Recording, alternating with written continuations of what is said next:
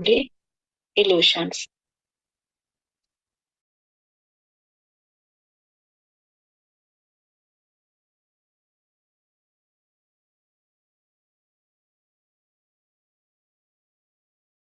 Teruvan Saranai, dear friends of Dharma, welcome to our English Zoom sessions. First, we like to pay our homage to our spiritual guidance teacher, Buddothpado Aryan Mahanse. Thank you all for attending and listening to the Dharma sessions. As you know by now, Buddothpada discourses focus mainly on the practical path to Nibbana. It does not matter who you are. If you have a mind, there is a way to let go of your mind too. That means you can attain Nibbana too. And there is a way to get rid of mind, get rid of suffering.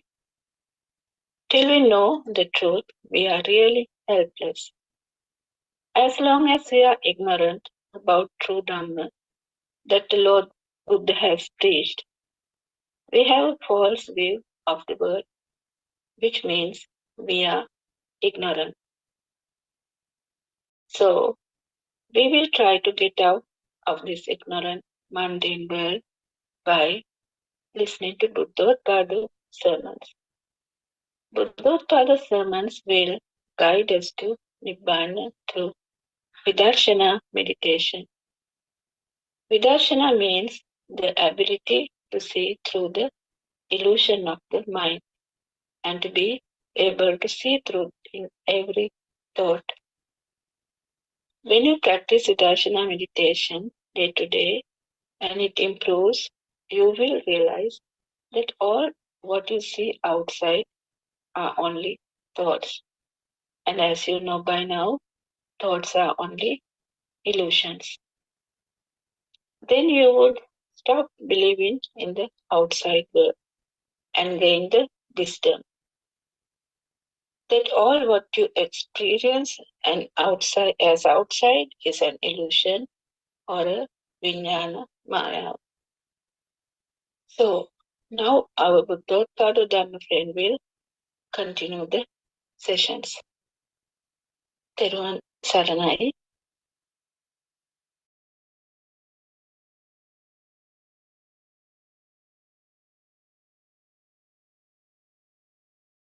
Teruvan Saranai, Master. Please accept my humble worship. Today I'm going to discuss an important theory of our mind. That means the creation of our mind. How our mind has created the formation of mind. It is really important for everyone to understand the formation of mind.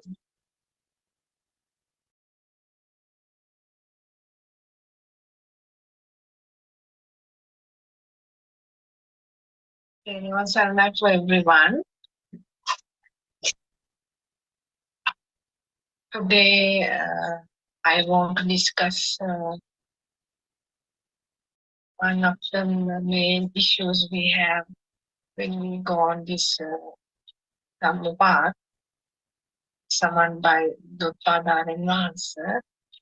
The main thing is to identification of soul doctrine is difficult for everyone, not only for me, for everyone. I guess it is not an easy task. Therefore, I would like to share my ideas throughout 2 years. I got many experience in that concept.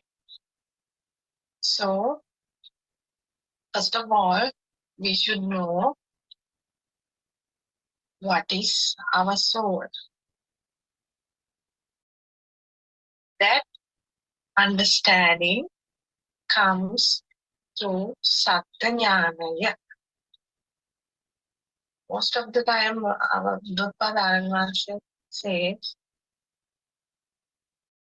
it is not an easy task to identify our soul, because even though when we are hearing the summons for many years, if we can't understand it's the correct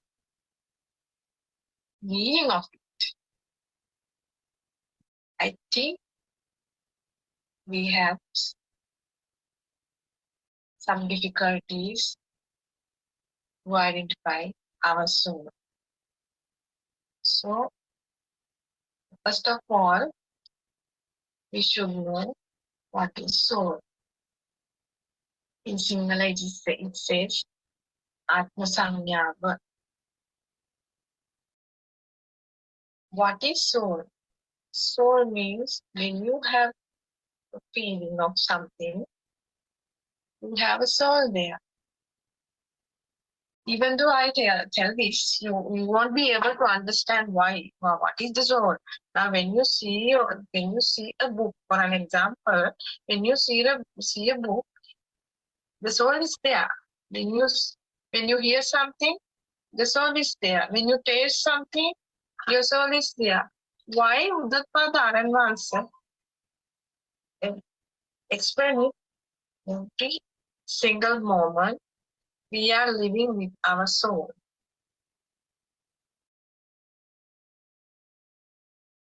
It belongs to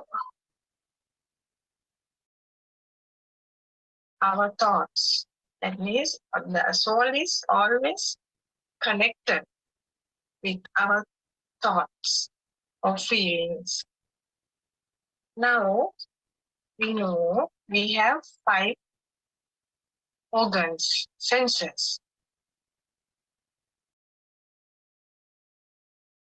Your eye, your ear, your nose, your tongue, your body,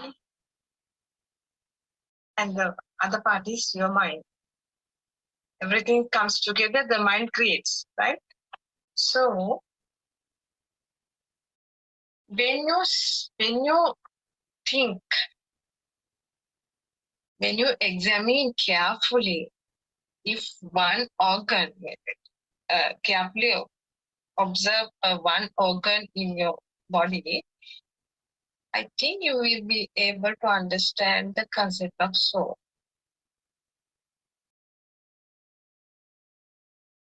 It may take time. It doesn't matter. No hurry. We have to examine this soul, our soul, to identify our soul. It takes time. It doesn't matter. Don't worry about it, because we need time, because we always think about how we attain Nibbana. If you have an idea thoroughly in your mind, I think you won't be able to understand this concept even. So it is not a hard thing even. You must have a patience first. According to my experience, I say we have a patience. We must have a patience to understand this concept when we go on this path. For an example, when you see something in your eye, you get an image. For an example, when you look outside, you can see various things. A tree. When you look at a tree, you see a tree.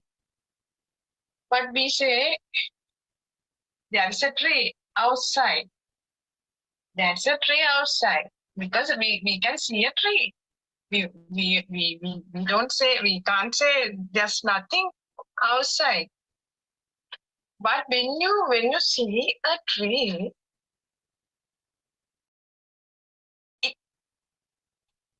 inside there is a person. See the tree. That is you. I see the tree. You you are the one seeing the tree, not your eye. That is how we see, right? But when you examine this eye very carefully, what is your eye? It is an organ, it's a sense. It has a power, that eye has a power to generate or create an image when it opens a sunlight. You get an image or shadow.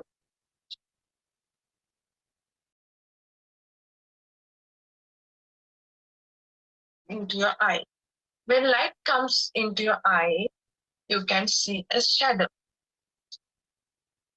So when you think of it, how can we see the shadow or image from outside? According to Buddha says, the shadow comes to your eye because of the current or spark generates in your eye. It has a power to create an image. No one can control it. You are not responsible for it. Because when our body organs has created like that, there's no control over that matter, right? So that the main idea in what I want to say is the current, the power or spark, whatever the word I use, you have to understand that power comes automatically. Our eyes working very hard. It has a very high speed.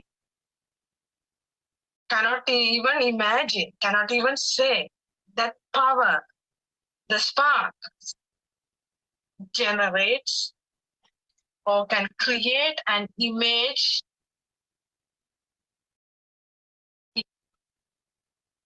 It it shows, right? So that image, we say, I saw this thing. I saw a tree.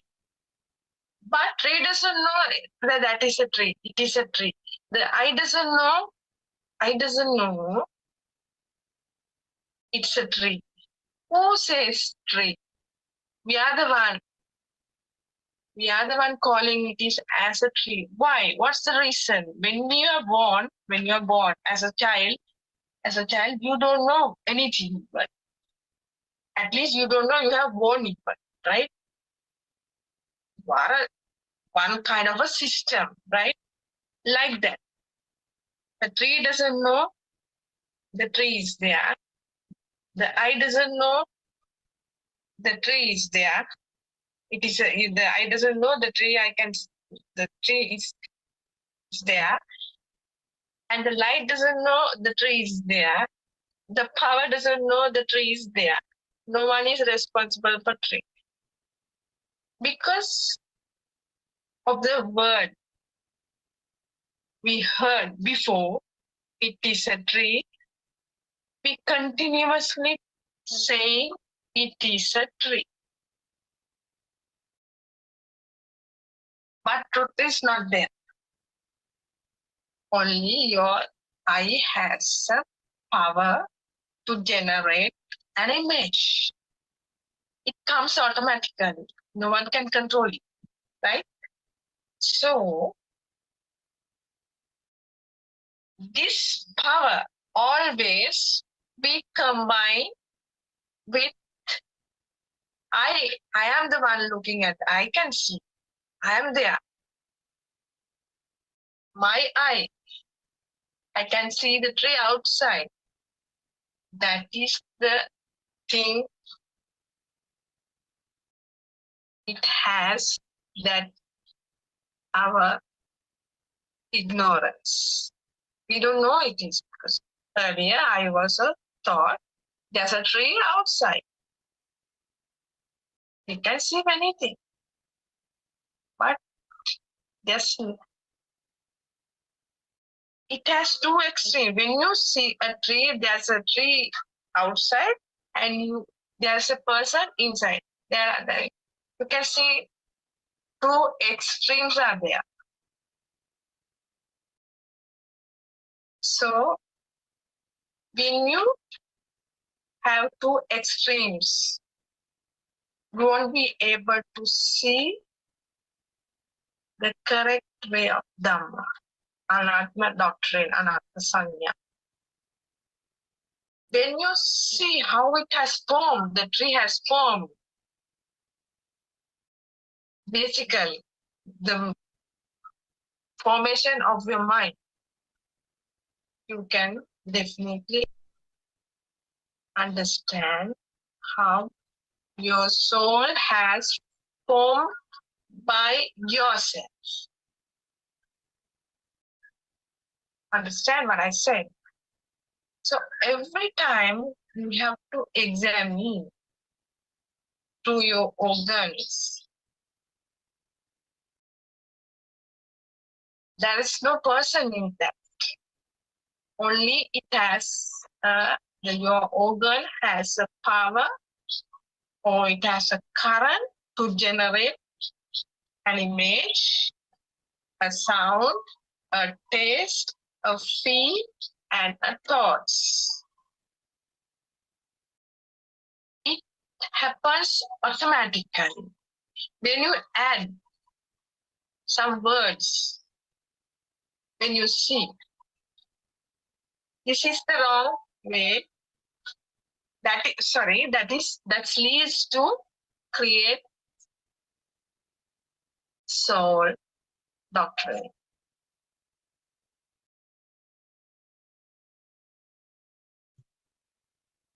I hope that you have an idea, at least small idea, how you can understand the formation of your mind. Every time when you hear something, when you taste something, when you see something, when you feel something, you have to find out how it has formed. That means the formation of your mind. Mind. There is no place for mind even, right? So therefore, go to your childhood and see how many words or collection of data needs to create your world. Just imagine, from our childhood up to now, so many things you have in your mind. Because of when you think, your mind is, you have a mind. You must struggle, or you have to always struggle with your thoughts, because you feel it is true. My mind says like that. My mind see like that. I feel it. That is the ignorance we have in our lives. So don't hesitate to understand this concept, and don't rush to understand this concept. One day, when you examine this theory very carefully by listening Dhamma Samad,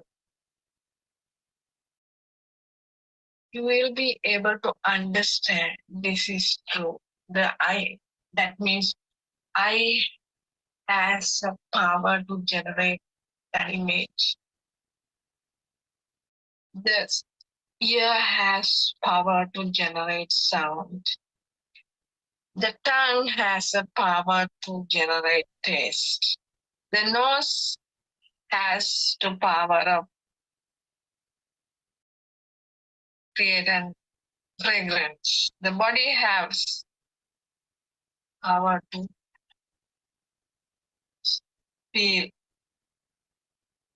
whatever outside. That means warm, cold, softness, hardness, everything we feel it when we touch these things, right? Basically, you must have an idea. These are five senses. These are not belongs to us. It is our body system. No one is responsible for this body system because it has a natural process. In that natural process, you try to examine carefully where you are. If you feel, when you think your thoughts are right, you have thought, there is a place for thought, there is a mind, I have a mind, I always thinking. No, it is not like that. It comes automatically. Sound plus words is equal to create your mind. Not only that, other things even, right? The basically sound and your voice. That means words. When we add words for a sound, it makes an image or feeling or thought, and it's create a mind. Mind is a thought. Aramunu. In Sinhala it says aramuna. Situvilla. In English it says feel. Thoughts. But these are the words commonly used in English, right? Thoughts, especially thoughts. Thoughts are not true. We are living in an imaginary world. We imagine these are the things we experience. Your imagination is not true. It is wrong. That is why we always try to understand to live from the imagined world and living the real world. So, the Anatma doctrine is very important till you are attained Nibbana. I want to say it again. You won't be able to clear that point at once. It takes time. Don't worry. It takes time according to your capacity, according to your knowledge in that is Satyaඥana. It will help you to understand this concept. I want to say we have to examine very carefully your five senses and basically keep in mind it has spark. It is a spark. It has sparks. Eye has a spark. Ear has a spark. Tongue has a spark. Body has a spark. Mind is another spark with all these things, right? Just imagine when you have a current spark. It doesn't know it is a spark even. It doesn't know this is a sound. It doesn't know this is an image. This is a color. It doesn't know this is a taste. The spark doesn't know anything. It comes automatically. It doesn't exist even. It comes and goes, comes and goes, comes and goes, comes and goes, comes and goes. It happens at a high speed. And we won't be able to understand the speed of it even. When it happens over and over and over again, these sparks, it has a main power to generate. These things are existing every time. That is another main thing in that concept. When it happens over and over again, we think it is there. Tree is there. Book is there. Cold is here. Softness is, I feel softness. Hardness, I feel. Why? Because of the speed. At a fraction of a second, your mind works, right? I don't know. I can just even imagine the speed of our mind, right? It is a system. It's like a machine, right? So try to understand this speed of the power every time give us an false idea that everything is there. Everything is alive, not alive. It is a creation in every single moment. It is not a permanent thing even. It is not a permanent thing because creating every second, is there a permanent thing? Can we say like that? No, we can't say. There's not a permanence in there. No non-permanence. So try to understand this concept carefully. It takes time. Don't worry. No hurry. No hurry. You have to examine. When you taste something, you know it is sweet, it is bitter, it has sour. But sour doesn't know it is sour. Your tongue doesn't know it is sour. The object we eat doesn't know it as sour.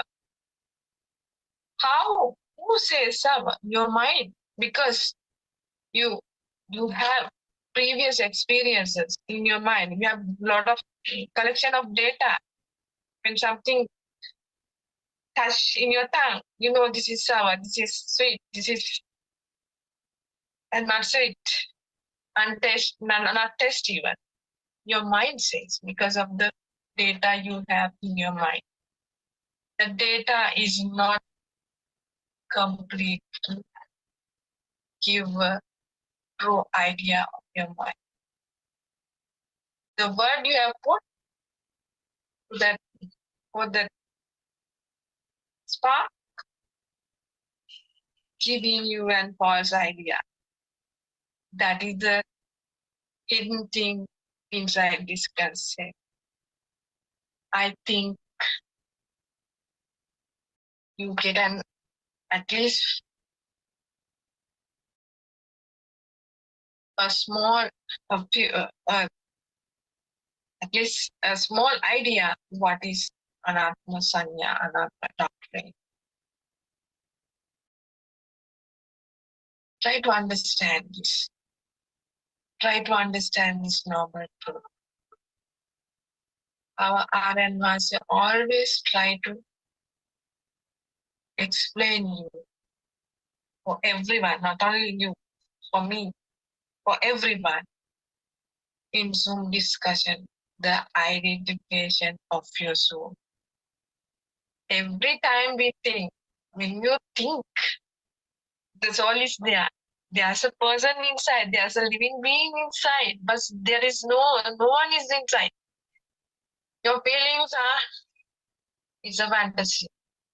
It's not a real world. Real world is, it comes when it comes to your feeling. Not your thought, not from your thought. It's a hidden thing. It's difficult to explain, but you feel it. There's no person inside.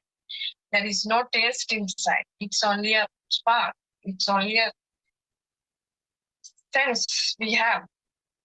We get from our senses. It's only there are only senses we have in our body, not our body. It's a system. So try to understand this. It will remove your false idea, the person inside you as called a soul will remove little by little. When you take a pot filled with water, think that the water is your thoughts.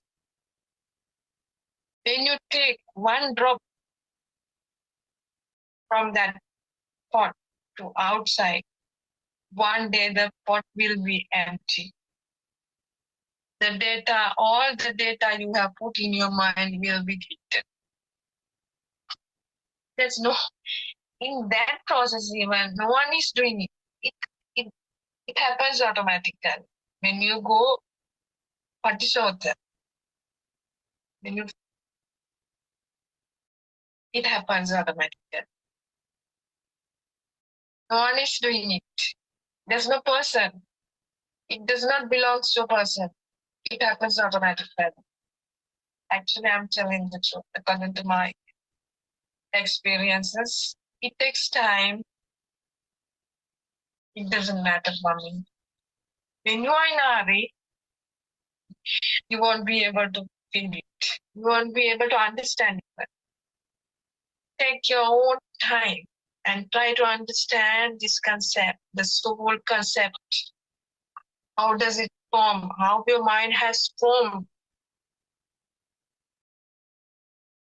When you, I think it will help you to remove your idea of a person that you have inside in every thoughts. Understand what I said?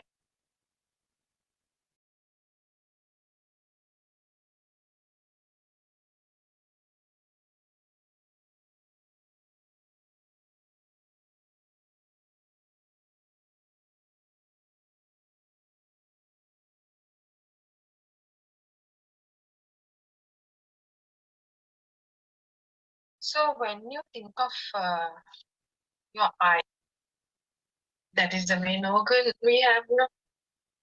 So when you think of your eye, you know it gives us a shadow, but behind that it has a current. It has a current. That means it is a spark. In general, we can say it is a spark. Now, when you imagine, if you can imagine how that spark shows us an image is there. But we can see from the outside, in other words, right? So, now you know, we are unaware of it. So we always think everything we see coming from the outside, not in your eye, not inside your eye. Why? Because we haven't heard a correct path to identify how that image has formed. It is really important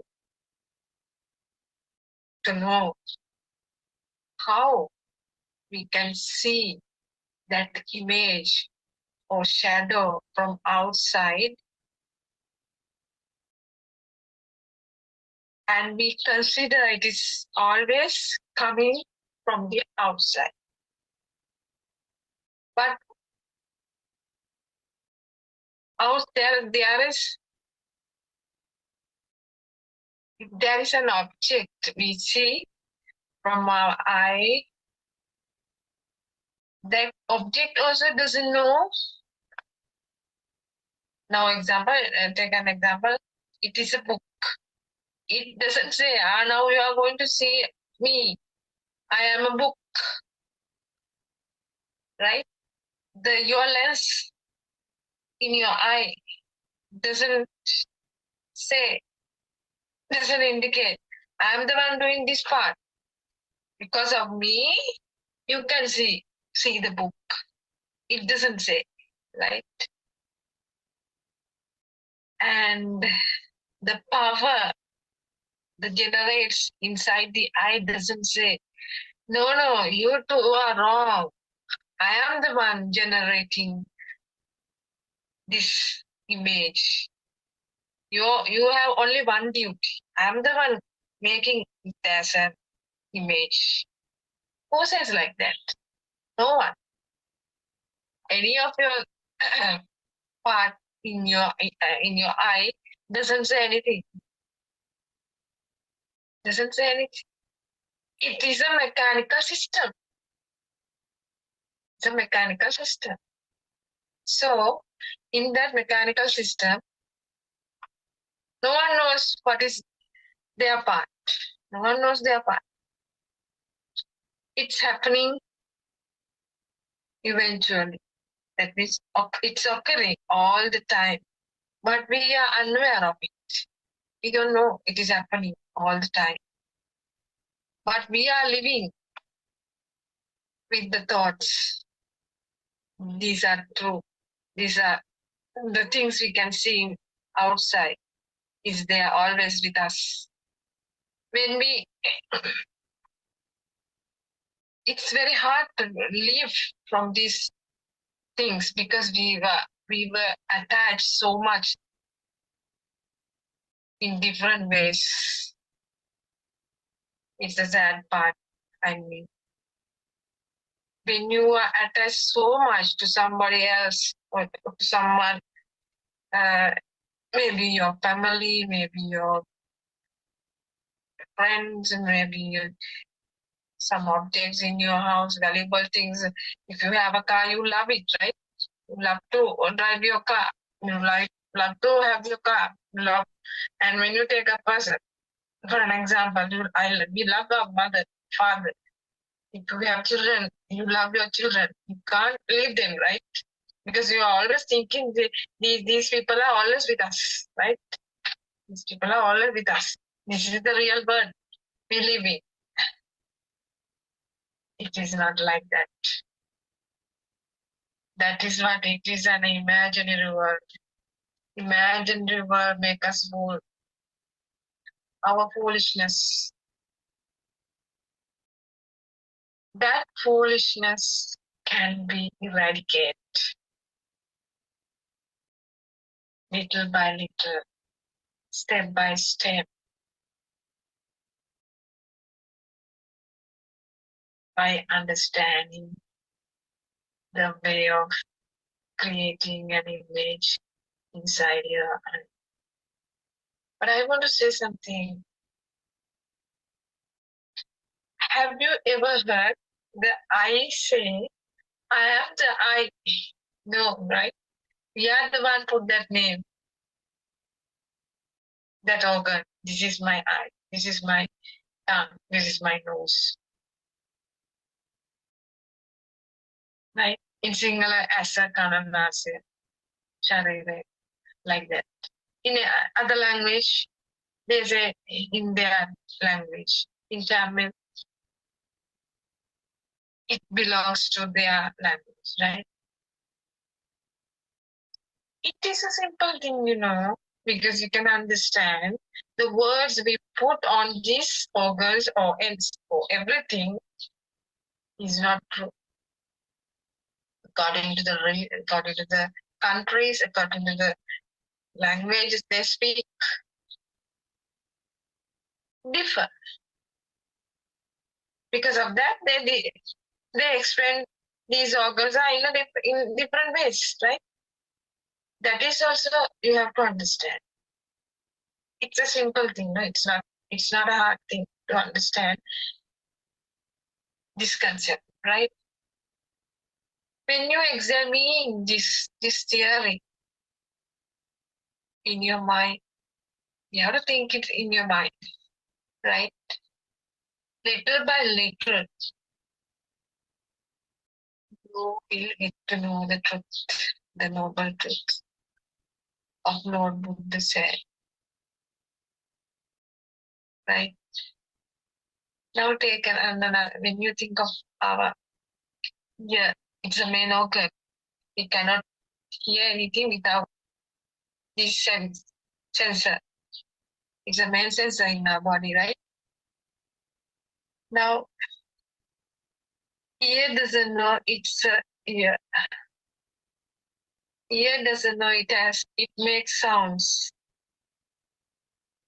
The part of the ear inside make, that means eardrum doesn't know that is eardrum. Even it doesn't know the wave comes and touches that drum and makes a sound. Who says sound? The other one says sound. When the wave touches the ear drum, it makes a sound. It makes a sound, right? But sound doesn't know it is a sound. But we are the ones saying, oh, it is a sound. Now when you hear a sound, it's a sound. When you are talking with someone else, so you can hear the voice of that person, right? Now when you go on the road, you can hear different sounds, right? But we can identify in different sounds. This is a voice of a car, voice of a bus, voice of a motorbike, like that. Why? What's the main reason behind it? Because you have so many datas in your mind. That is irreversible, right? When you hear a sound of a vehicle, at once you will recognize it's a car. In that part, you cannot separate the voice and the color. It comes both at once. No separation. Cannot separate even. Never ever. You cannot separate the voice, that means sound, and the color. It's really hard. But the mechanism is there. That's why Aranas always says sound plus color is equal to your soul or thought. Sound plus color means it comes as a combination. The effect of this combination make a thought. No one can separate it. It's always together. And it comes at a high speed even. That's why we are continuously hearing. We can hear everything continuous. The speed you can't imagine. And imagine. When you see something, that part only it happens in your mind. Right? When you hear something, only that part, that process happens. Just imagine with these five senses, the speed of the mind is unbelievable, right? 1 second, one thought, not a 1 second even. It is hard to explain, right? Only one thought. How many thoughts you have for a while? Cannot count the uncountable thoughts we have. this is a problem also. It makes us fool, right? Because we always think it is there. When something is there, you are also there. That is the hardest thing. Because I am the one talking, I am the one hearing, I am the one testing, like that. We always have. Cannot separate you from that feeling. If you understand the theory well, how the mind is formed, then only you will be able to get rid of from your mind. Understand what I say. I hope you can understand this. If you feel it's a simple thing, yes, when you hear this thing, oh, it's a simple matter. We can understand. But when you are being practical, it's not an easy task. According to my experience, I'm saying like that. Somehow your soul is attached to everywhere, in every thought, in every single day, and every single moment. That's why we always think we are living today. This is the end of the day. This tomorrow I have to go to the office. I have to do my work. I have a lot of work. Why? You are living. We think that we are living. Yes, that's why we are continuing all these things, right? We are living. Who says no? Because I'm here now. You can't see me. I can talk to you. I can do my work without any problem, right? So always think we are living. That's the problem we have. We are not living. It's a power generates from your senses that you are living because of the speed, because of the senses speed.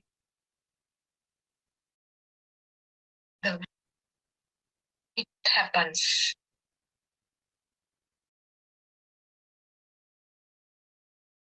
If Buddha has not explained the speed of these five organs, we won't be able to understand a single thing. I'm so gratitude to Buddothpada and answer explaining this theory in each and every moment and each and every Dhamma. So try to understand this. The senses makes you happy, but that happiness will turn as a sorrow because there's no permanent happiness in this world. The permanent happiness you will see one day when you are get rid of your five senses, from your five senses. In Sinhalese it says ayatana nirodha. Then only you will feel I am out of the thought. Now I am living. Now you are going on with the feel. I'm sorry to say it's really hard to explain what is feel. It is inside. It is coming up inside. It is coming inside when you are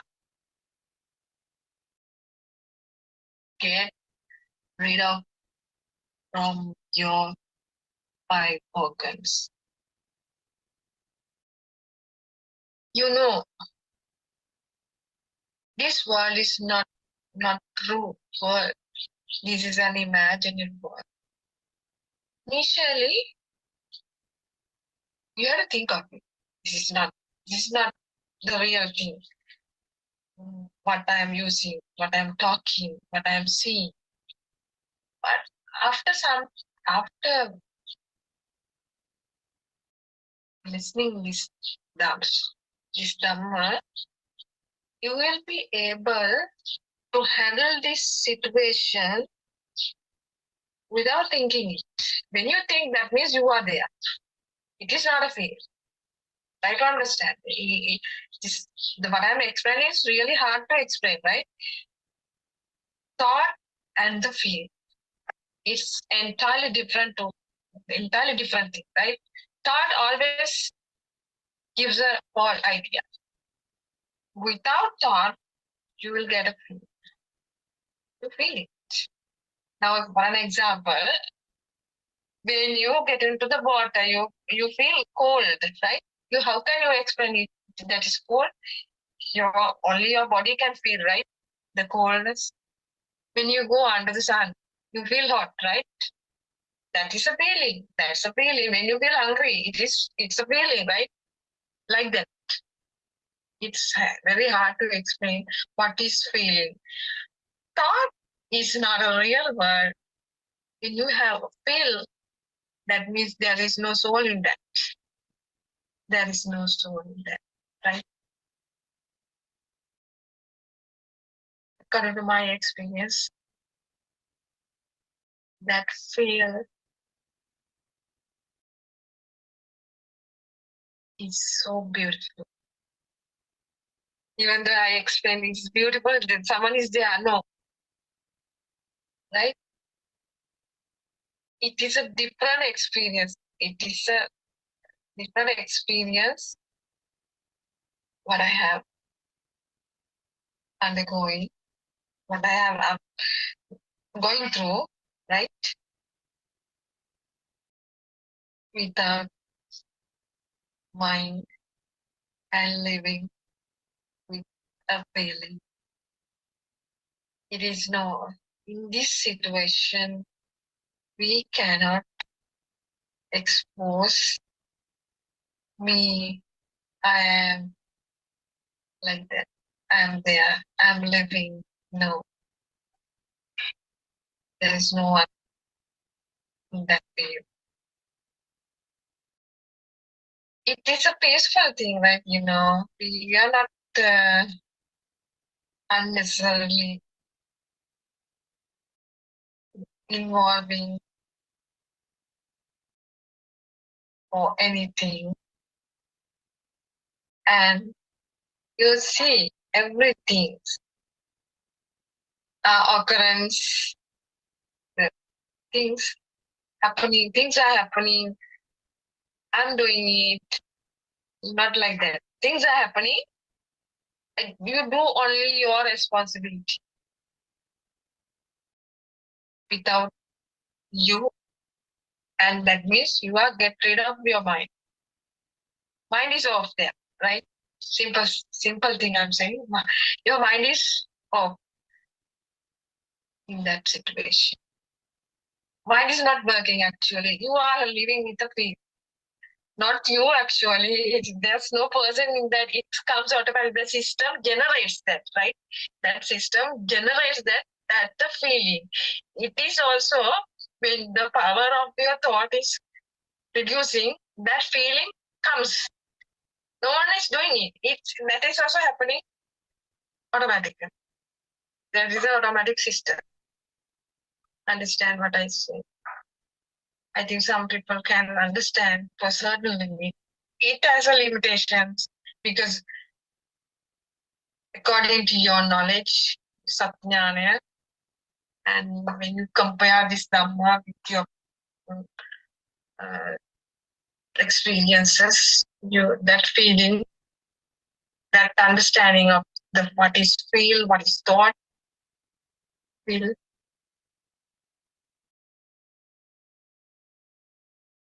know that you are the one person and have that feeling, right?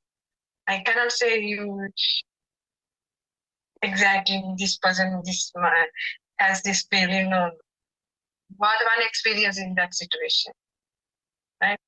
But even though I'm saying you are the one, there is no one there, but to communicate, I have to use that word. I have to use that word. So what I want to say is, at least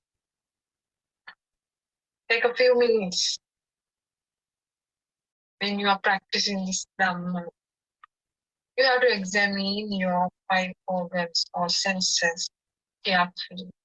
Examine their action mind. When you're practicing actions, we have action mind. That means Kriyasita. That also have no one. In that even no one is there.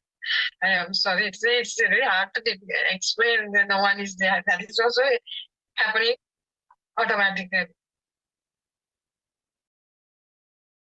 The incredible thing is, in this system, generates everything automatically. It's incredible. That's incredible. That is incredible, right? You have to understand this. Again, I want to say, don't be in a hurry. You have to. One day you will realize what is feel, what is thought, what are the five senses, what is this spark. Gradually, you will learn. You will understand. Okay. I hope that you can get some idea on it.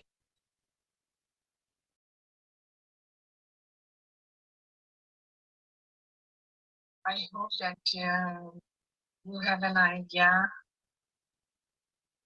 of your mind, how it has created or how it has formed.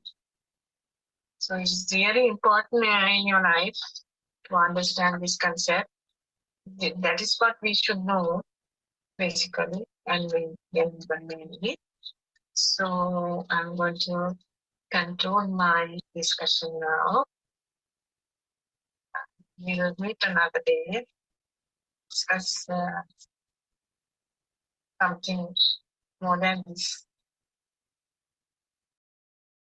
in the future.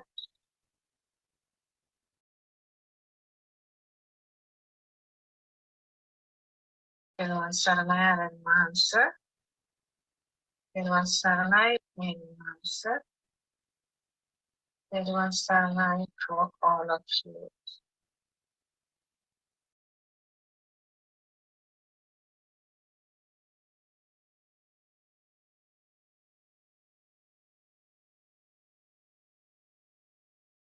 Therwan Saranai. Thank you, our Buddothpado Dharma friend, for delivering that valuable speech. Therwan Saranai Aryan Mahansa. Therwan Saranai Mehenin Mahansa.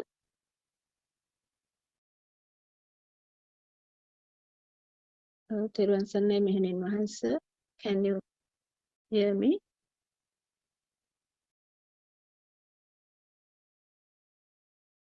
Okay, I think Buddothpada Aryan Mahansa is not with us today.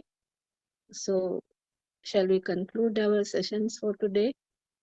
And we'll meet tomorrow then. Therwan Saranai everyone for participating today. Therwan Saranai.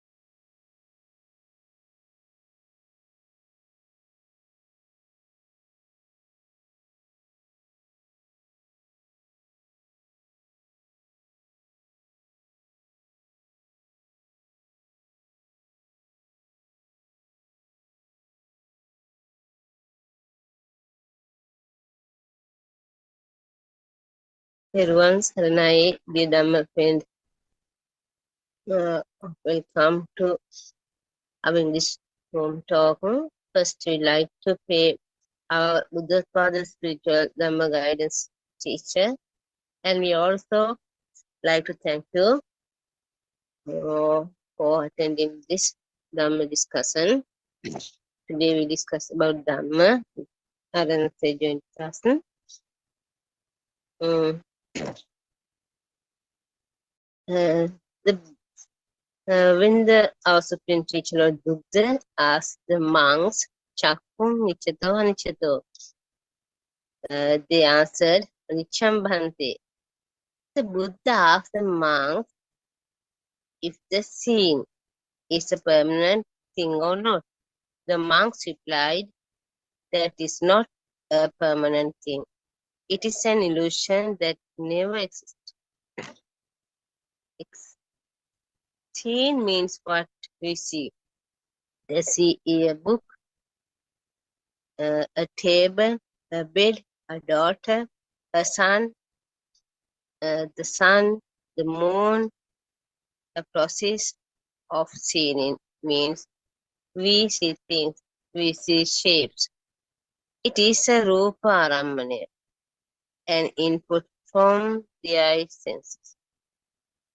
After the monks replies that the seeing is not a permanent thing, the Buddha asked the monks, "Is the seeing a pleasure or suffering?" The monks replied, "Dukkam bhante." The monks replied that the process of seeing is a suffering. Then the Buddha asked, "If your seeing is not permanent, it is an illusion, and if it is a suffering, then can we assign a life of what we see?" The monks replied, "No hetam bhante," meaning that no, you cannot assign a life to images. What the Buddha teaches us is that is an arhan anatma dharma. There is no life in what we see and feel. There isn't a self either. Either pachitavi means that there are no things, nothing exists. This universal law is very complex. Now let us see, is there anyone anywhere? We think that the image we see in the mirror is me. That is only a thought. Just a thought, is it anywhere are thoughts too. Now you have a learn to the practical. First you need to have a knowledge about the universal law. Listen to sermons. Acquiring knowledge is called Suttamenya. To be practical, you have a maintain an awareness about the thought. You receive at every moment, applied the wisdom of Yatha Bhuta Jnana, which means you look at the thought and know that this is not something coming from the outside, but it is only a thought from your mind consciousness. Also know that this thought is also a lie. Do not accept any stimuli coming from your six senses as true. Nothing truly exists. There is nothing to believe in. Coming back to your question regarding Pratimoksha, the role of contemplation about the four requisites of a monk. Should you contemplate only on the four items, which are the robe, food, shelter, and medicine? What about the rest of the thoughts of society? You should contemplate on the food and apply that to smell the worm, to the cold, and to the touch as well. Contemplate and require which is belongs to you. contemplate using the wisdom of Yatha Bhuta Jnana, that there is nothing outside, that it is only thought, and that thought too does not exist. It also a lie. See the pure truth in the thought. So coming back, whenever you get a aramunu or stimulus from seeing an image or color, you do the pratyaksha. See with the wisdom of Yatha Bhuta Jnana. Then when you hear a sound, you do the pratyaksha. And this point, by applying the wisdom of Yatha Bhuta Jnana, apply the role of awareness of pratyaksha to the smell, to the taste, to the warmth, to the cold, and to the feeling of touch as well, and inquire, is the me feeling can be there? You need to apply the code of discipline only to the four sections is for robe, cloth, food, shelter, and medicine. You can apply the wisdom of Yatha Bhuta Jnana to each and every thought you receive. This state of nothing allowing ignorance to trick your belief in delusion is called avadya. Ashesha viraga nirodho. Avadya means ignorant. Avidya, sorry. Avidya. Avidya, avidya, ashesha viraga nirodha. Avidya means ignorant. He is not believe in the outside, and he will not believe that there is life in what you see. When you understand that the outside and the inside make concept in illusion, and that nothing exists, he beings to get to of thing and get go of stimuli that comes to him. The state of letting go is called avidya ashesha viraga nirodha. So now we understand that design something using sound and image. This design of something out of nothing is called sankara. We create sankara due to our ignorance. Dear Dharma, we always be practicing like this Dharma when we practicing our day-to-day life. In we sometimes we want to problem. We want to get solution from that. Then Buddothpado, our Dharma teacher, always ready to the correct path. Then yeah, we can find that we join the class and everyone said one Saranai.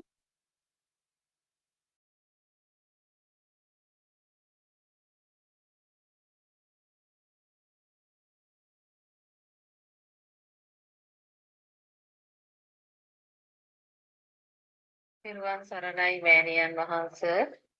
Everyone Saranai. Thirwan Saranai Aryan Mahansa. Please accept my humble worship. I think we have been discussing about how the mind is formed last couple of days. That is the true Dhamma. I think anybody needs to understand. So if we analyze these thoughts, we know sometimes in our life, these thoughts we feel extremely painful, isn't it? Sometimes these thoughts become unbearable. Sometimes we feel it is too heavy, and we feel burdensome. So we feel the thoughts are heavier. So why people suffer?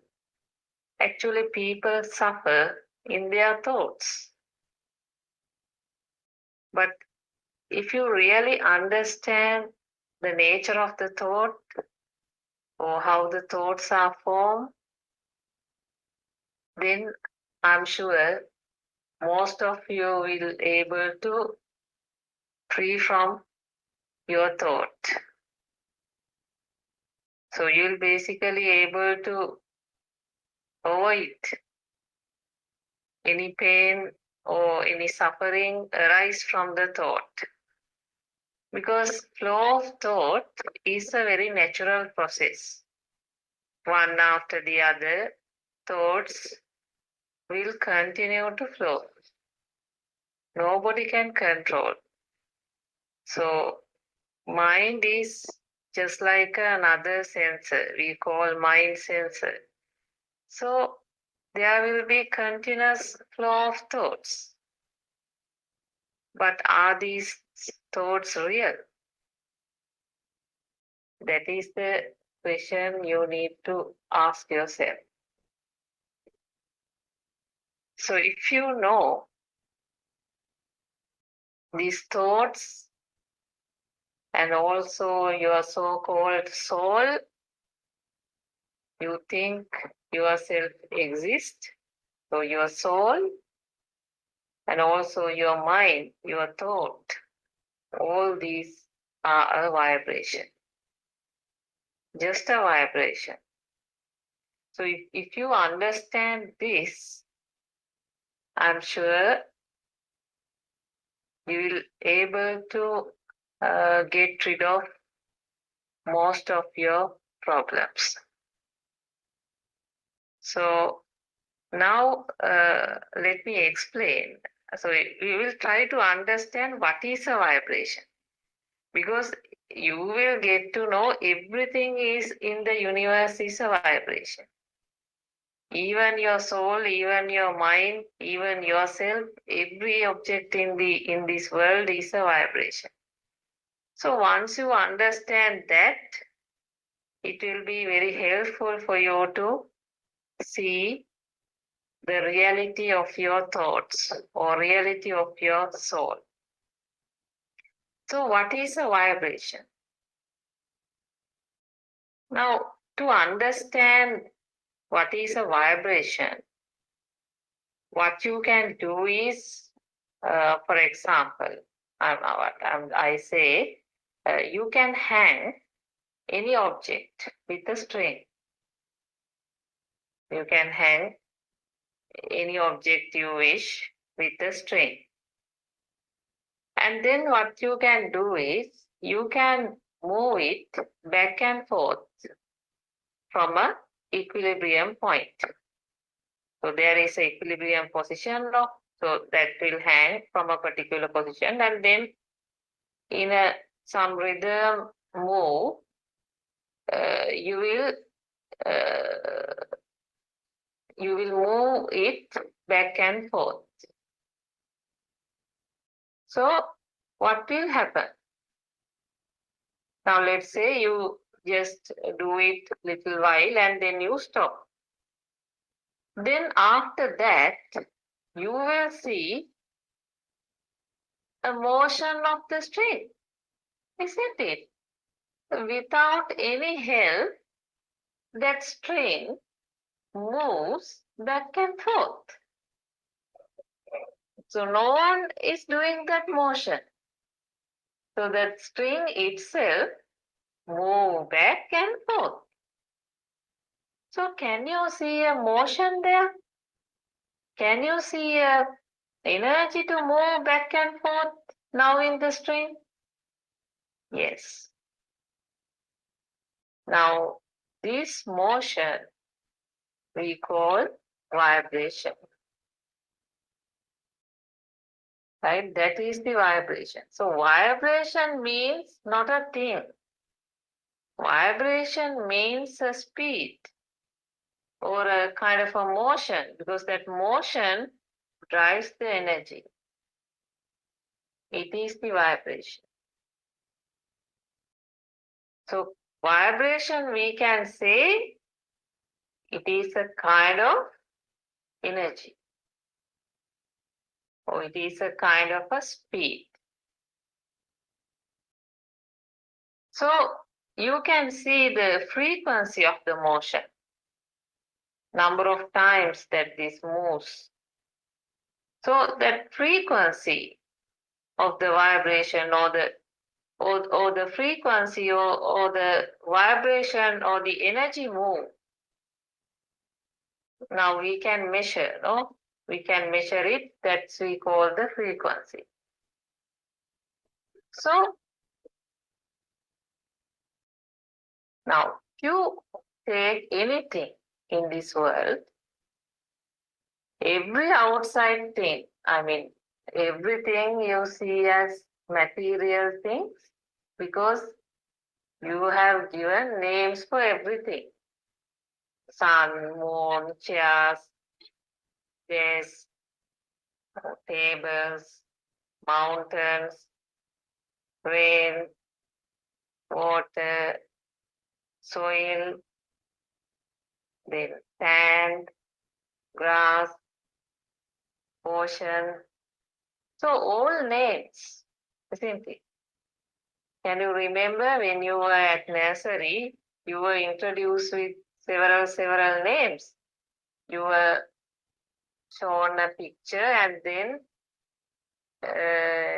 given a sound of sun, moon, etc.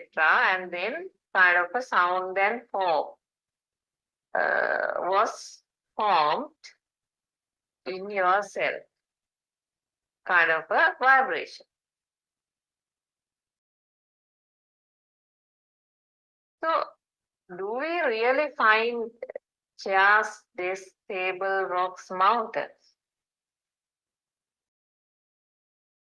Actually, our point of discussion here, I slightly, I want to move to really analyze what these material things are. But it's not the main, discussion. But we'll try to understand a bit on this law of nature as well. Because if you analyze the law of nature, you will realize everything is a vibration, or everything is formed of a wave. I'm sure you will have some understanding of atoms. We have learned in science. So actually, if you deeply analyze this each and every material thing, you will know all these things are made up of atoms. Right? So now if you drill down further, right, you will see even these atoms also in a constant state of motion. So even there you find motion. So it is not static, still in a motion, because the point you need to understand is this motion is the one which generates energy. Right? So there is a speed of particles, in other words. So tiny particle, right? So that speed we call, that motion we call a vibration or a wave. Actually, even though I use the word tiny particles, there is even nothing called tiny particles. If you analyze that also a bit more, you will find there is nothing called tiny particle. even that particle itself is also a kind of a speed. Or we can say it is an energy. So we call vibration. So that's why everything, if you analyze the fundamental level, you find nothing. You find only a speed or energy. That is, we call vibration. But to explain science or any other subject, we want a thing, no? To explain to a thing, to a child, we have to give a name and always mention about a thing. So that's why to our mind, we want things. Otherwise, we can't explain to somebody. So even this science, we go on to the level of atoms, particles, etc. Because otherwise people cannot understand. If you just say there is nothing here. But slowly, when you drill down to this, you will analyze at the fundamental level, the base level of any item, it is all vibration. It is all vibration. But the problem is our eye cannot see this. Our eye, our vision cannot see through this science because our sensor, it is a sensor. Now, eye sensor has its limitation because the eye sensor will create three-dimensional image. It cannot have the facility to, kind of a radar or something to see through this every object and to see how that particular thing is really formed. So we see all the time only material things.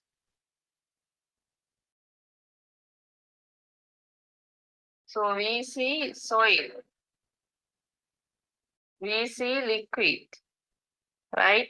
So, we feel air. We see objects. But you need to understand the whole universe, if you take, is made of continuous energy. There's nothing other than that. It is the energy and the vibration. Same. So it is the continuous energy. In other words, the entire universe is a field of vibration. Or we can say it is a field of energy. So it is a wave. And this vibration or a wave, if you analyze the term vibration, because in our discussion we use the vibration. Often we use that term. So this vibration, now you can understand nothing else. The vibration has the energy and some consciousness as well.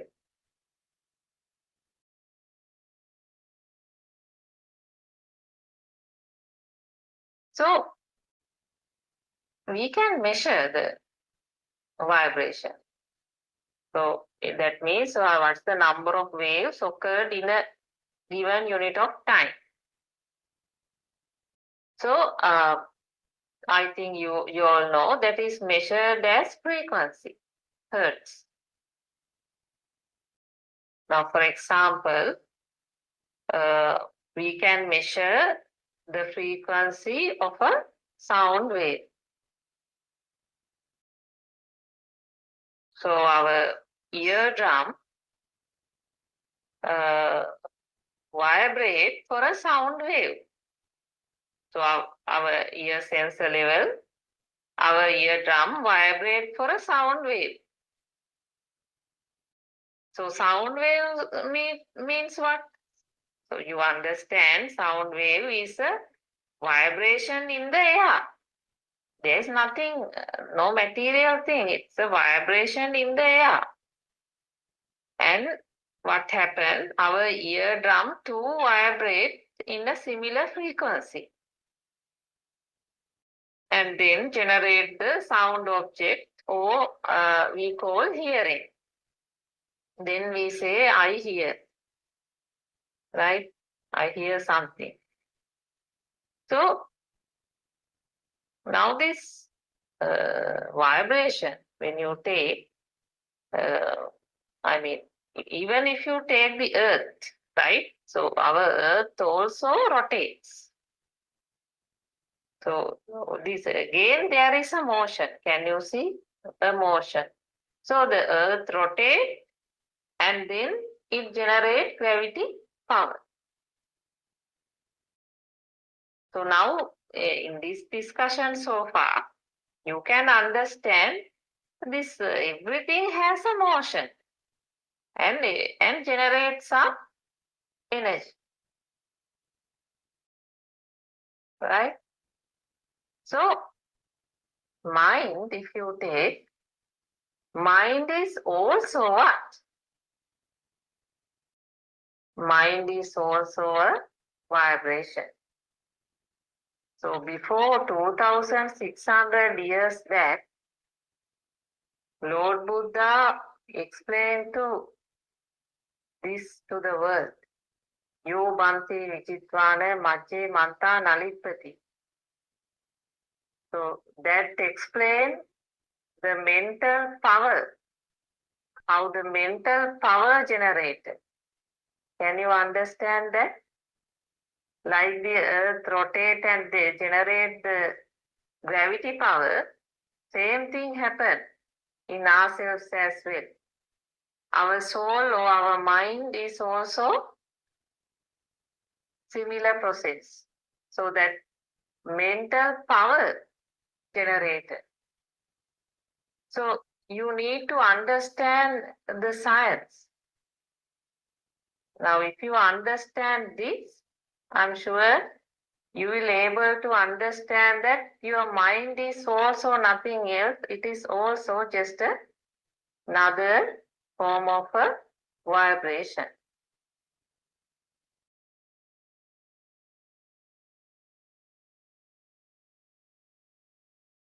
Now, if we analyze something like, let's say, a rain, so that name, rain, was given by us, isn't it? But if you really analyze what rain contains, the rain, even though we use a name called rain, it is form of tiny water droplets, isn't it?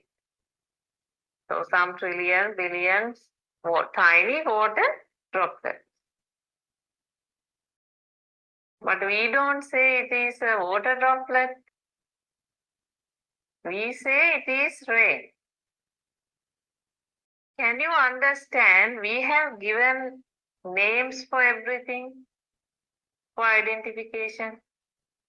But if you really analyze the tiny water droplet, that is made of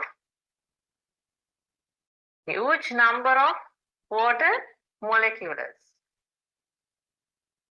So again, if you go deep down, water means what? We know it is oxygen and hydrogen. So it is made of oxygen and hydrogen. So we don't see that in that way. But we do not see the science behind this. Actually, everything is formed due to vibration. But instead, we think all the time objects. Now, another example, if I take a river. So, what is a river? So, when you take river, right? River is a natural stream of water, no? Flowing downward. So, but if you take some water to your hand, what it contains? It contains tiny, tiny water droplets, no? So if you drill down further,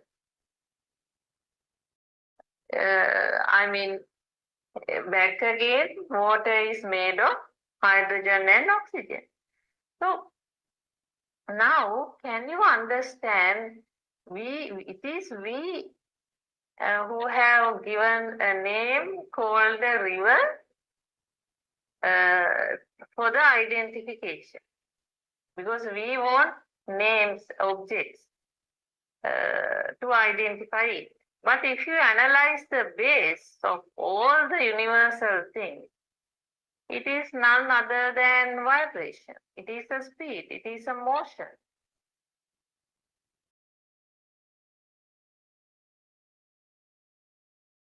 So, if I take another example, now you know about the Jupiter, right?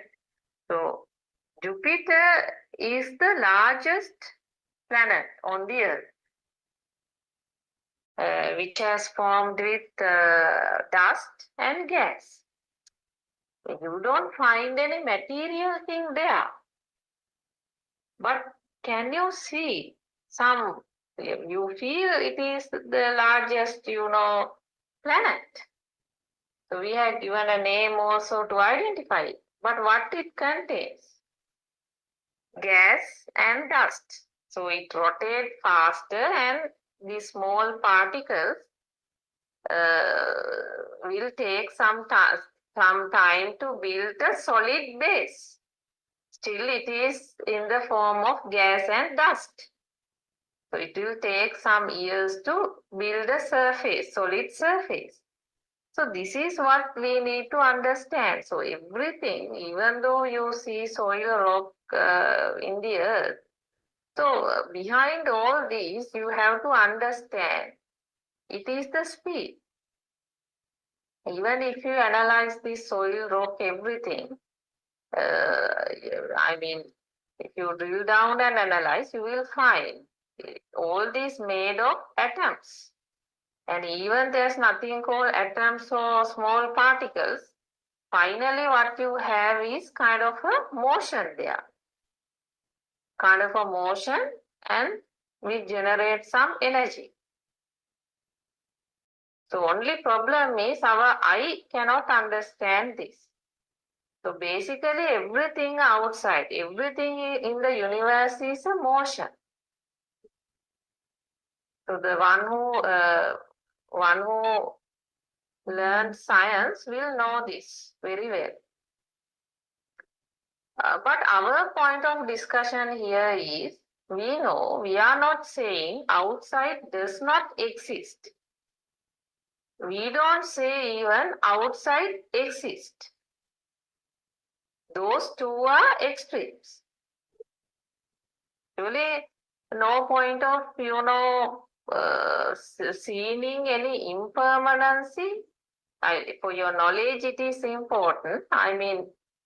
Sometimes I can remember before we find true Dharma, we were sort of, seeing the impermanence in the outside material things.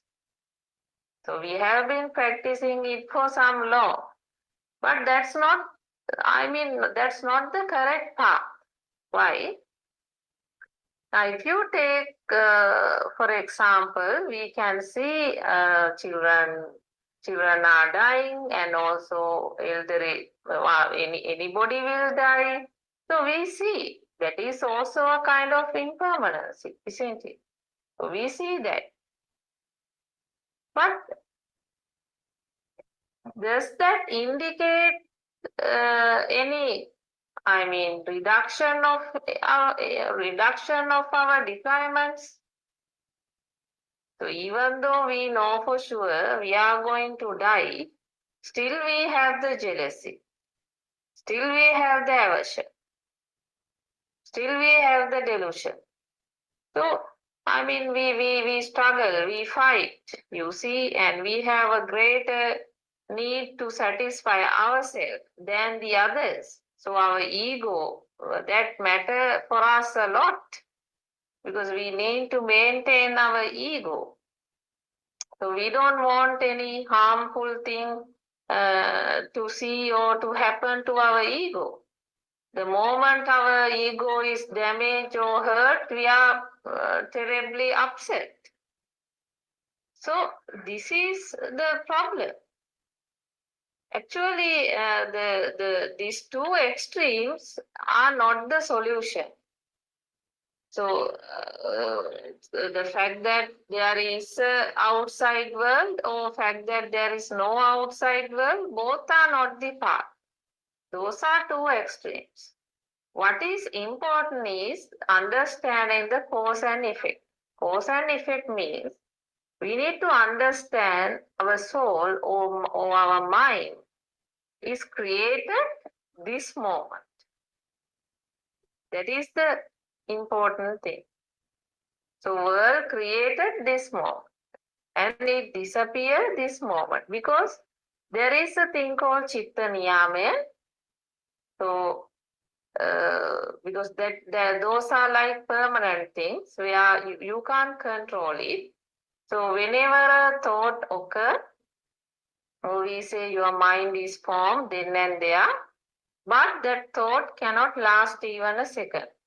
It cannot survive. It has to die.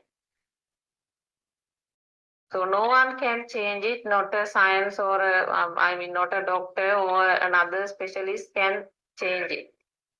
So it will happen in that way. That means the mind forms and then it can't live even a second. At a fraction of a second, it has to disappear. So that is the mind. So that is the soul. So we think there is someone living inside who is experiencing all these outside material things. And therefore we tend to believe outside this also exists and there is a living being inside myself who is also experiencing or enjoying the pleasures coming from the outside. That's how we believe. That is the ignorance.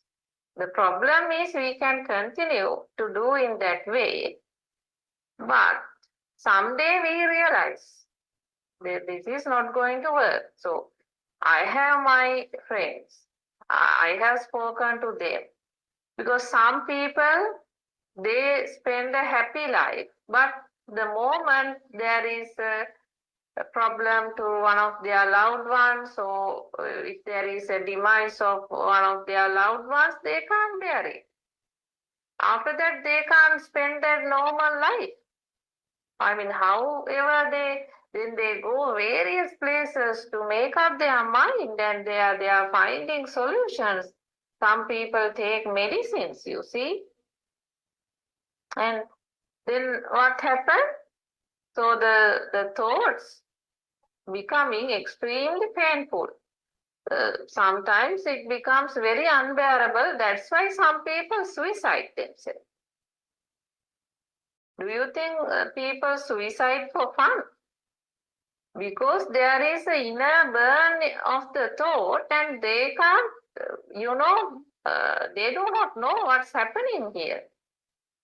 So they are unable to cope up with it and they decide as the only option is to stop the flowing of the thought is to suicide themselves. Otherwise their hand will not say, no, I want to suicide. Their body will not say, their feet will not say. So then who has the issue? The issue is the mind, because there is a continuous flow of thoughts. And these thoughts, they can't bear. They don't know how to get rid of this. Instead, they believe this is my soul. Now I'm very hurt and I can't get rid of this painful thought, so I'm going to suicide. So this is the pathetic situation. But if one can understand, like the earth which rotates creates the gravity power, it is your body also is same. It is part of the law of nature. Entire universe is also a law of nature. So your body or your system is also part of that law of nature. So same way, your system to generate power, that is the mind power. That mind power is not a permanent thing. That keeps on changing. So this is what you need to understand. So actually, if you analyze the self, the soul you are talking is a power or energy. There is no any other soul. So as I told you earlier, Buddha also revealed the same thing to the world in Majjhima Sutra. That is, yo bante vijitwana majje manta nalipati. This means when there are two extremes exist, it creates power. So what are the two extremes? One of the extreme is that you think the outside is real, right? And then the other extreme is what? You think there is a continuous soul inside, some soul inside within you. That is the mistake. And then what happens? It creates power. So, but you need to understand there's nothing called a continuous a feel. Someone is enjoying inside. What happens is your sensor, all these sensors generate power. Right? So this sensor generates sensor pleasures. Now, for example, let's say you are now in the garden. So I'm sure when you want to select flowers for the garden, you will definitely, you won't be selecting a single color flowers. Instead, you will go for variety of, colors, variety of sizes of flowers, and then variety of leaves, So can you see, you always look for variety. So when you now stand in front of your garden, so your eye keeps rotating, isn't it?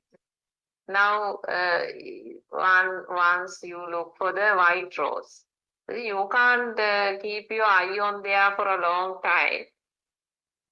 Then automatically you will be looking at a red color rose. Then again you will go near the jasmine tree and try to get the feel of smell, right? So then you will touch leaves, or you will touch some flowers. So can you understand your senses invite you for pleasures? So actually this happens in the system automatically.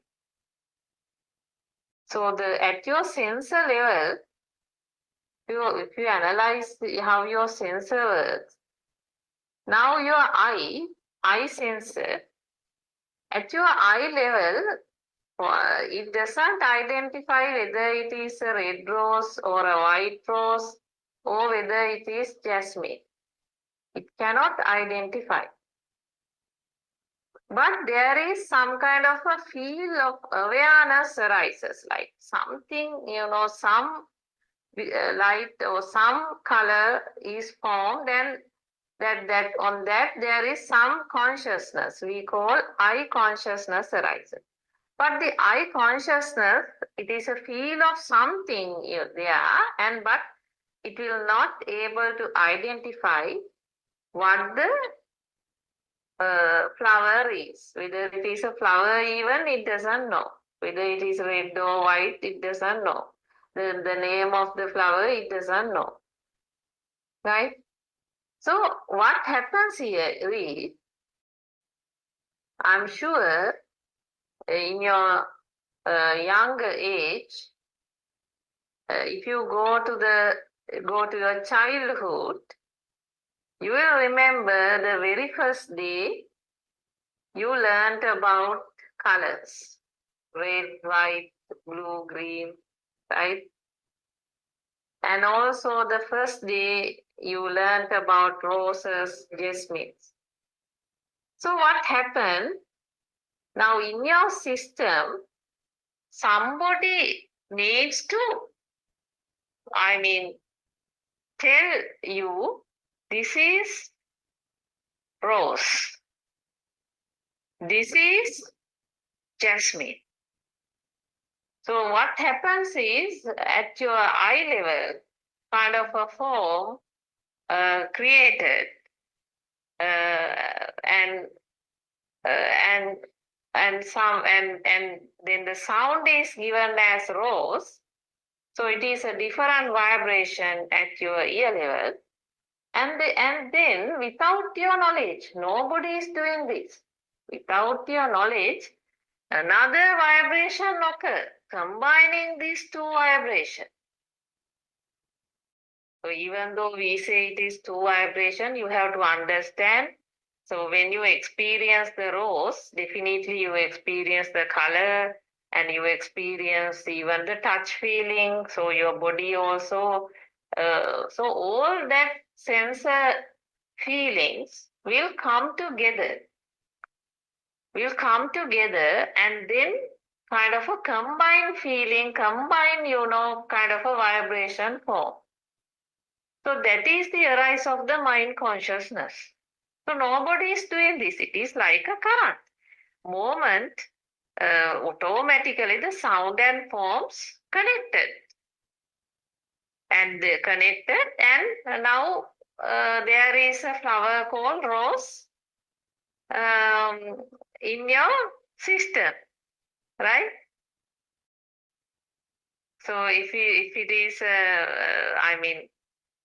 if you are in another country, definitely it will be a different set of name.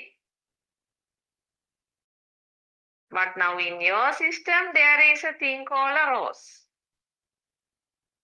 right?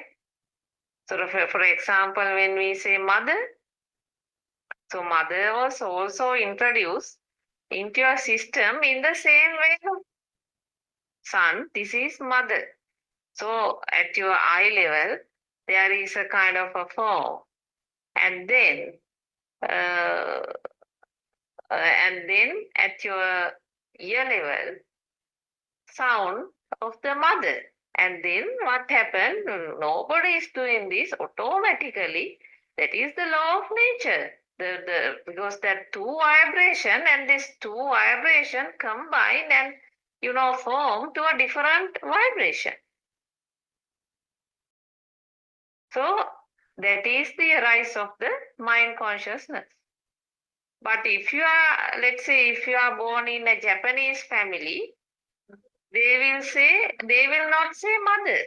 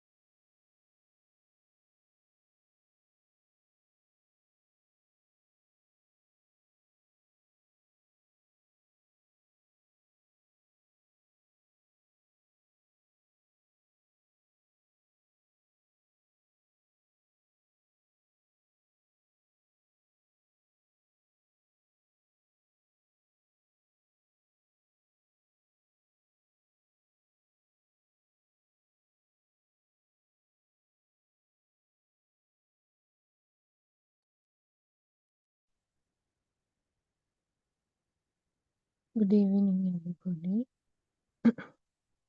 Devan Sana, Devan Sana, everybody. Let's continue with the book reading. The True Dhamma Has Awakened, Volume 1, page number 59, fourth paragraph.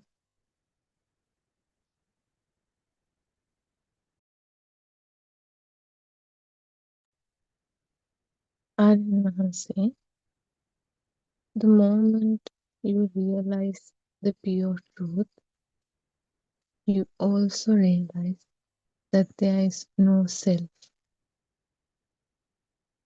The realization of no self is called Sammaditthi. Then all the other good qualities develop automatically.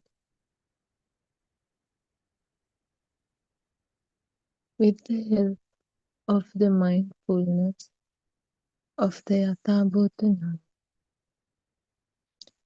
these qualities automatically develop once you realize the pure truth. And that is when you are truly on the spiritual path to attain enlightenment. A person who has realized the pure truth automatically falls onto the noble eightfold path, the path leading to the cessation of suffering. All actions and thoughts and speech of a person who has realized the pure truth will be followed by the word Sam, which means selfless or without self-identity, without me. Samma Vacha is speech. Samma Sankappa is thought or intention.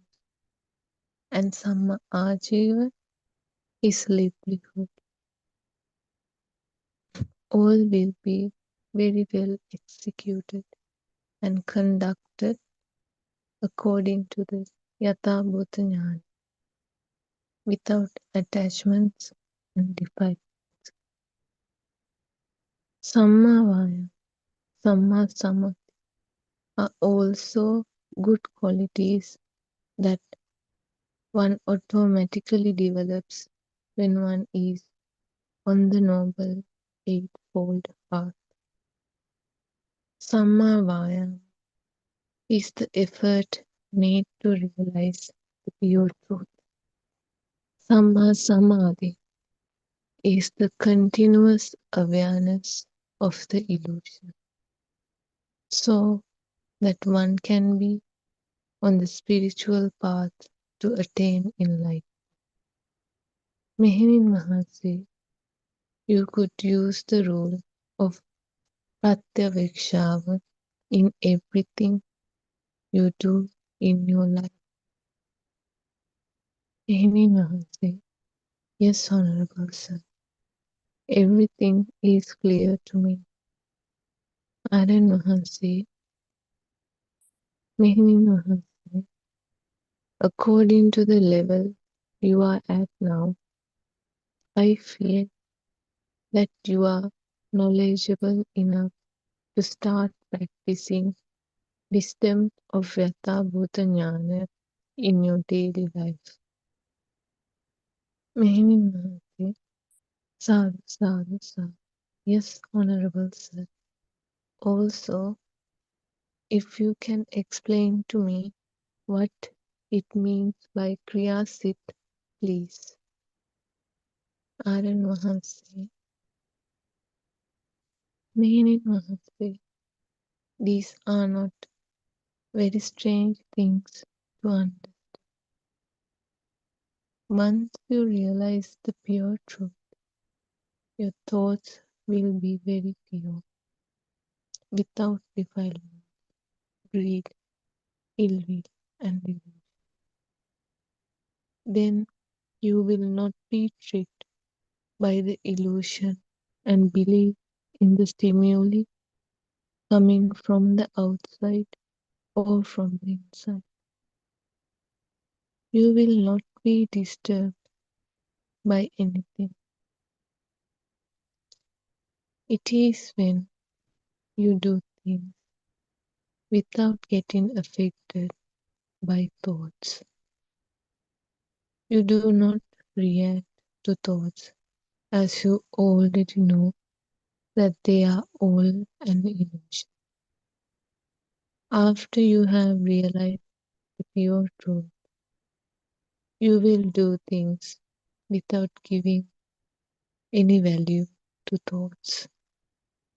This is a Kriyasit. This state of wisdom or awareness is of the supramundane plane. Meaning Mahamsa, Honorable Sir, when I sweep the garden, I also receive other thoughts, apart from the thoughts of sweeping the garden. How should I look at those extra thoughts that I receive apart from the thoughts I need for the action of sweeping the garden? Aryan Mahanse, when you receive thoughts while sweeping, you can adopt a method of vipassana, which means observe your thoughts without judging or expanding on those thoughts any further. Be aware of the thoughts, that they come and go, let they so. You should just be aware that thoughts come and go. Also, you can apply the knowledge of Vidarshana meditation and look at that thought using the wisdom of the Yathabhuta Jnana. Contemplate that it is not coming from outside, but it is only a thought, and that even the thought does not exist. It is a lie that would lead you on the path to the realization of the pure truth. Meaning Maharaj, I understood Honorable Aryan Maharaj. If you are unable to apply the Vidarshana meditation to your thoughts, then I would say that you should learn to practice how to apply the wisdom of Yathabhuta. When you are free, leisurely contemplate on the Dharma.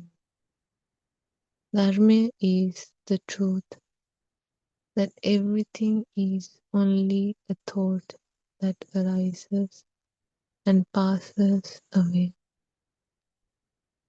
We have created a world only now. There is nothing outside.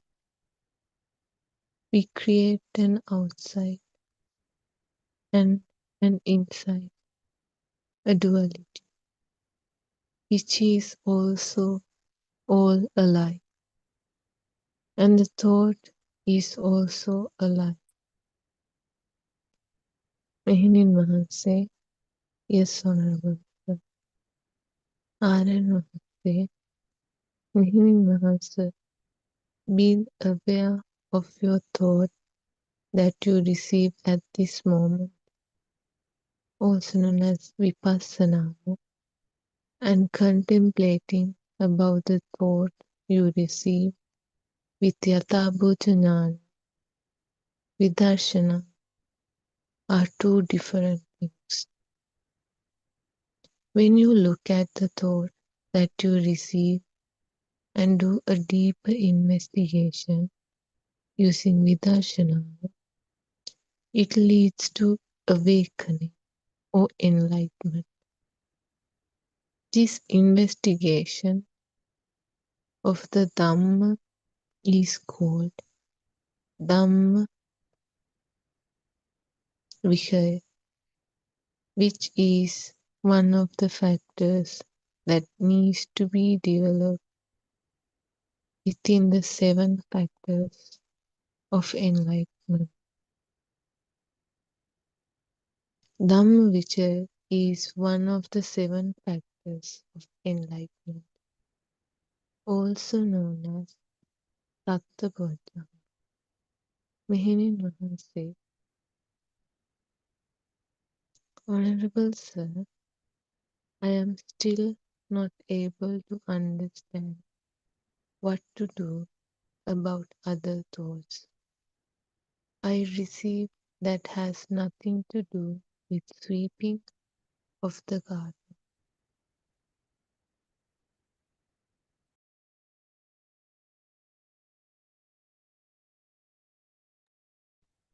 Aryan Mahanse, let me simplify what to do about the thoughts that are not of any concern with your action of sweeping the garden. For instance, look at a newborn baby. Once he is born to this world, he only does some small actions physically. Whatever he sees, he does not know if it is a brick wall, a table, or if it is a chair. He does not care, and it does not matter to him. But even if the baby cannot recognize things, doesn't the small baby eat? Does he not drink milk? Does he not move about? Aren't they actions? Now let us consider the actions we do. What are our actions covered with or associated with? Our actions are associated with thoughts. Whenever we do something, we always think that this is what I am doing. We tie the me to the action. After that, every other thing we do, we say, I am sweeping, I am thinking, now I am going to sweep. Now what do you say? You say, I am sweeping. Mehini Mahase, yes, Honorable Sir. Anand Mahase, now investigate. Am I sweeping? When you investigate it and question it, you will realize no, it is only an action. Anand Mahase, then let us look at the action of seeing. The seeing at this moment, it is just an incident, a part of the natural process, part of the Dhamma, part of the flow of nature.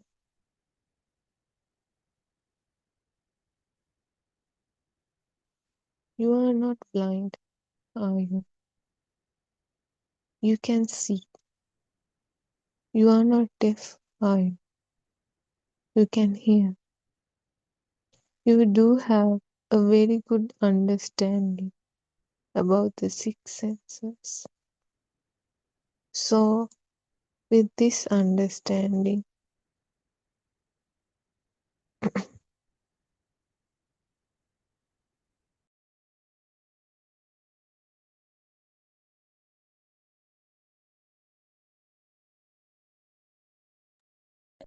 you have to look at the truth about these six dimensions, also known as harmony.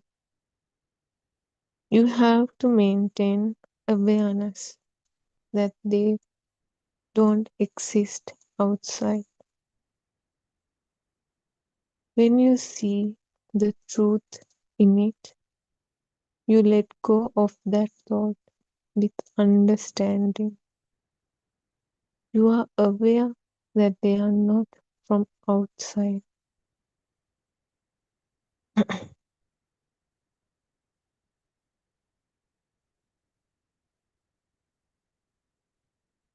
But that they are only thoughts.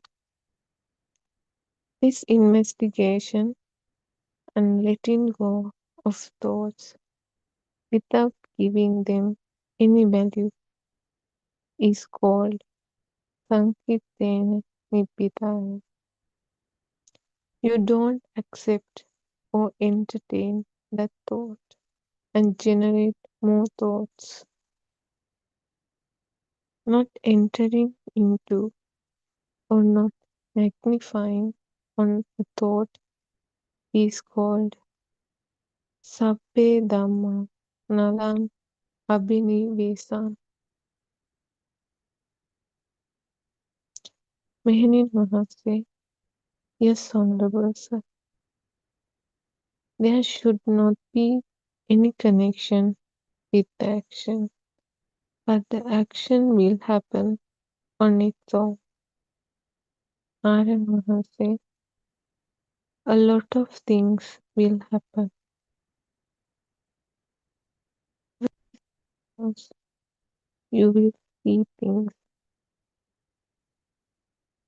Everything will happen.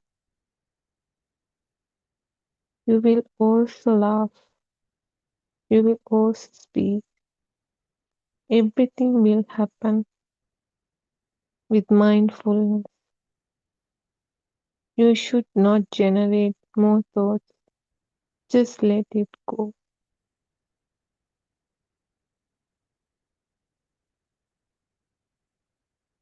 Meherin Mahase, I understand, Honorable Sir. Narayan Mahase, if your thoughts don't disturb you, if it does not bother you, then the feeling of self is much less. If you are not affected by what is happening around you, that state is known as Akupameya Cheto Vimukti. When you are not at all affected by your thoughts and you have realized that there is nothing as good and bad, all these are only thoughts. That is the moment of awakening. You have realized the pure truth, the true nature of this illusion.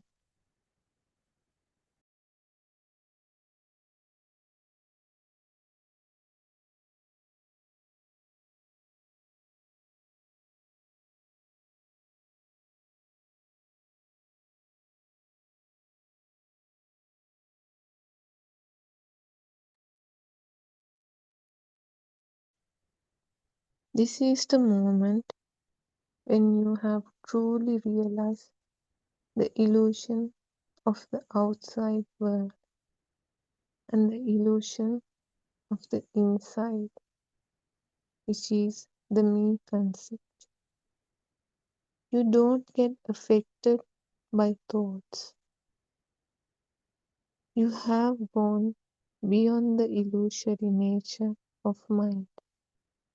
This moment is called Kriyasita. Then this state of Kriyasita, Prabhasharasita, and this moment you carry on doing an action without thoughts brings about the moment of awakening to the pure truth. Prabhasharasita means a pure mind without any trace of anger, jealousy, aversion, etc. No traces of taints or defilements. A newborn baby has a Prabhasharasita. Nehmi Mahase, I understand, Honorable Sir. Anand Mahase, so then, when you listen to sermons about Muhatata Avadhiya or awakening to the moment, you should understand the difference between sihi, awareness, and thoughts. Awareness is when you don't accept what is outside and what you feel as inside or the me concept. You see the truth about thoughts, that thoughts too are alive.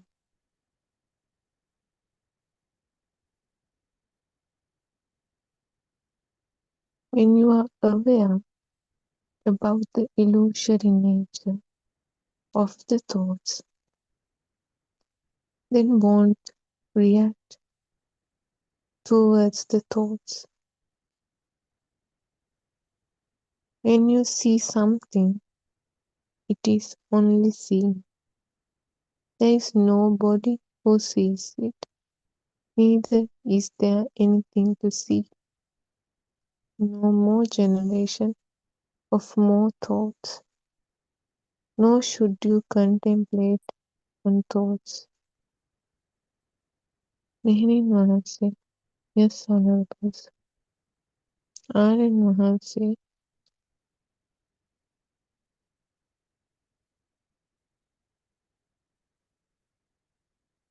an amazing story about the mind has come to surface, has it not?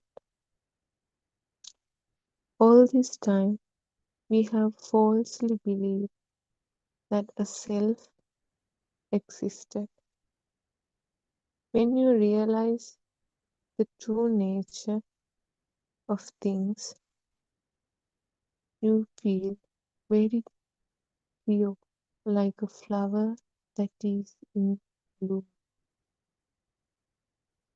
You feel like the whole world opens up to you. You feel like your mind overflows without any blockages.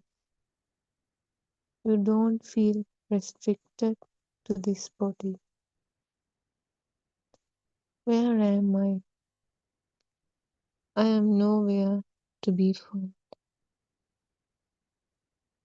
Now you experience the Buddha Swabhavaya. Buddha Swabhavaya means that there are no thoughts at this point of awakening to the moment. Where there are no thoughts, you have the more precious Buddha Swabhavaya. There are no feelings here. There is no feeling of pleasure or pain at this point. The Arahant who has reached the fourth supramundane stage of the spiritual path does not have any desire. Arahant is a state of awareness. where there is no person. The Buddha is also not a person or a human being. That non-existence and nothingness is the Buddha state.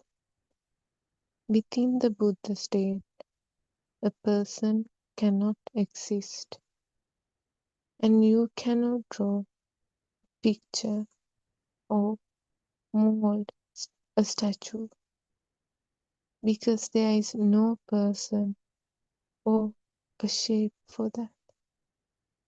මෙහෙණින් වහන්සේ, yes, Honorable Sir. ආරයන් වහන්සේ, Devadatta, an enemy of the Buddha, saw the Buddha as a person. He tried to kill the Buddha so he could become the Buddha. He did not understand that the eradication of all defilements, things such as greed, ill will, delusion, and anger brings about the state of the Buddha. The Buddha is not a person. The present day priests encourage people to perform rituals. The people are being misled. It only confirms the worshipper's ego, their self-identity view. This ignorance of their self-identity can make them reborn in realms of evil and suffering. King Ashoka built 84,000 temples and places of worship, but he was also reborn in a bad realm. You have to understand this Dharma, this universal law, the illusion, and that there is no self.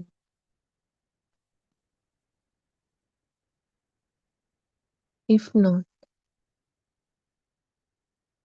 if it is not well understood, and if you won't realize the pure truth, the possibility of being reborn in better realms will be very rare.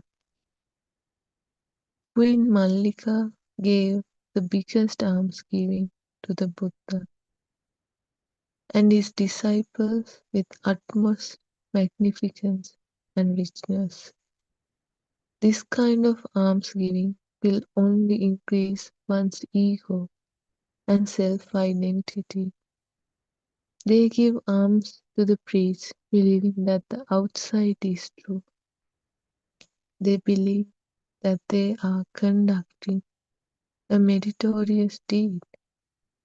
Again, due to their ignorance of not realizing the illusion of self and the illusion of the outside, they will only be reborn in the worlds of suffering. The Buddha said, Dhammang vina natti pitaja mata. This means that apart from Dharma, which is knowing the illusion of our thoughts, there is no mother, no a father. Knowing the Dhamma is of utmost importance.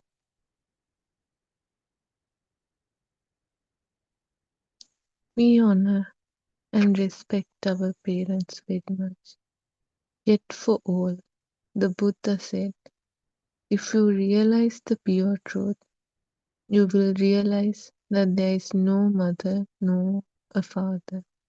Amazing, isn't it? Anyone say, yes, there is nobody in this world. Aryan say, the Buddha said, Nisatto, Nisjivo, Sunyo. Nisatto means no beings. Nisjivo means no living thing. Shunyo means nothing exists. When nothing exists, how can a mother and a father exist? Could there be? When you realize the pure truth, you lose yourself to the pure truth.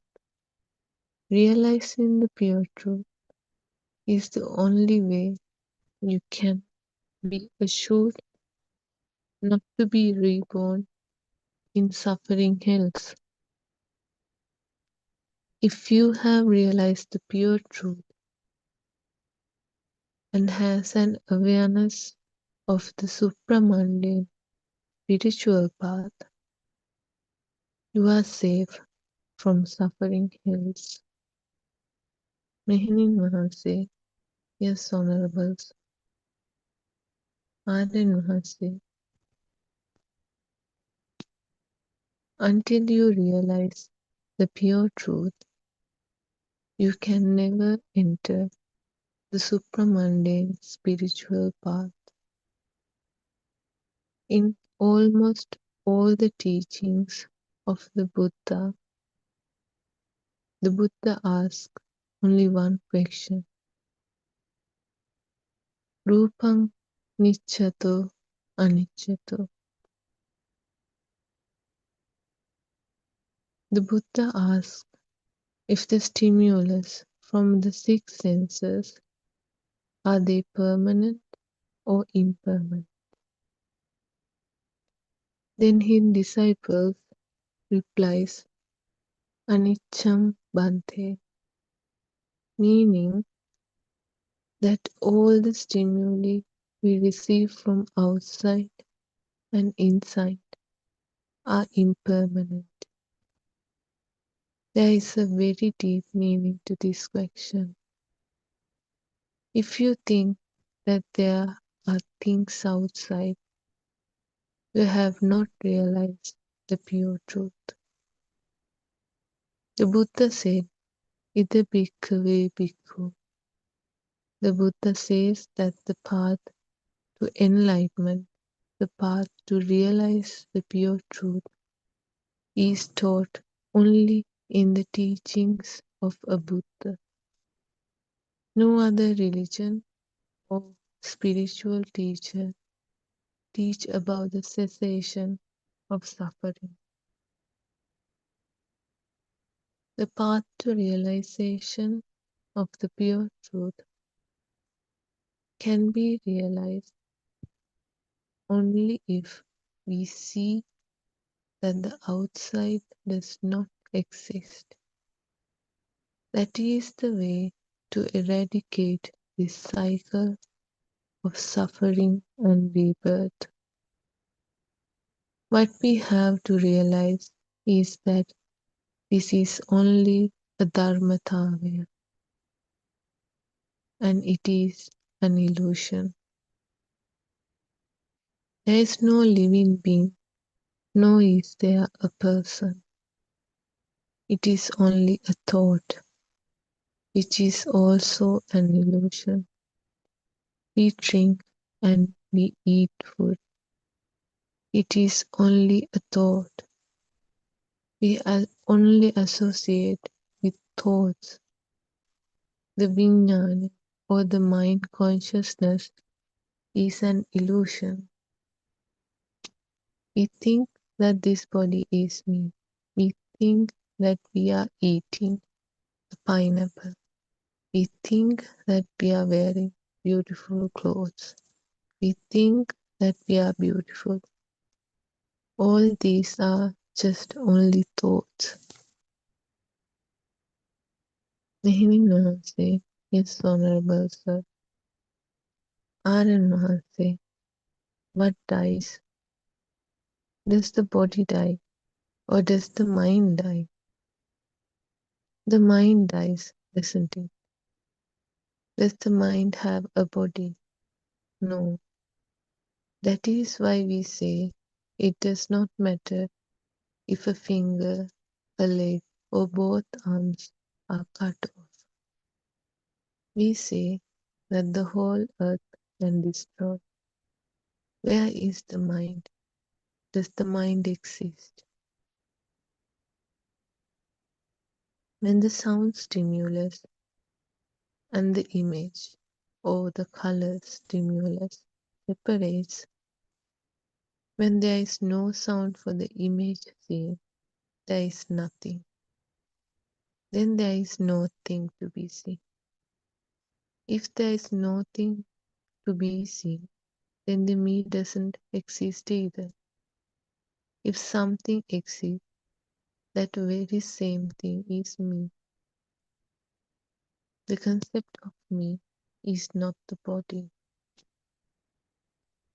Where there is a duality, there is me. If the outside world doesn't exist, where are you? The Buddha said, Netang mama, neso hamasmi, nemeso atta. There is nothing as me, nothing as mine, and nothing as my life. This concept of self disappears when you realize the pure truth with the Yatha Bhuta Jnana. This means that the outside world does not exist and the inside of the self does not exist. They are all thoughts, which is only an illusion. Finally, only an empty space is left. The thought does not exist. Not even the earth exists. That is the pure truth. Not even the four elements exist. We think that there is a solid. We think that there is warmth. We think that it is cold. Where do they exist? They don't exist anywhere. Everything is alive.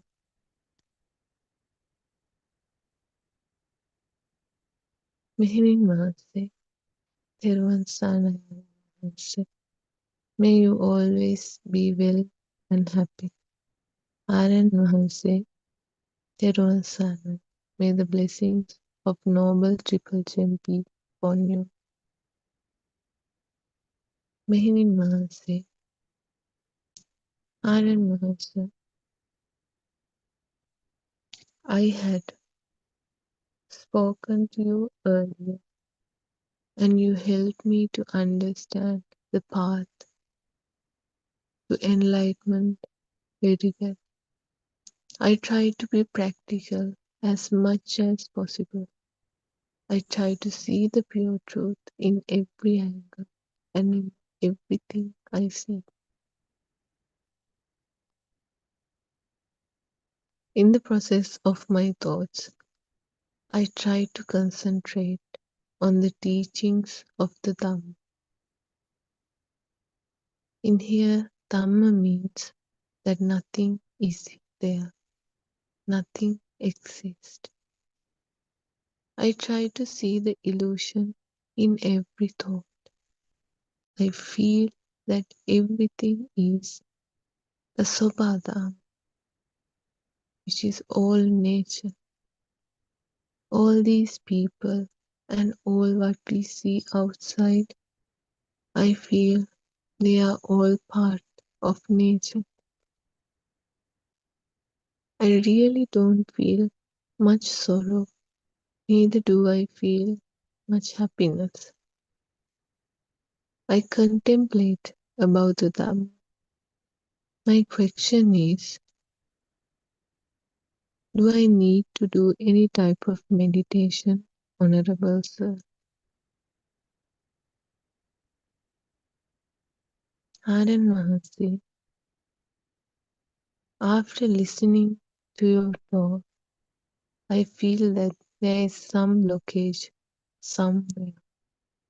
What is Sobhadham? Meaning Mahasi, I think Sobhadham means it is a process in nature, also known as Sobhavika Sansithya. Anand Mahasi, when you say Sobhavika Sansithya or a process in nature, don't you feel that there is a thing there? If you imply that there is something or things outside and assign a value to the outside, don't you think that you give life to those things outside?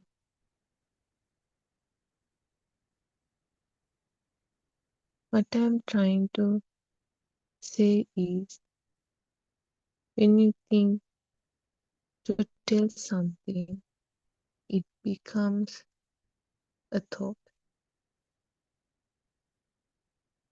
When you say Dhamma, it means that there is nothing, that nothing exists. The Dhamma is only felt by wisdom or none. The Dhamma, the pure truth, is not felt by thoughts. The realization of the pure truth is beyond thoughts.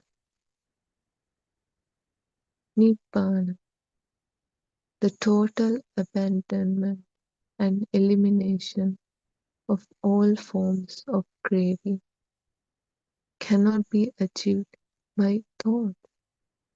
If we think of anything, it becomes a thought.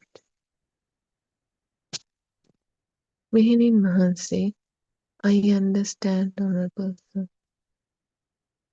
Aryan Mahansi, what we feel when we maintain an awareness and wisdom to realize the pure truth is totally different to having thoughts in the mind. First, awareness, and second, wisdom are beyond mind, beyond thinking.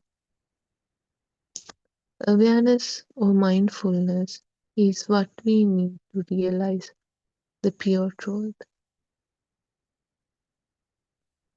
This realization of the pure truth will enable us to come out of this illusion and suffering.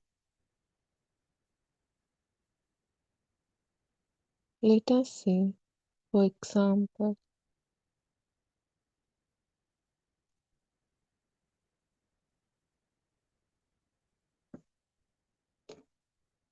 that you are trying to tell awareness by using words. Can you explain non-existence in words? If somebody says that I am an Arahant, is it something you can speak about and explain in words? Some people claim to be Arahant, but from the way they enjoy their senses, we are unable to believe so. We can see that they are associating with a self-identity. They associate with material things that they like. We also understand that they earn a living too. They cook and consume food that they like. We can see that they entertain their five senses. They cannot realize the Dhamma because they have a self-identity. This can be seen from the way they enjoy life. The followers of Dharma cannot obtain any valuable advice from priests who claim to be arahant. The priests themselves would not know how to follow the path to realize the pure truth. What is important to us is to follow the path to realize the pure truth.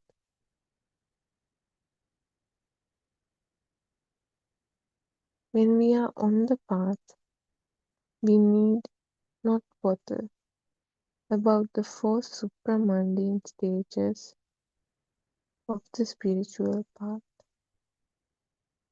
If we give too much of importance to the stages we achieve, then we develop an ego and fall behind that move forward on the path. What is important to us is to eradicate our greed, ill will, and delusion. We need to be on the path to understand and realize the pure truth.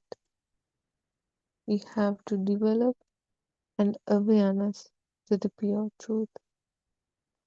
Awareness that nothing exists outside, no inside.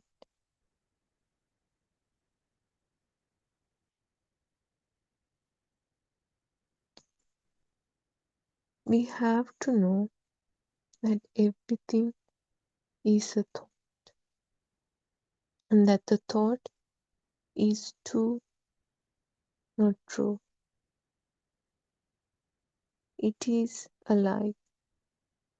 We should develop awareness until we realize that we do not exist at all.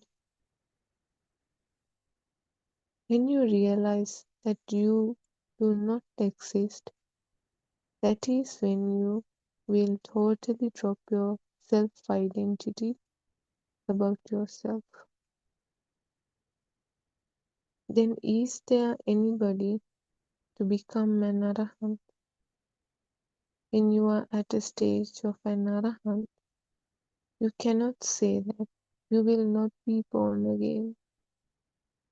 In this fourth stage, which is arahant, if one does not have a self, who is there to say whether one will be born again or not?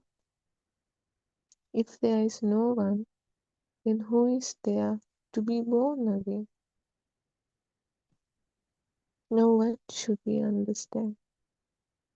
We should understand that there is no one. Even at this moment, Mimi Mahase is honorable sir. Narayan Mahase, what is important for us is to realize the point where we melt into nothing. For that, we should realize the pure truth. When we realize the pure truth, we realize that there is no being, there is no person, and there is no self. Avidya Ashesha Nirodha means ignorance, not knowing the pure truth. If you have already realized the pure truth, you begin to feel the truth.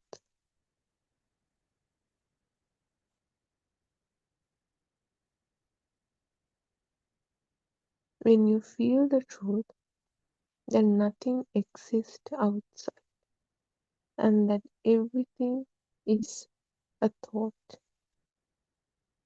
You begin to see the self in every thought. When a feeling of self arises, In a thought, you will know. The pure truth is that there is nothing that exists outside, and there is nothing that exists inside as well. The feeling of self is an illusion. It is not true. All the stimuli or experiences of sound, color, taste, smell, touch, and mind are only thoughts, and thoughts too don't exist. It is all alive. No beings, no any living things exist. Nothing exists at all. This is the pure truth, which we need to understand,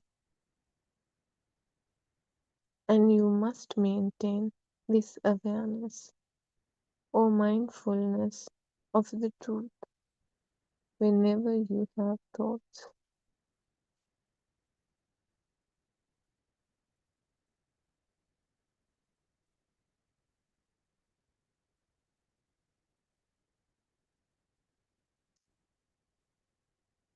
Once you have realized the pure truth, you will be able to feel your self identity arise in a thought.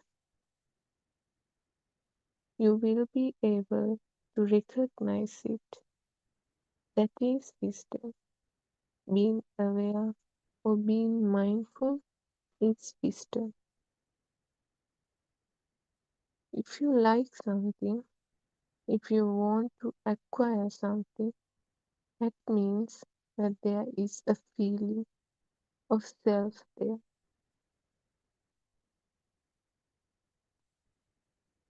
This means that we have to watch ourselves or be mindful of ourselves.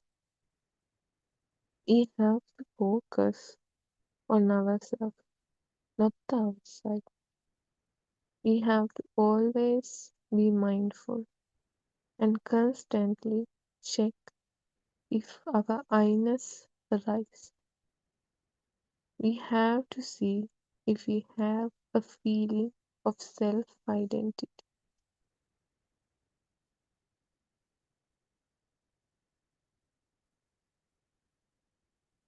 If we realize that our self or our I-ness exist at some point, then we have to compare it with the Dharma, the pure truth.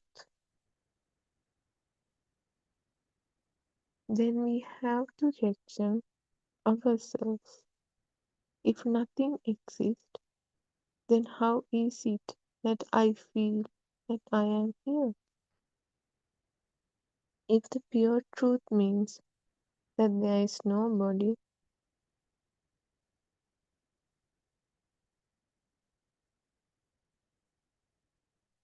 and that nothing exists, then we should not be feeling this new concept. If we accept a thing as true, then the self concept is also made instantly. If we believe that a thing exists, an illusory self is formed instantly along with the thing. Then we also can say that it, the thing, is also me.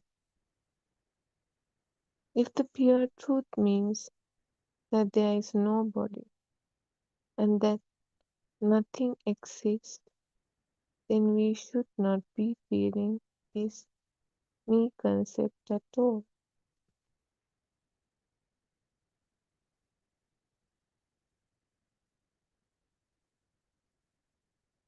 If we accept a thing as true, then the self concept is also made instantly at that very moment. It will also be the same thing if we say the thing we believe exists is also me, or even if we say that it is me. Mehenin Mahan, I understand that there is nothing outside Honorable Sir. Anand Mahan, from the way you said it, I feel what you are saying is that there is no outside, but there is you, who is the observer, who sees that there is no outside. Is that what you mean? There is a very important point to bring to your attention. Let us see how a thing is made. We have only 6 senses, haven't we? It is only through these 6 senses that we receive everything, isn't it? Whether there is a thing or not, everything is felt only by our mind consciousness, Vijnani, isn't it? Mehenin Mahan, yes, Honorable Sir. Anand Mahan,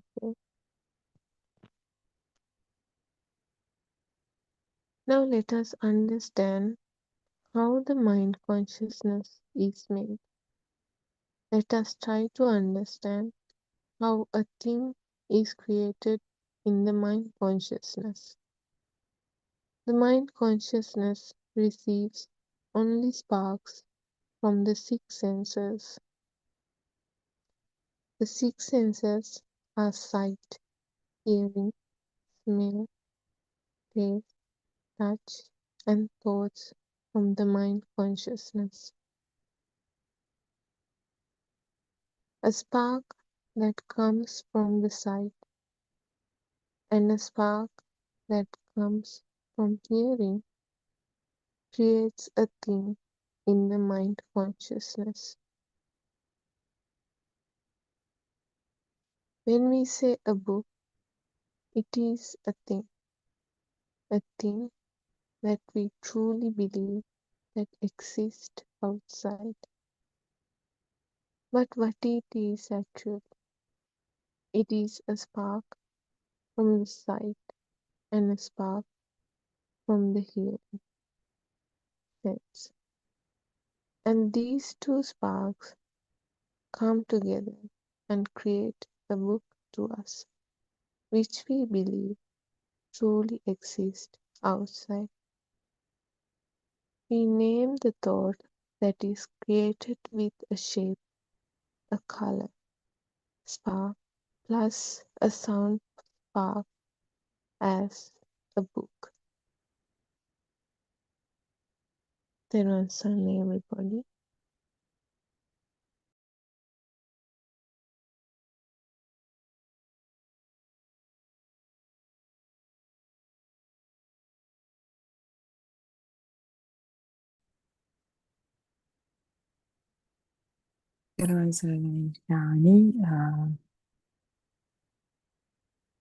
So let's start with where we left off yesterday. Before we begin, let us respectfully pay homage to our noble friend and teacher, Buddothpado Aran Mahanse, Therwan Sarnai Aran Mahanse. With deep gratitude and humility, we reflect on the rare blessings of encountering a true spiritual friend who points not outward but inward toward the realization of truth within ourselves.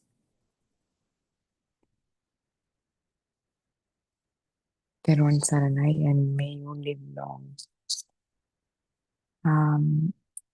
So yesterday we were talking about how this so-called mind and thought by thought this expansive experience of a vast universe, and this inclusive self is created. We kind of touch base on that.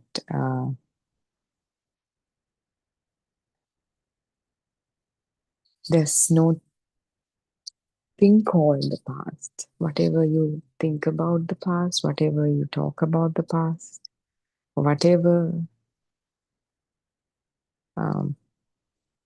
proof that may, or rather that whatever the things that may seem like proofs of the past, or whatever the things that may seem like future proofs of the future, they all exist in this moment only. If you think about something that happened in the past, something that happened just yesterday, you will be thinking about it right now, sitting in this chair on which you're listening to this sermon from. If you want to think about what you have to do tomorrow, whatever your responsibilities may be, whatever your plans may be for tomorrow, you'll be thinking about them while sitting in the same chair. And do not take this in the form of knowledge, but if you really try to see it within you, we try to emphasize the importance of not just listening, but not just accepting or rejecting, but doing that internal investigation within you while you listen to these sermons. So if you do that investigation within you, you will see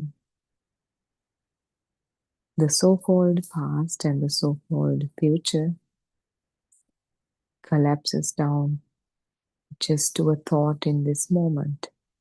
And whether we talk about the history of you as an individual, where you were born, how you were born, who you were born to, and the whole story you have learned in school, memorized, and everything about the past of the human race, how we evolved as a human species, the universe, where you live, where do you live, the name, you will name a city, you will give us an address as to where you live.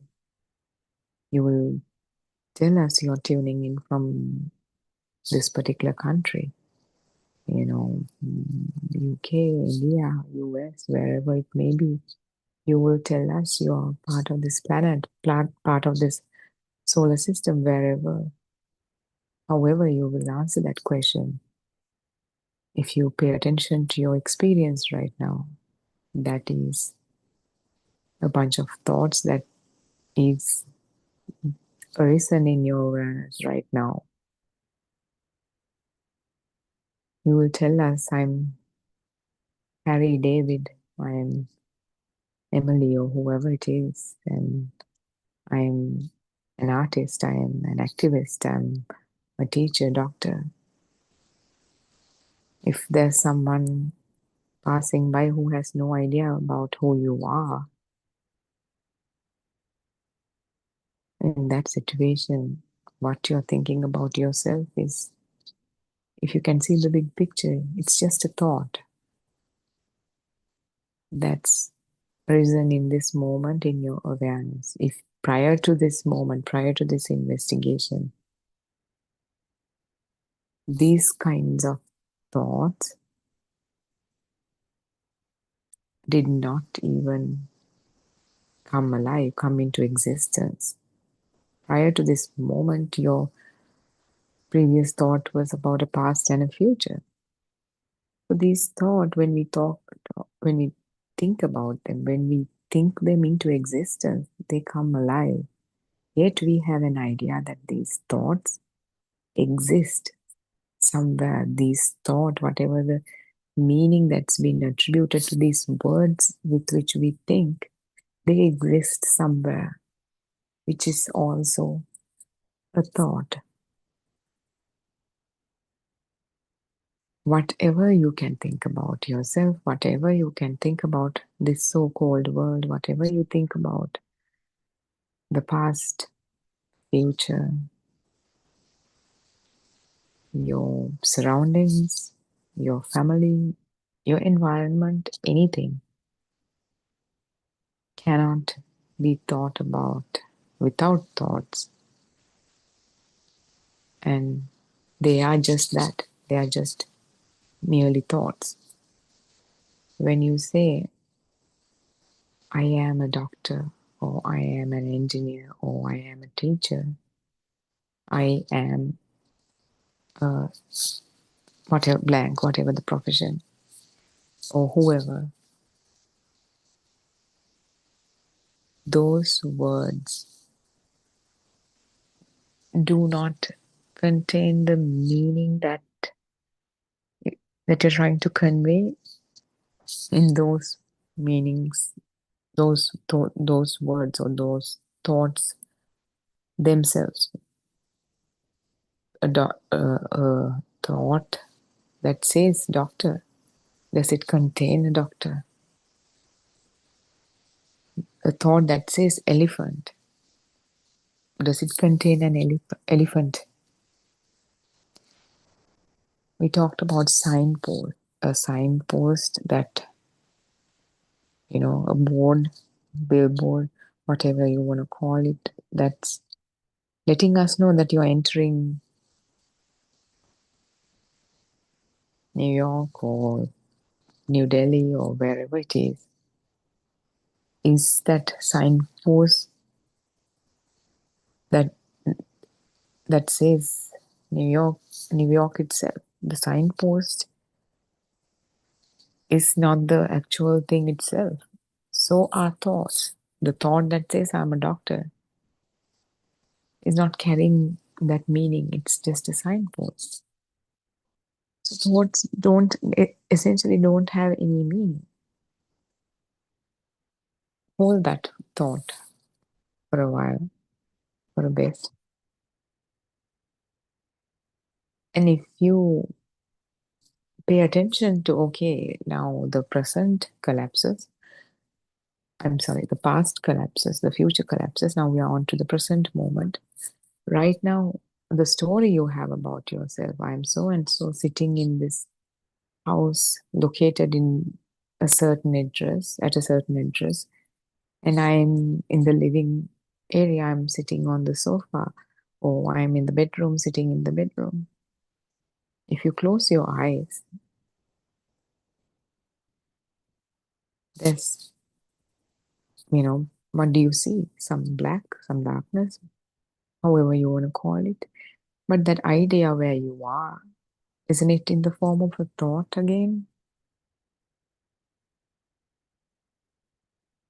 So even this present moment, whatever our version of our reality itself is a bunch of thoughts.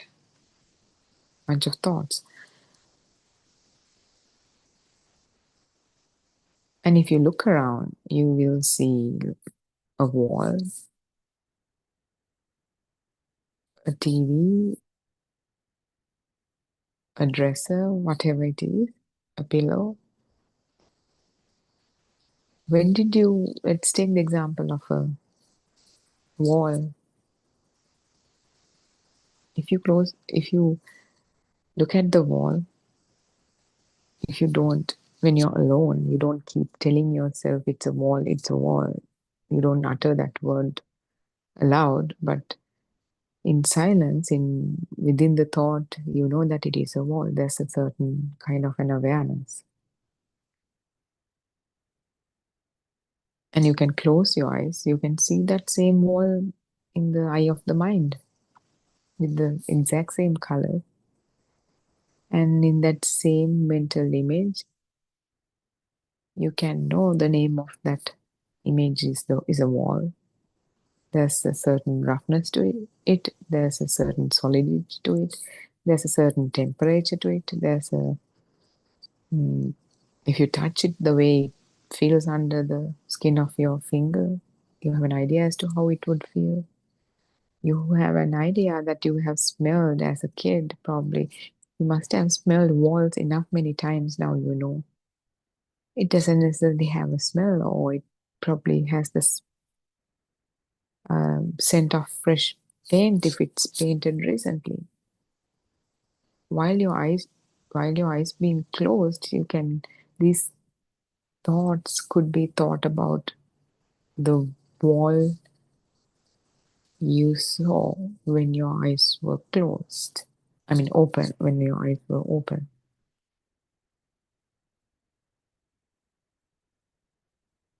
But if you open your eyes again and look at the wall, if a person who speaks Chinese come and look at the same wall, will he have the same name for it while he's not trying to pronounce the name for it out loud? He will use a Chinese word for it, or an Indian would use a word in his or her language. But all three of you are looking at the same so-called world. The visual experience is the same. We can't say same, but similar. There's possibly no way to know if the Chinese person is seeing the same wall as what you're seeing, or what the Indian person is seeing. If the Chinese person is wearing spectacles, he would see it differently. If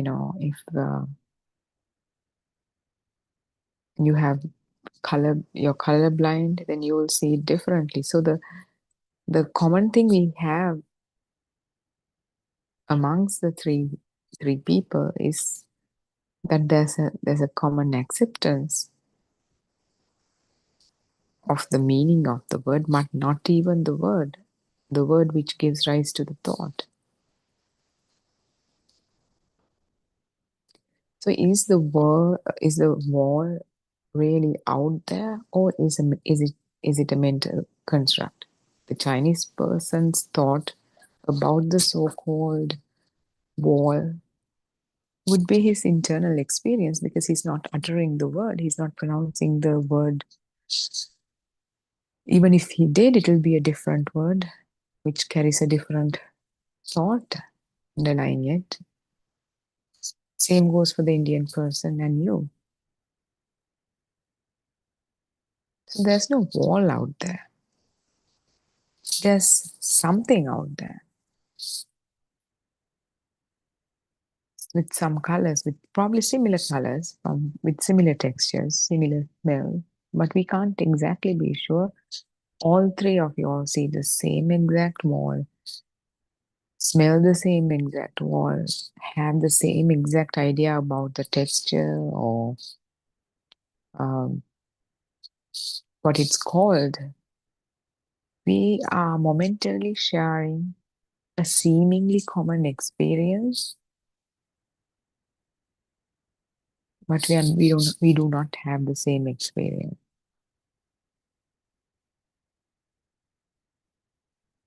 Same goes with anything and everything. Your mom is different to my mom. Whatever the memories you have about your mother, whatever the memories I have about my mother, what my mother looks like, smells like, how her skin feels when I touch her, all that is different to the mental image you have. But the common acceptance is everyone has a mother. But your world and my world are different. But the common acceptance is we live in the same world. Yet we have not seen the world we live in. We have seen bunch of pictures of the blue planet taken by NASA, and we have a mental image that creates the mental image, part of the mental image as to how our planet looks from a distance. That and the name of the planet Earth, which is also a sound. When we say thought, word, they're essentially sounds, because when you were young, when you were just beginning to learn the language at the age of 1 or 1.5 or 2 or whatever, depending on when you started learning the language, if we compare the period prior to that, you didn't even know your own name. For the people around you, yes, there was a baby born to this lady. She just newly delivered a baby. But within the experience of, if we consider the experience of the newborn baby, what he or she has is whatever he or she sees, whatever he hears, smells, tastes, and touches, the five sensory experience. Why you cannot, if I ask you, do you remember being fed by your mother when you were 1 month old? You will say no. How about 3 months old? Do you remember who came to visit you when you were three months old? Do you remember when you first started turning around on the bed? You said you don't. Do you remember when you first started crawling around, or when you took your first step? You say you wouldn't. If your parents have taken a video or a picture, then you have kind of somebody else's experience woven into your experience, which you call, yes, I remember there's a picture, but that's not your own experience. That's an adopted experience much later, when the mind was evolved, mind was matured. So the first memories of any child are usually during kindergarten, or when you were introduced to labels, these sounds, these, when you started, when parents introduce you to labels such as mother, father, ball, dog, doll. So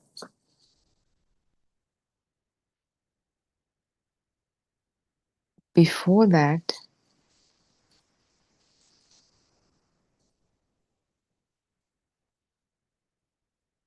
you don't have any memories of your childhood. Why? Because for it to be a memory, for you to be able to, for us to be able to talk about a memory, we need words, we need thoughts.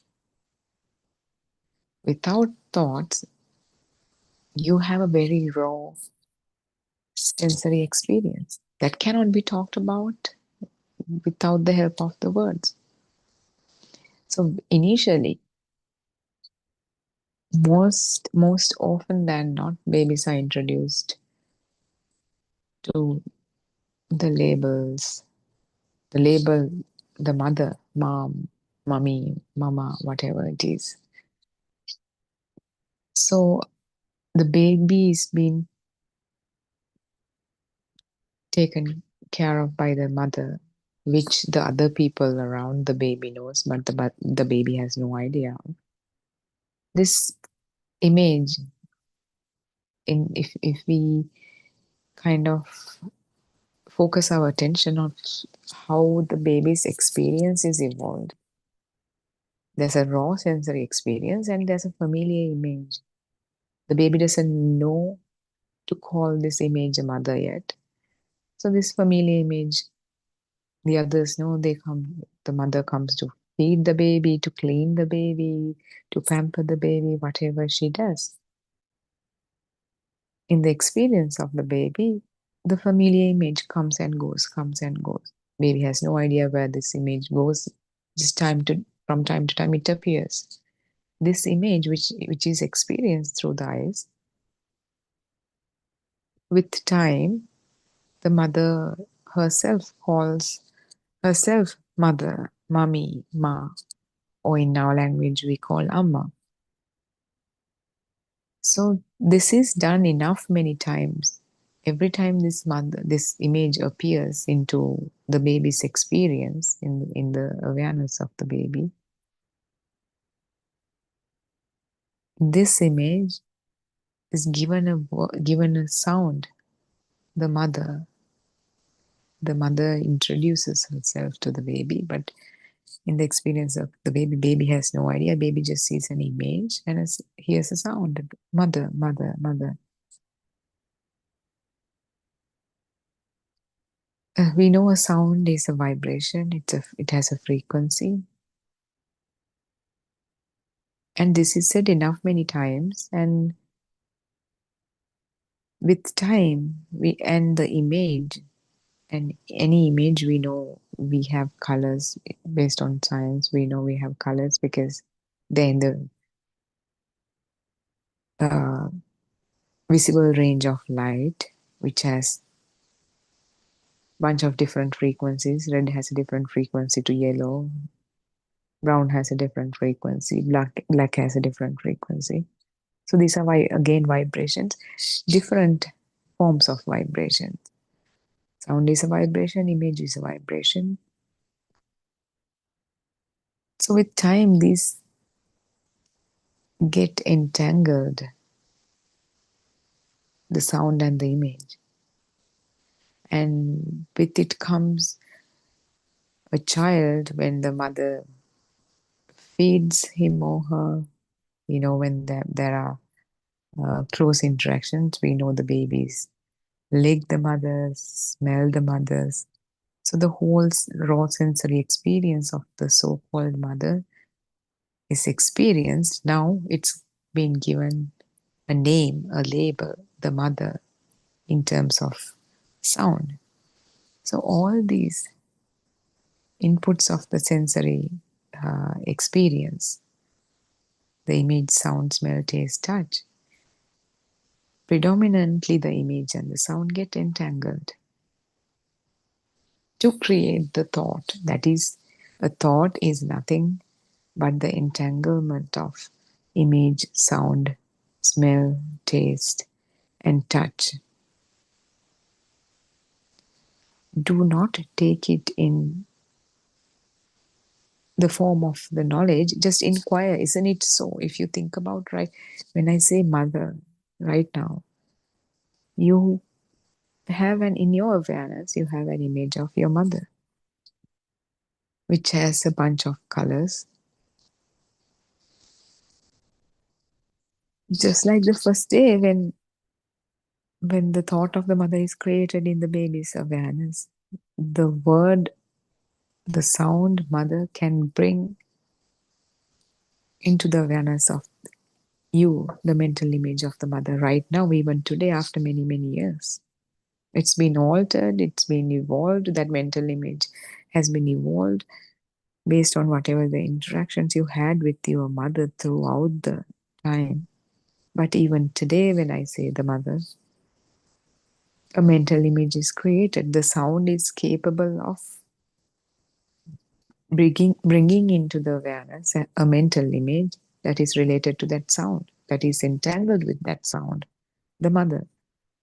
It consists of an image of the so-called mother. It consists of how, even right now, you could, if you zoom in on that thought, you can almost smell the scent of your mother. You can zoom in on it and almost feel how your mother's skin feels like when you touch her. You can almost hear the sound of her voice.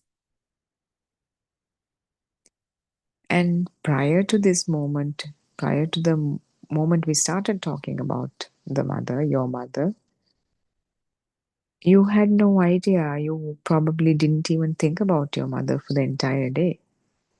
You were probably thinking about,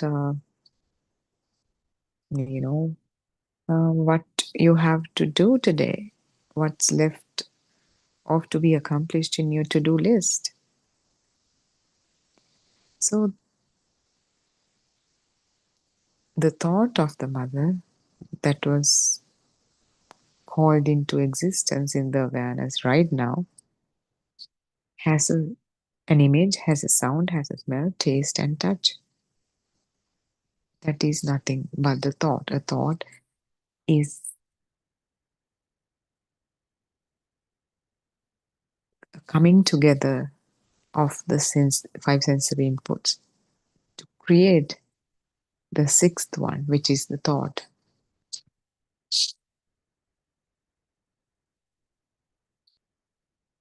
And not just that,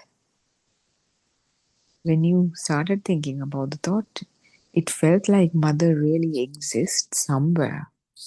Even though she's not here, she's somewhere. She's in the address wherever she lives. It could be she's in the same city as you. It could be that she's in the same state as you, same country as you. It could be that she lives in a different country. But there's an idea that she lives in that particular place where she lives usually, simultaneously. This is what thoughts does. The thoughts that are created, that are coming together of images, sounds, smells, tastes, and touches, gives us the idea not only they're real, they also exist. They also exist. But that idea that they exist is also a thought. For an example, you have an idea the president of your respective country exists. You're right now somewhere, even though you don't have an idea as to where they are. They exist, they are alive. Let's say you have an idea as to one of your favorite cousins or a cousin that you don't like exists somewhere. While you're sitting in this chair, that's also another thought. Let's say your cousin was suffering from some, a cancer or whatever. He wanted to keep it to himself. He was a very private person. He's a very private person, so he didn't share it with anybody. You haven't talked to this cousin in some time now. And he passed away this morning. And now you're listening to this sermon. They just wanted it to be a private thing, or you were not in good terms with the cousin, so they didn't bother to communicate that to you. Okay, let's say now it's been 2 days since he passed away. Somebody else calls you and tells you so and so passed away. If you're upset about it, you're upset about it because the death of him came alive right now to you in the form of sound, which is any sound, any word carries the underlying thought underneath it. So with thoughts now you're grieving his loss, let's say. But actually he passed away 2 days ago. So the suffering or sadness or these emotions, they have nothing to do with the real incidents. real occurrences of these events, if those incidents take place in your awareness only, they become part of your experience. Whatever is not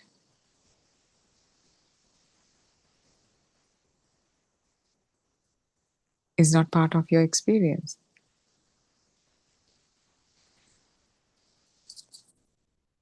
We can talk about any experience, we can explain any experience this way, not just we can explain any experience this way. That is the reality about any incident.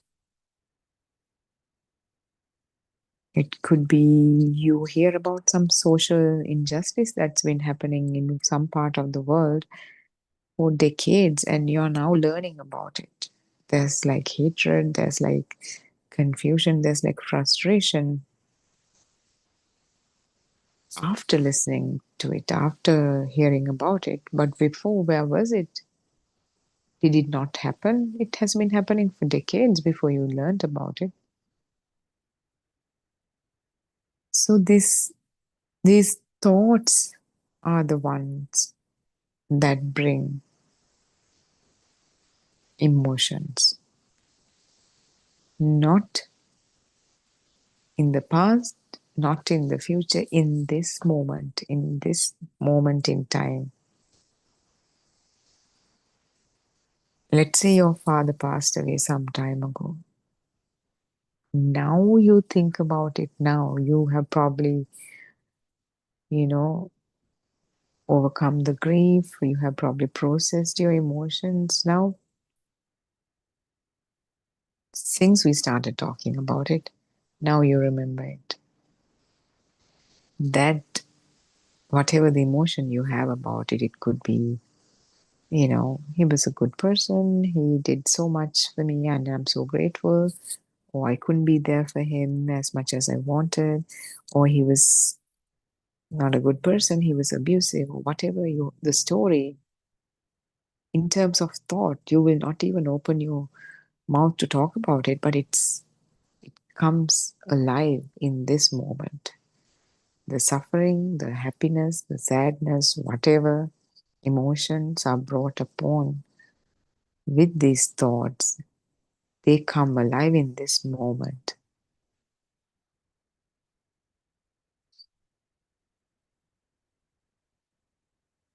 So, whatever the past is a thought in this moment, the future is a thought in this moment. Even in this moment, whatever the thoughts you have, they always do not arise independently. They have, at a prior moment, they've been introduced to the system in terms of sounds mostly, and there's an experience related to it, a raw five sensory experience that got entangled with those sounds. So everything we see, everything we think about, everything we use in this so-called world has a name. Can you think of anything that there is no name? There's a name, meaning there's a sound, and sound attached to the whole experience, the raw five sensory experience. A name always comes with a sound. The sound is the sensory input of the ear. Image is the sensory input of the eyes. Smell is the sensory input of the nose. The taste is the sensory input of the tongue, and the touch is the sensory input of the skin. So we have not experienced this so-called world without these five senses ever. Our experience is limited to these five senses. I would like to take a moment to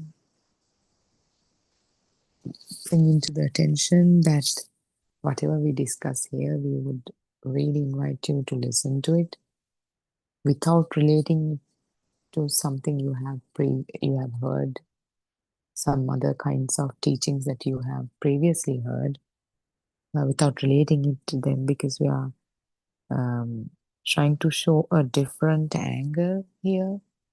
A lot of things that we talk about here may sound like something you have previously heard of, but the important aspect here is the angle and getting deeper and deeper into the angle that is shown here. That way you do not lose the message. For an example, if you have never seen a ship and somebody is trying to explain about a ship to you, and someone will say, oh really, what is a ship? I have never seen. Can you explain it to me?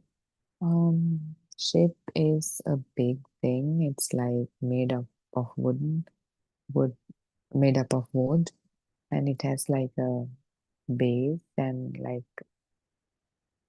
uh, like a depth. Oh, you mean like a basin? Yeah, kind of like a basin, but different. Now you start thinking about the basin. Now you have a mental image about the basin. Now you're thinking you're listening to something similar to a basin, and it has like engines. It has a whole system, probably a steam engine, boilers, or like a boiler, like a tea boiler, like a soup boiler. Yeah, kind of like that. Now you're thinking about a basin and a soup boiler, and it has rooms and for people to stay, the sailors, um, and it has a deck. Or you mean like a deck of a house, like rooms in a house? Now you're thinking of a basin and a house. Now you've lost the complete message. So that's why we are inviting you to listen to this without relating or referring to other similar things that you've heard of, because that's going to dilute the message. Um, if you can give us that humble opportunity to explain this until you see properly where this is headed, you will begin to get the image, the idea that we're trying to convey here. It's not so much an idea, it's initially conveyed as an idea, but there's a deeper message that we're trying to communicate here. So, coming back to what we are trying to say,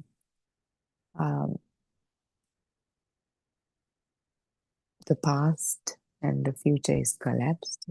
Even in this moment, if you look around the walls, whatever you're surrounded by, all that is,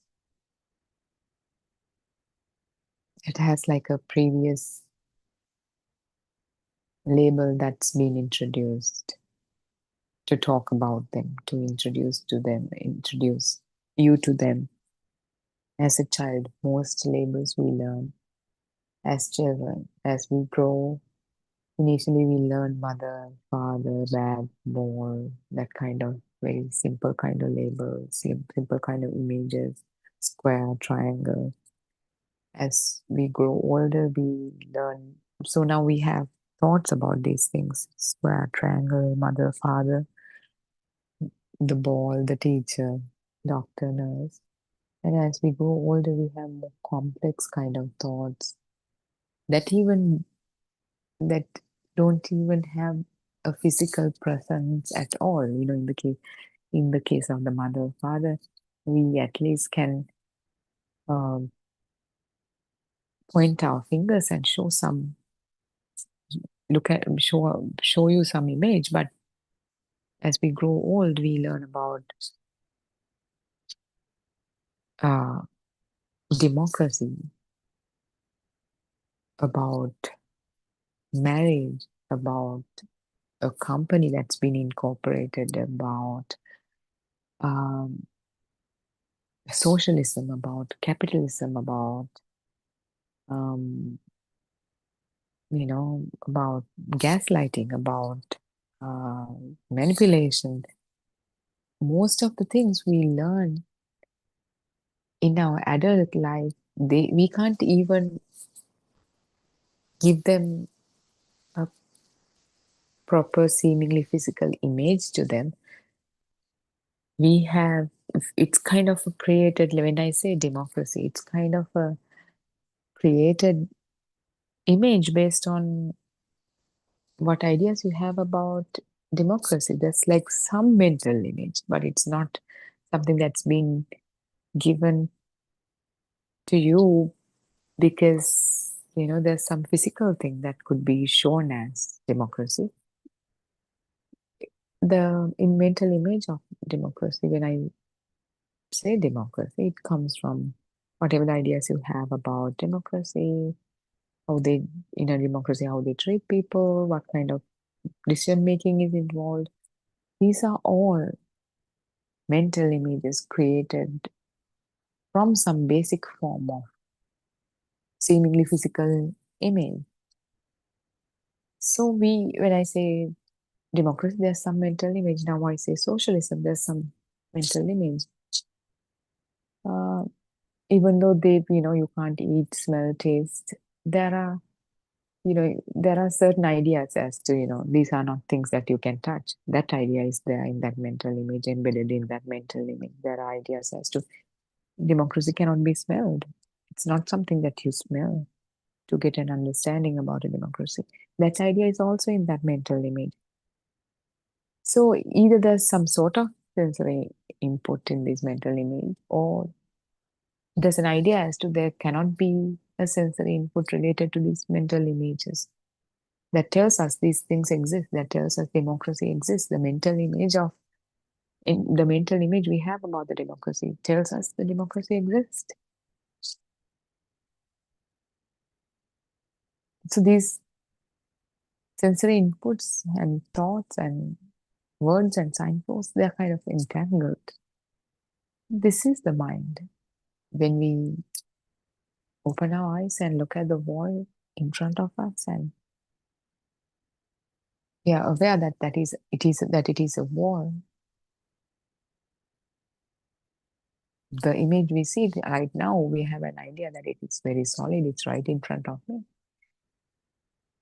But the label, the name that's given to it comes from seemingly within. So when we call it a wall, the image of the wall seems to be external, but the name that we use to name it is seemingly internal. It's a seemingly internal experience. Without uttering the word wall, we can say within our minds, wall, enough many times. That seems like an internal experience.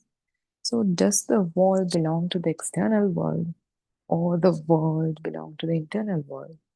Or is it an entanglement among the two? This is our human experience. It's entangled. Even though we believe that, we think that there's a wall out there, there's a TV out there, there's a pillow out there, my mother is out there. It's not an 100% external experience. Neither it is 100% internal experience. You and your friend are hanging out, let's say in a mall, and your mother walks by, and your friend has never seen your mother. Without calling her my mother, or without telling your friend that is my mother, within you, the image of the so-called mother creates an experience within you in terms of thought. That's my mother. That's a seemingly internal experience, whereas the image of the so-called mother is seemingly an external experience, entangled. Is the mother outside or is the mother inside? This is the dilemma.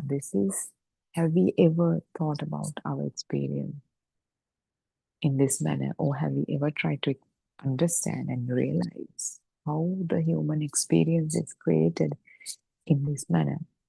So now the lines kind of blend, the lines kind of shatter. Let's go back to the experience of the child again, where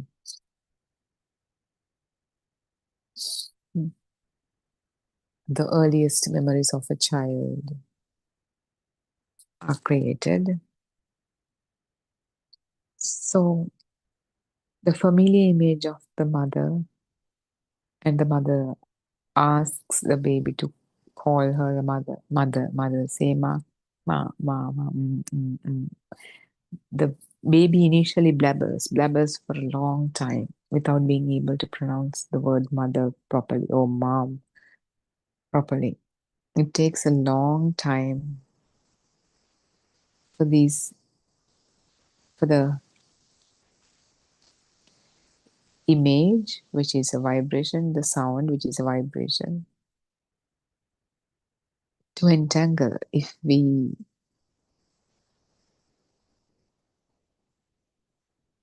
extend our understanding, you will see the smell, the taste, the touch, they are also vibrations. Just how the nerve endings detect the touch, how the taste buds detect the taste, how the olfactory senses detect the smell. Sometimes in terms of smell, the modern science hasn't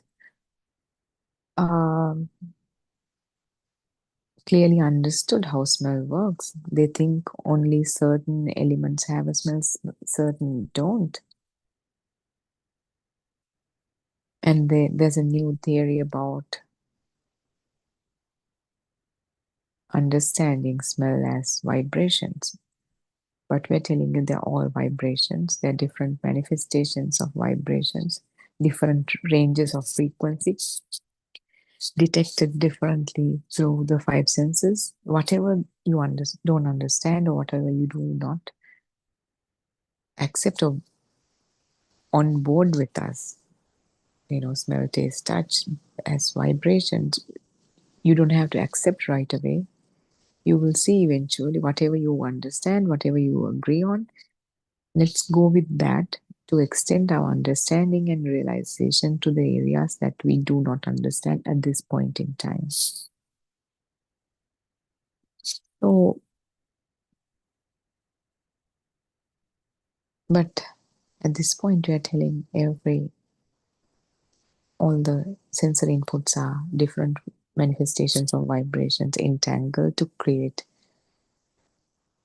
a variation of these vibrations called the mind. There is no existing entity called the mind. If you're seeing right now, you can see a TV, that is your mind in this moment.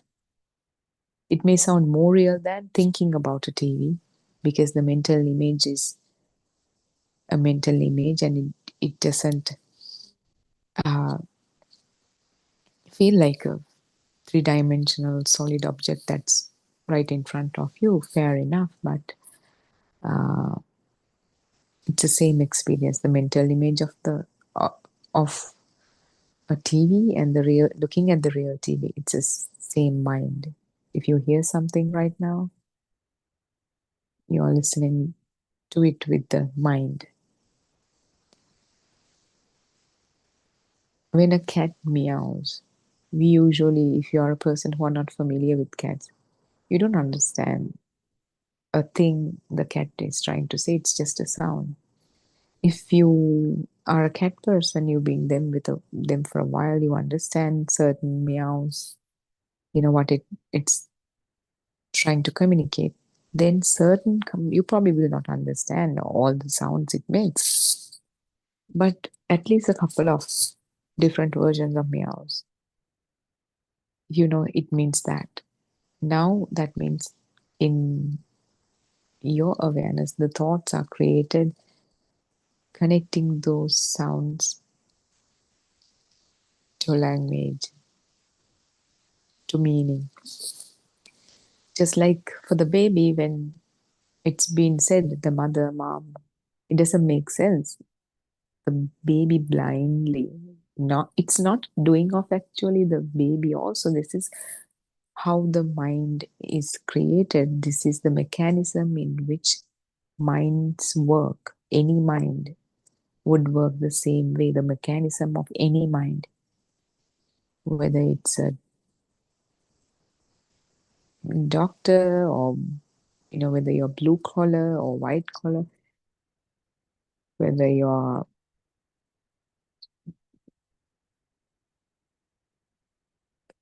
coming from elite kind of background or from a lower middle class, or whether you don't have any income, whatever your situation may be, the mind of any person works the same according to the same mechanism.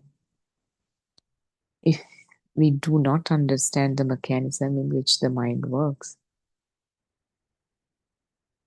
that is why actually we are not able to understand the thoughts of another person.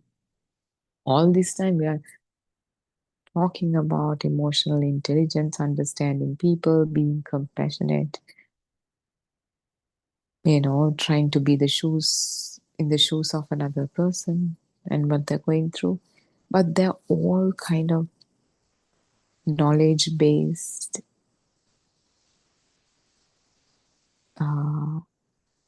things that we do which are really actually baseless. We have some direction. We have come closer in certain ways,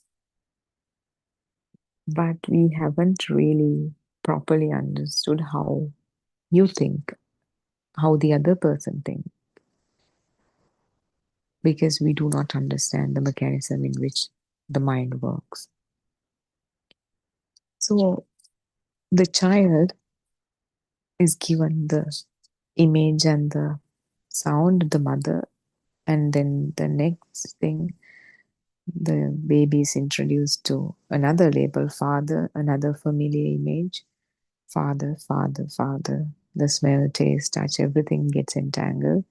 Now baby has another thought, father, ball, the shape of the ball, the color of the ball. Even the baby can't name the color of the ball, the baby has an idea as to what color it would be. Baby knows, a ball of a different color is given to him. Baby knows the difference, that it's different to the familiar ball. Babies lick balls, touch balls, kick balls, learn all about balls using these raw sensory experience. Dog, whatever the basic labels. When visitors come to see this baby, the mother, the father, they tell the baby, show your mother, baby. And the baby points at the mother. Show your father, baby. The baby points at the father. Show your bag, baby. Show your ball, baby. So the baby points at these things. Meaning now, with this, around this time, this entanglement has happened. And parents usually tell you, show us your ball, my ball. Say my ball, my mother, my father. And this system, the mind, the mechanism in which mind works, slowly takes a turn on its own. It is now capable of slowly thinking on its own.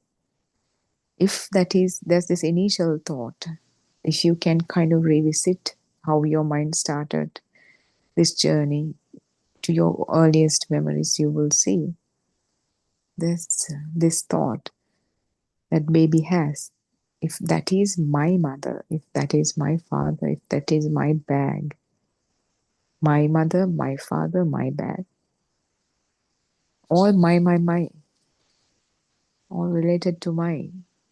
There should be a person, there should be a me. If there's something that is mine, there should be a me to whom these things belong to.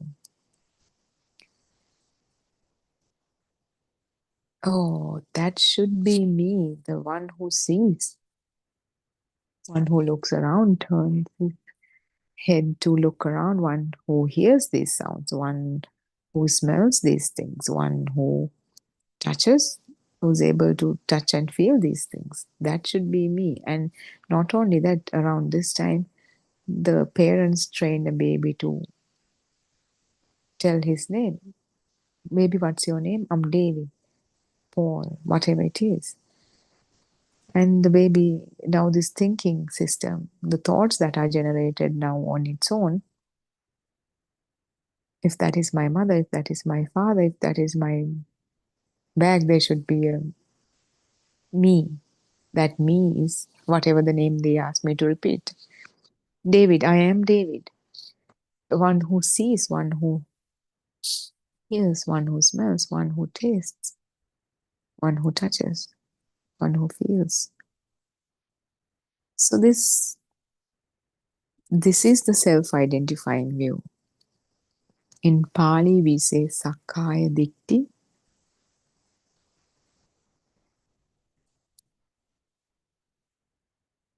This initial self-identifying view slowly evolves into something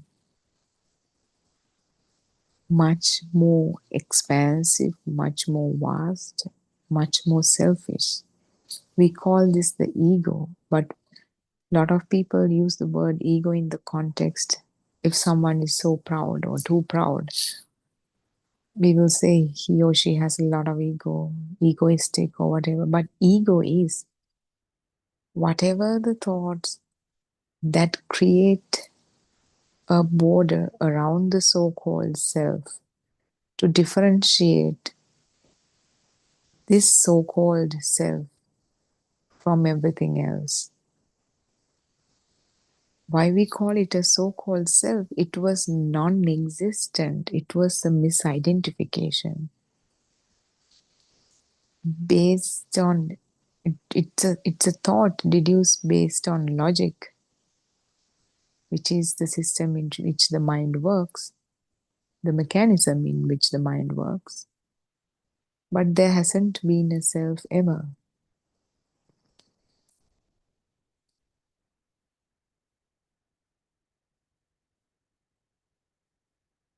So from that day onwards, now the baby has a different view in which he sees the world.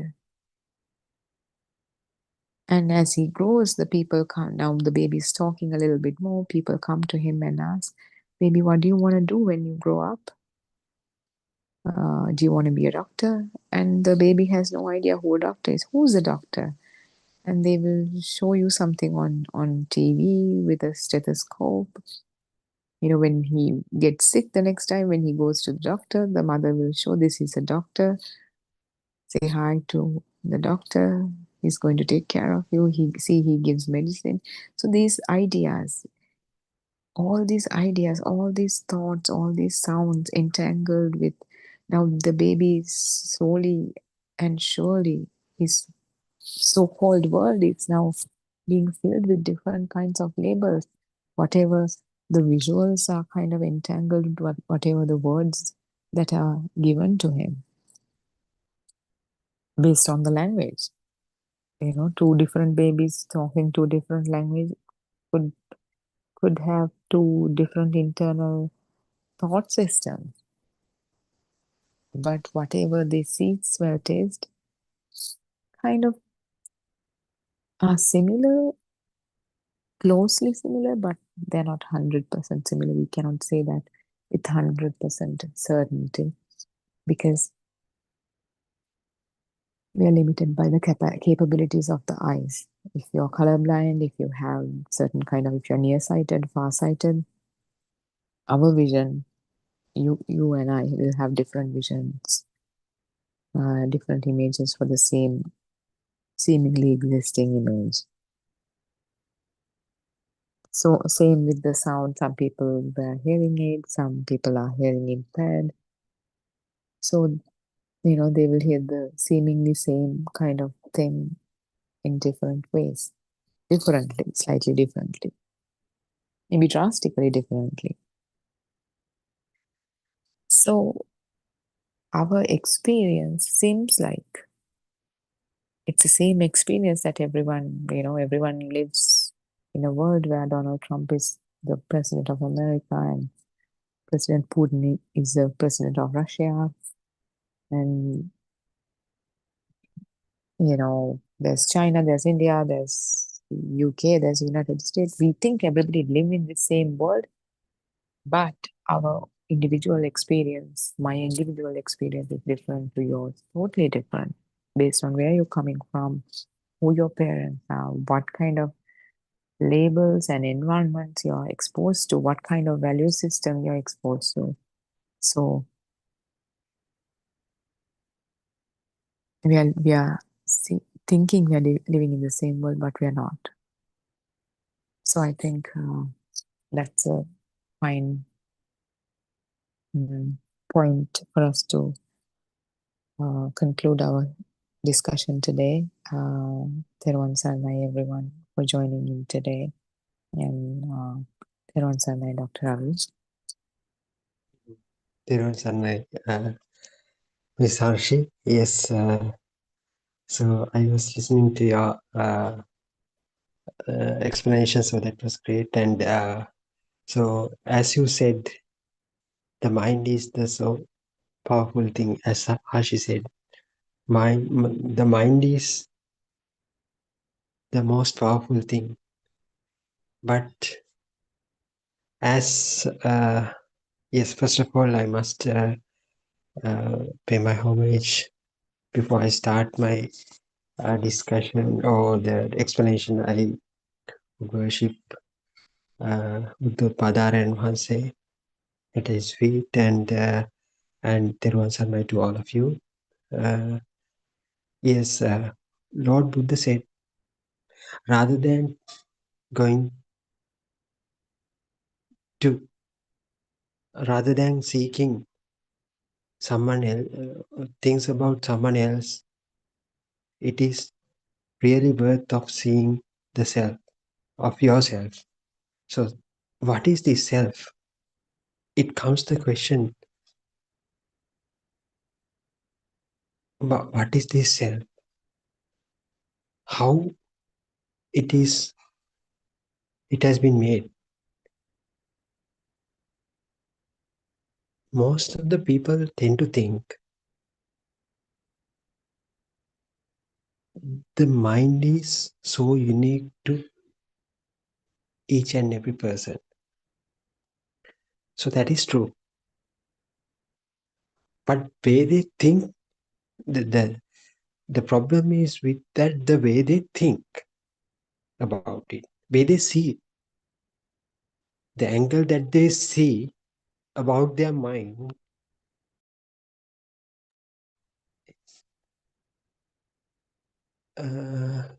is not correct.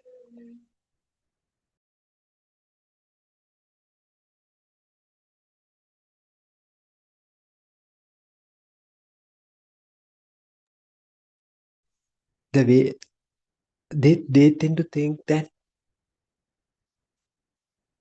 there's something called mind which sits within them, either in the heart, either in the brain, and it controls everything, and it makes their own identity. So that identity is unique for him or herself. So that's how different people have differ. That is the way how the people differ from one from the each, one from the other.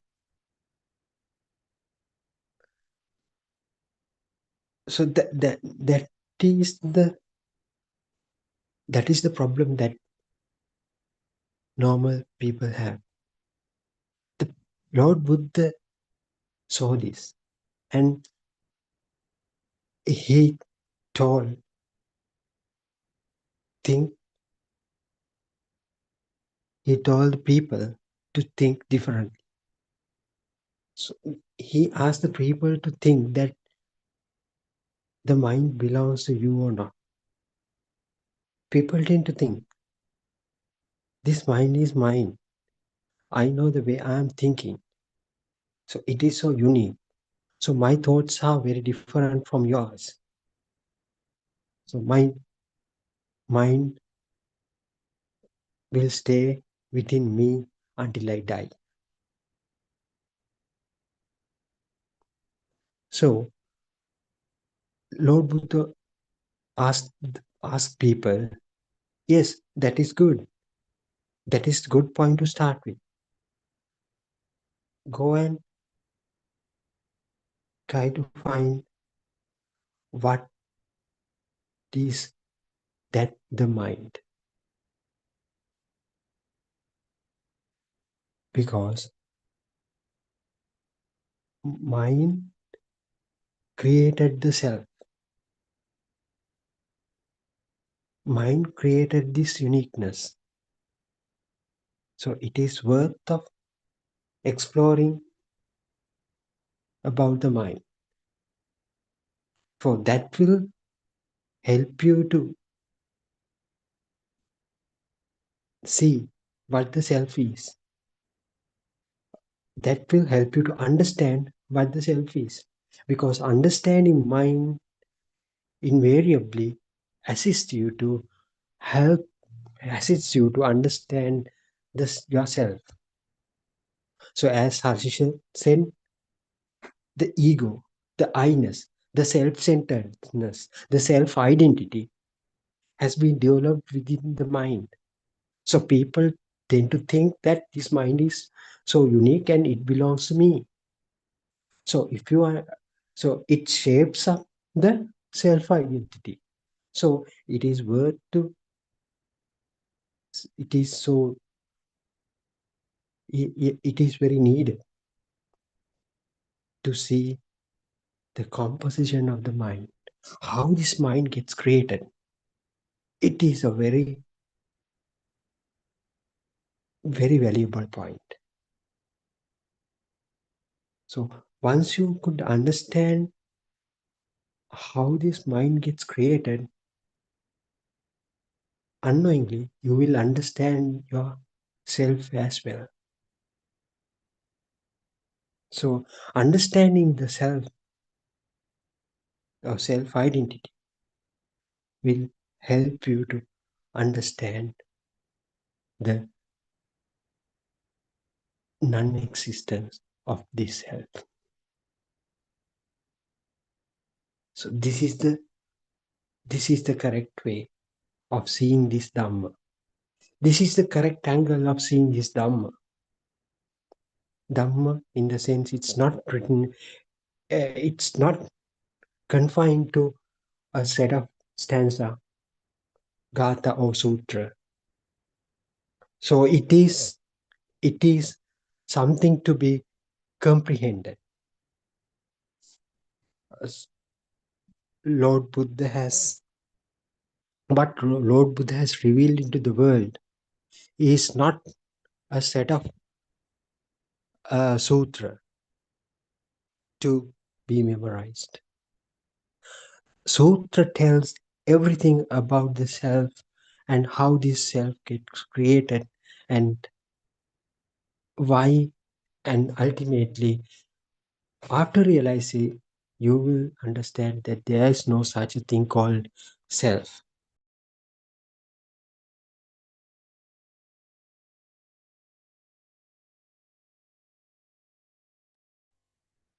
So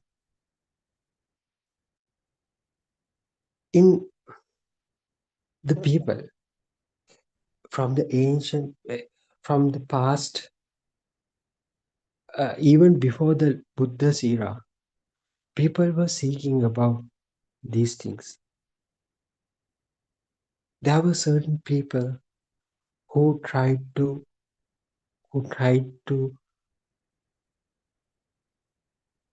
investigate about themselves. They wanted to find out the meaning of this life. Even Lord Siddhartha Gautama wanted to find out what is the purpose of becoming a human, becoming a living being.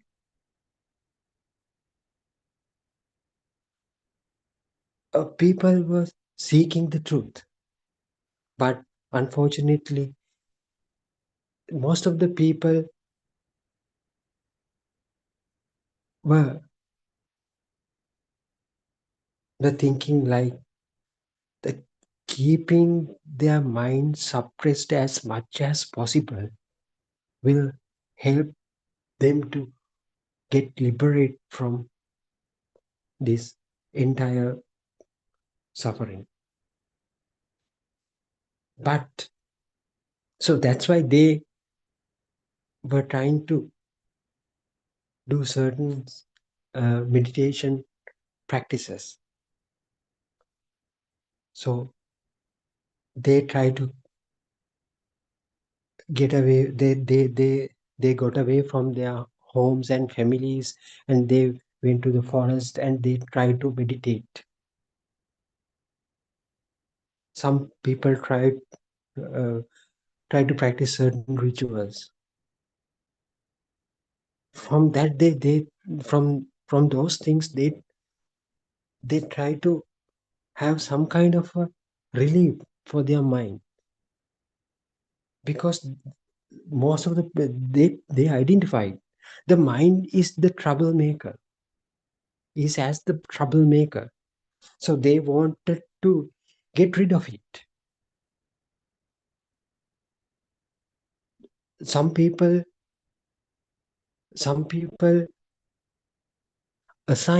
try to assign their worries to some other gods, or they thought their suffering will relieve. Some people try to suppress their mind by doing certain meditation techniques. So they thought their suffering will end. But none of these were able to give them the real liberation, real end of the suffering. What Lord Buddha revealed into the world is the investigation about the mind would liberate you from the suffering for sure. It is not the same kind of teaching which have been practiced earlier. It is a very unique thing. That thing was not that that teaching was not there. That method of teaching was not there before Buddha. So Buddha revealed a unique thing into the world. Try to investigate about your own mind, then you will be able to liberate from your mind eternally, permanently.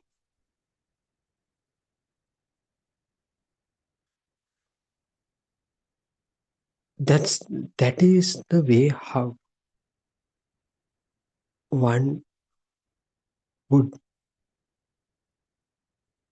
end the suffering. So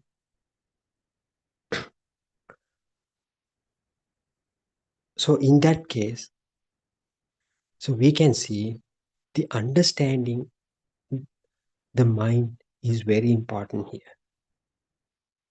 And that brings us a question. What is the mind? So how the mind got created. So yesterday also we talked about these things. Mind is getting created at each and every moment. Due to the speed of this creation, we don't see the mind has only one fraction of time. Because of the speed that it creates, we tend to think it as a permanent thing. That's why people try to connect this mind to the brain or the heart. There's a it is the visible organ that is there within our body. So people tend to think the mind sits upon somewhere in the brain, and try it is the thing that controls everything. But Lord Buddha said a very different thing. Everything behind the screen, eh, behind the screen of the screen, there is certain thing called consciousness. The consciousness controls everything. The mind is also part of this consciousness. So it is very now we have another thing to explore. What is that consciousness? What the consciousness is? How it has been made? Has it been there since we were born? Or does it vanish after we die? So a lot of questions comes along with this. So what Lord Buddha said is try to see it in different way. So what you have to what you have to know is about your organs or senses or your faculties. So once you start studying about your faculties, you will you will understand what is this consciousness is. So then what we have to study, what we have to know about these faculties. So as you already know, what are the faculties that people have? There are 5 faculties. Everybody will say eyes, ear, nose, tongue, skin.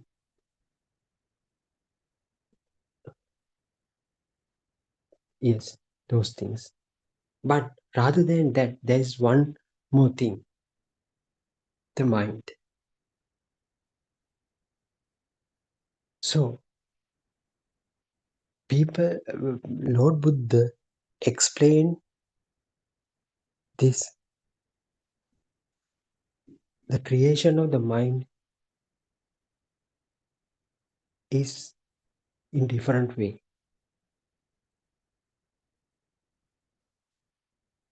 So everything has not been there. Everything happens in this very moment. Once a stimuli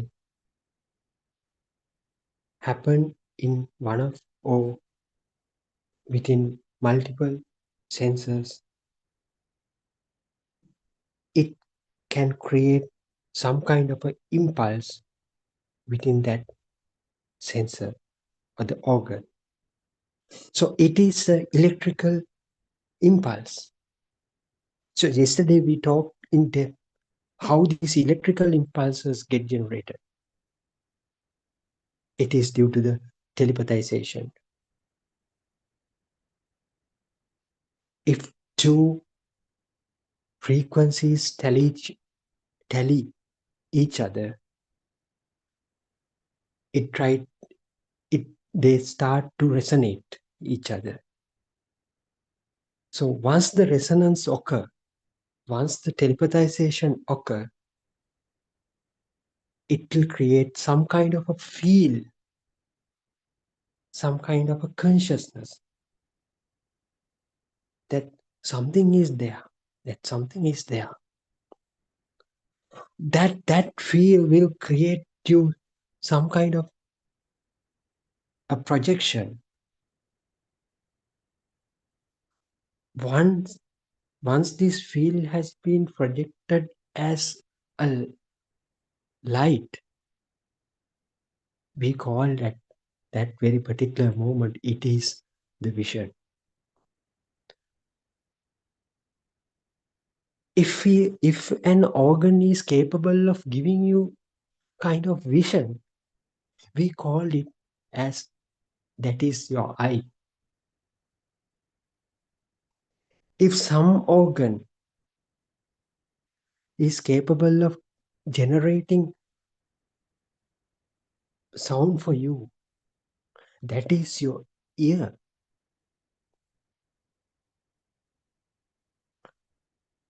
If if one organ is capable of generating cold or temperature, heat or tactile stimulation for you, so that organ becomes the skin sensor. Similarly, if one organ is capable of generating kind of a taste for you, that is the tongue sensor. So as we discuss, as we tell, so these sensations happen in this very moment, in this very instant. If this electric spark has those qualities, it is capable of generating some kind of illusion for you. Actually, the sound was not there in that particular uh, spark or the particular current that is generated due to the telepathization. The same current will be generated in your eyes, ear, nose, and tongue, and also in the skin. But you perceive this current as different signals. So when it produces light, you tend to tell that is the vision.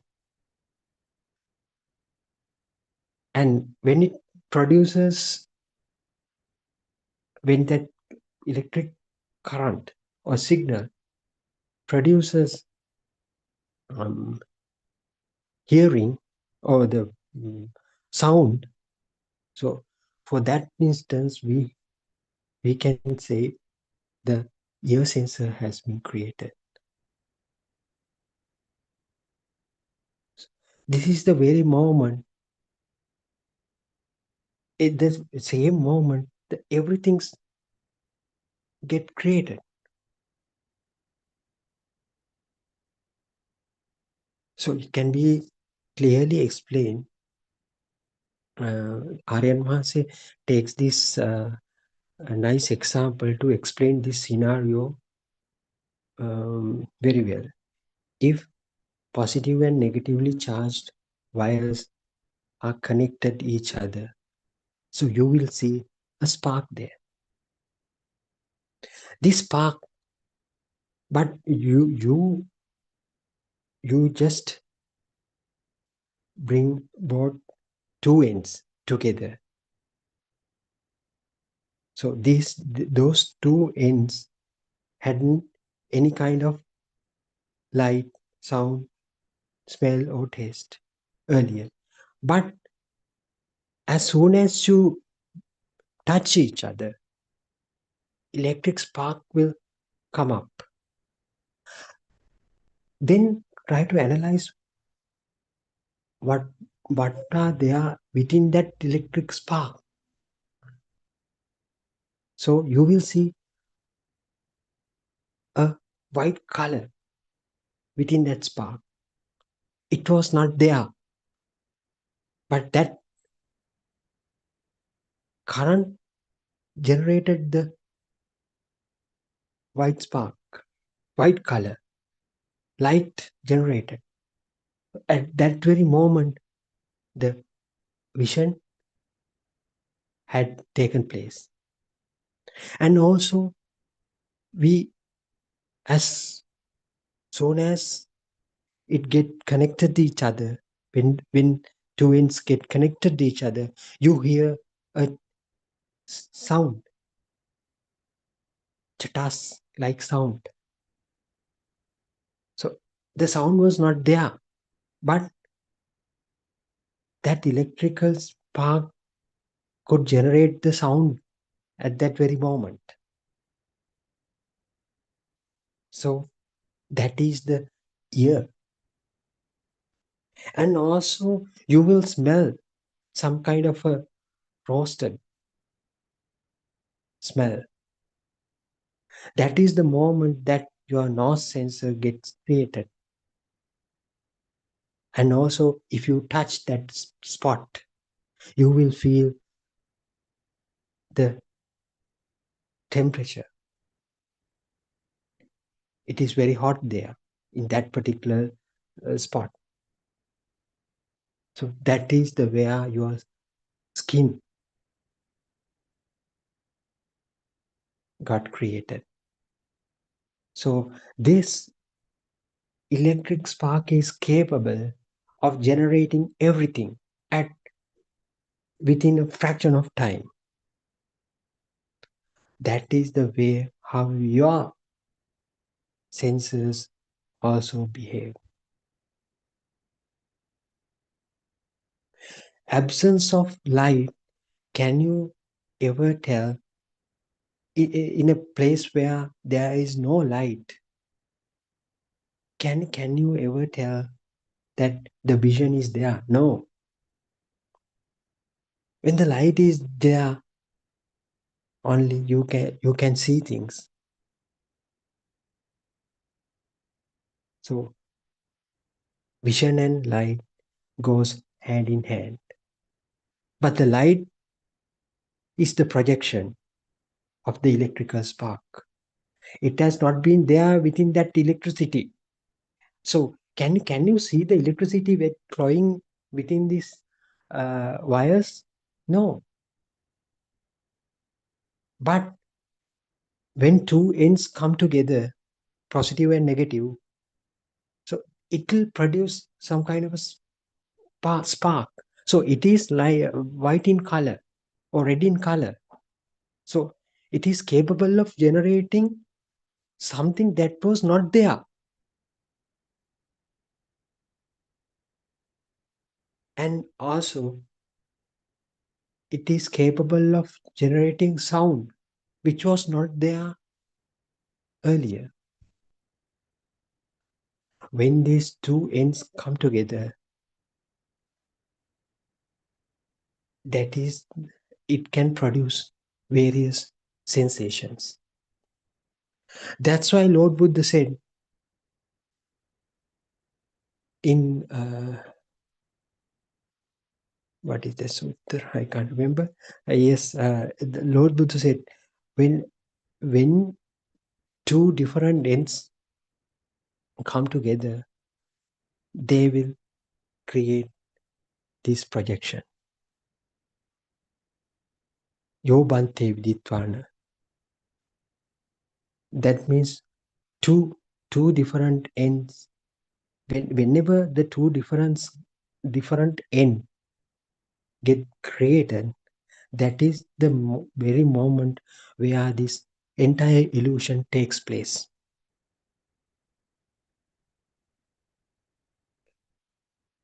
Why we call it is it is an illusion? Because that spark, that white color was not there. within that current. The sound was not there within that current. The smell was not there before the spark happens. After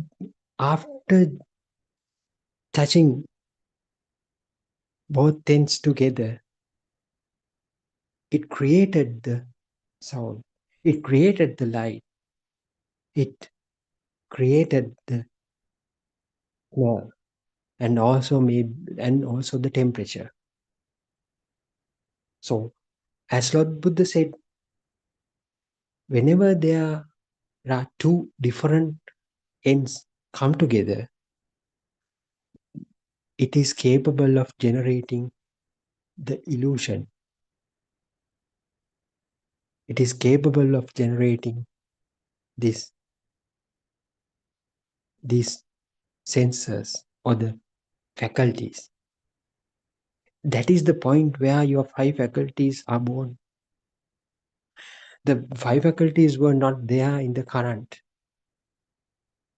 The impulse is so pure, only an electrical charge.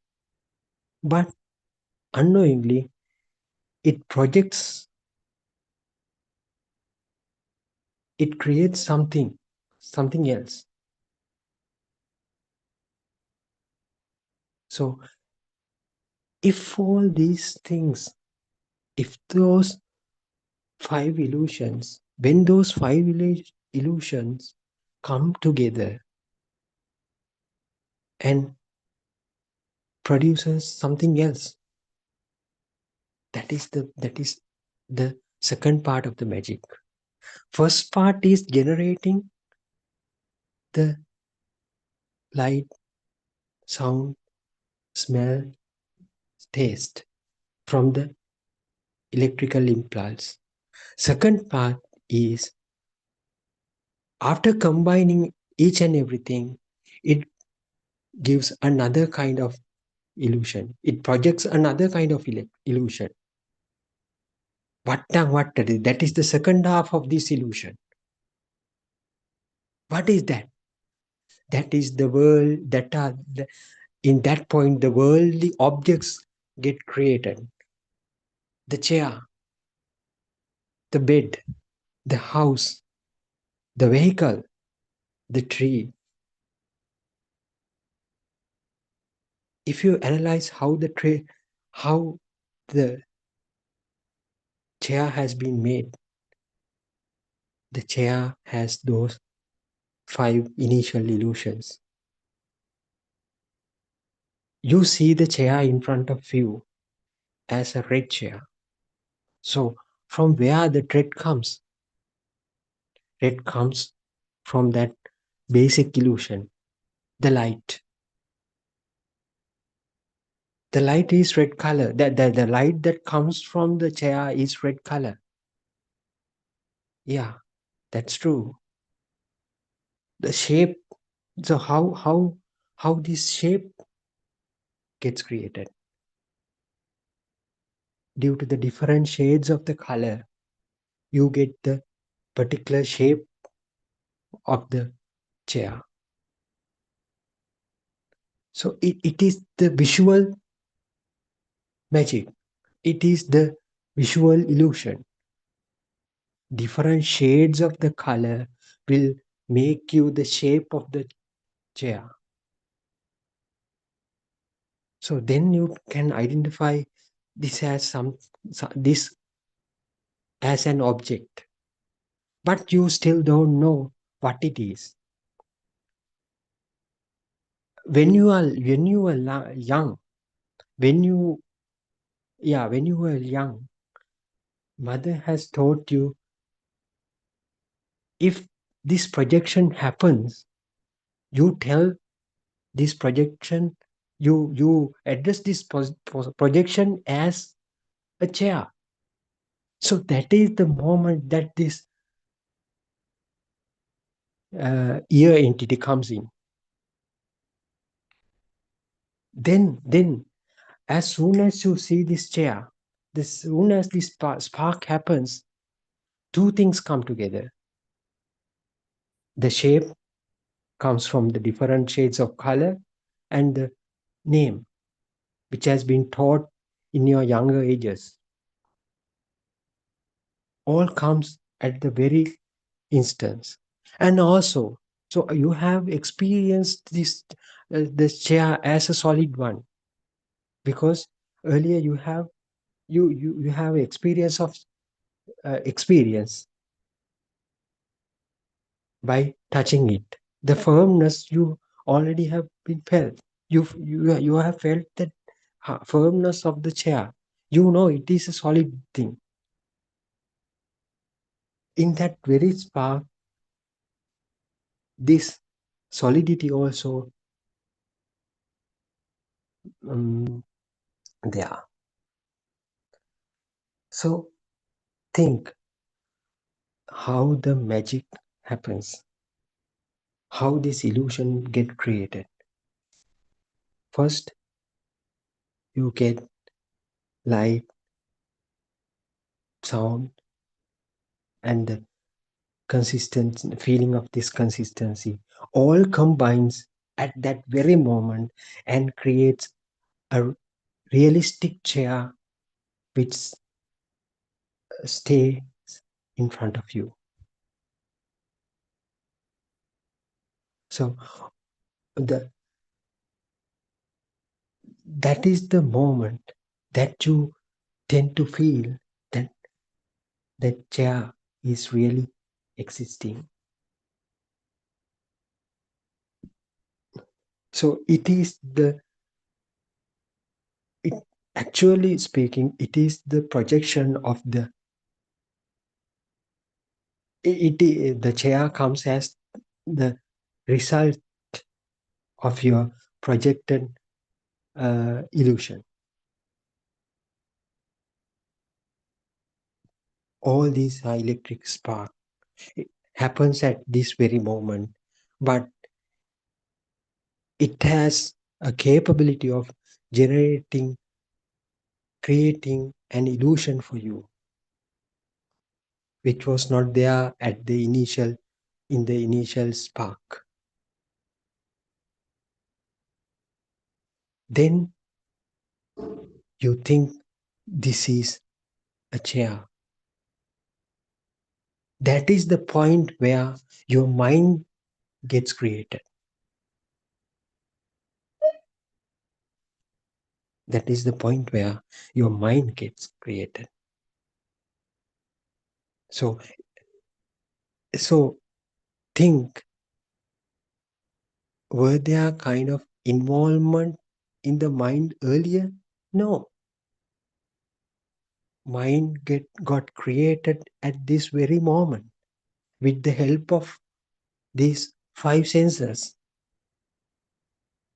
So can you say the mind was there with me before as well? No. Mind gets created at this very moment. How this mind got created? With the help of these 5 senses. If the senses are absent, is there a chance of creating a mind? No. So can we say my mind is permanent? No, it is impermanent. It is very obvious. It is impermanent. It gets created then and there.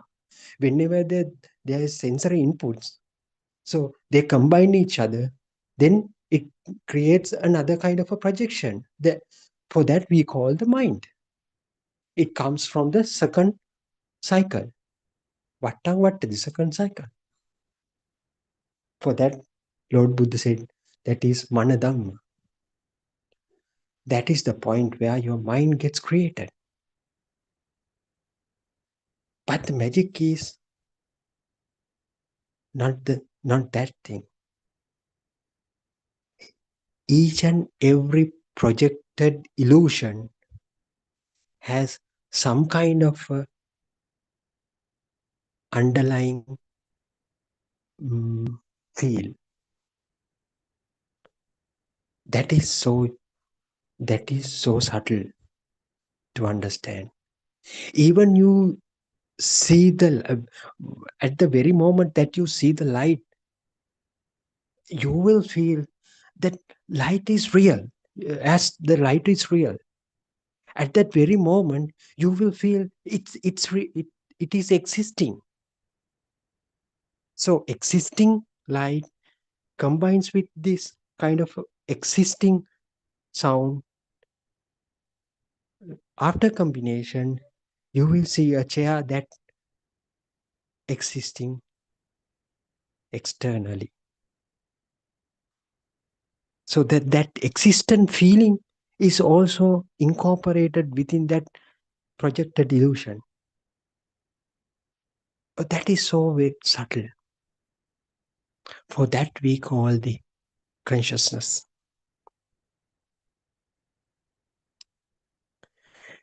Consciousness was not there earlier either. At the time where your mind gets created, that is the moment where your consciousness also get created.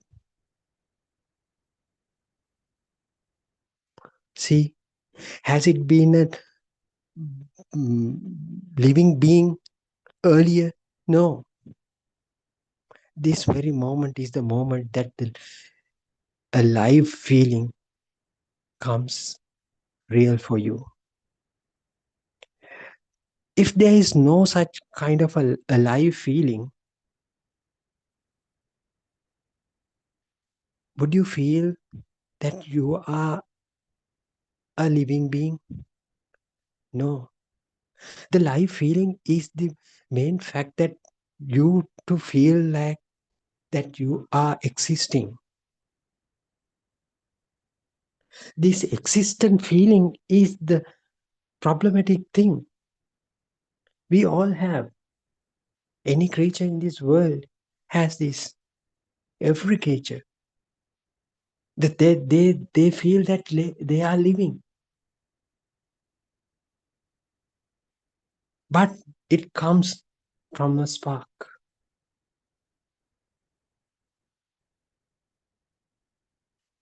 So, spark, if you look back again, spark collectively, spark individually created different sensations. So these different sensations combines each other and form another kind of a sensation. So it is the worldly object. So that object has some kind of a existence feel. For that, we think, because of that, we tend to think this object is real. If the object is real, there should be someone to perceive that real object. That is the moment where you get created. The self get created.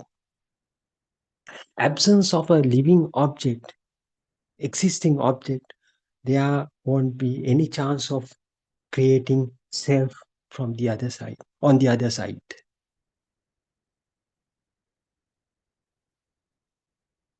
So think in that way.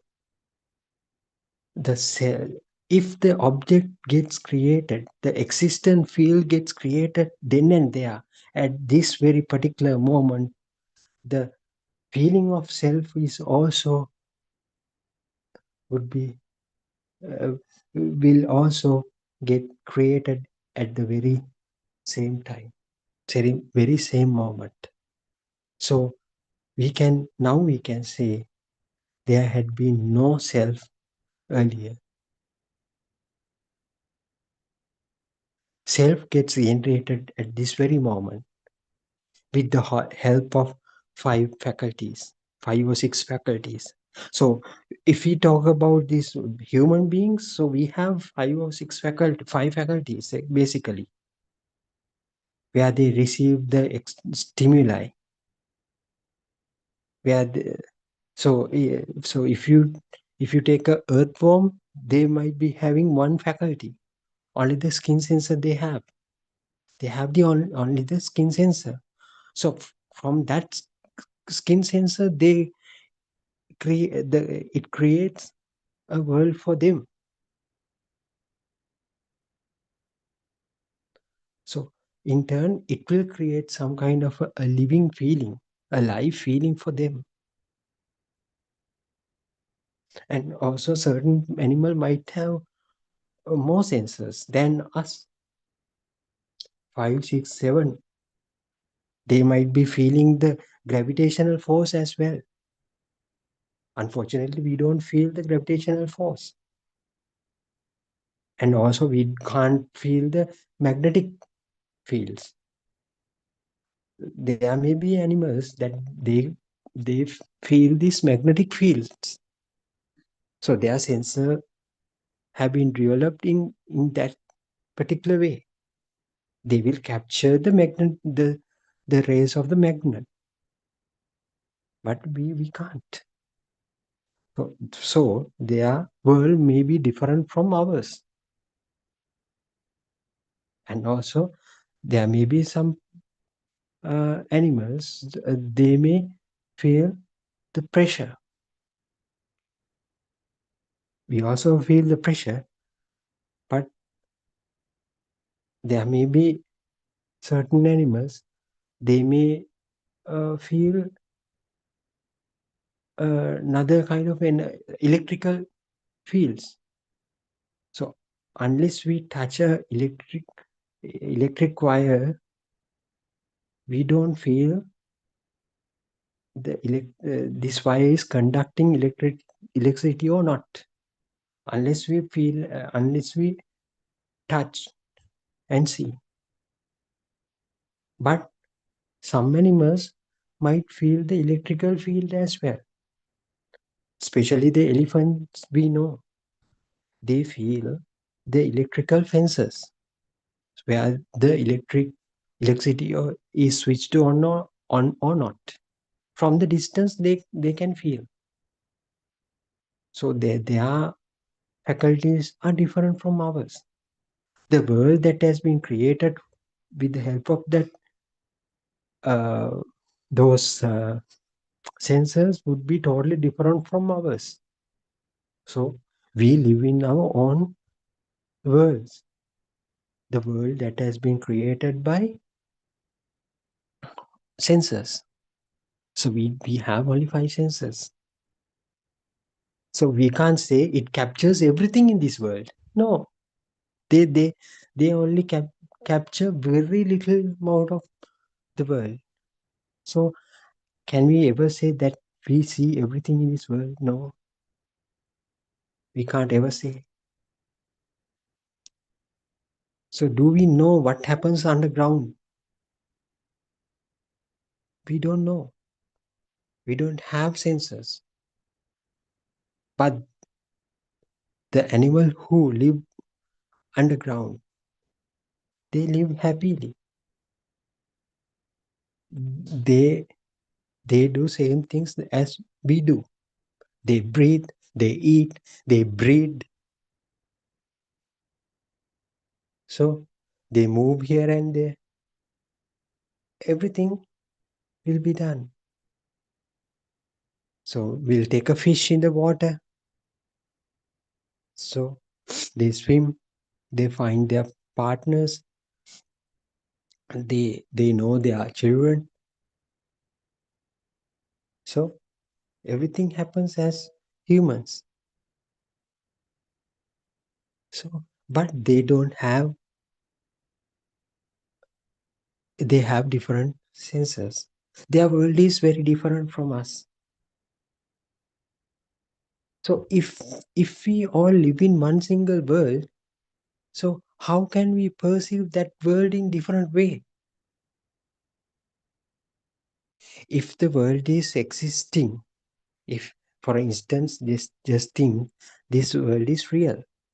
So if it is real, so how these different animals perceive this world as mm, from different angles? So it is a good point to start think. So you can think in that way. So that's why Lord Buddha said, Chitte niyati loko, salayatana loko loko. Your senses will create the world for you.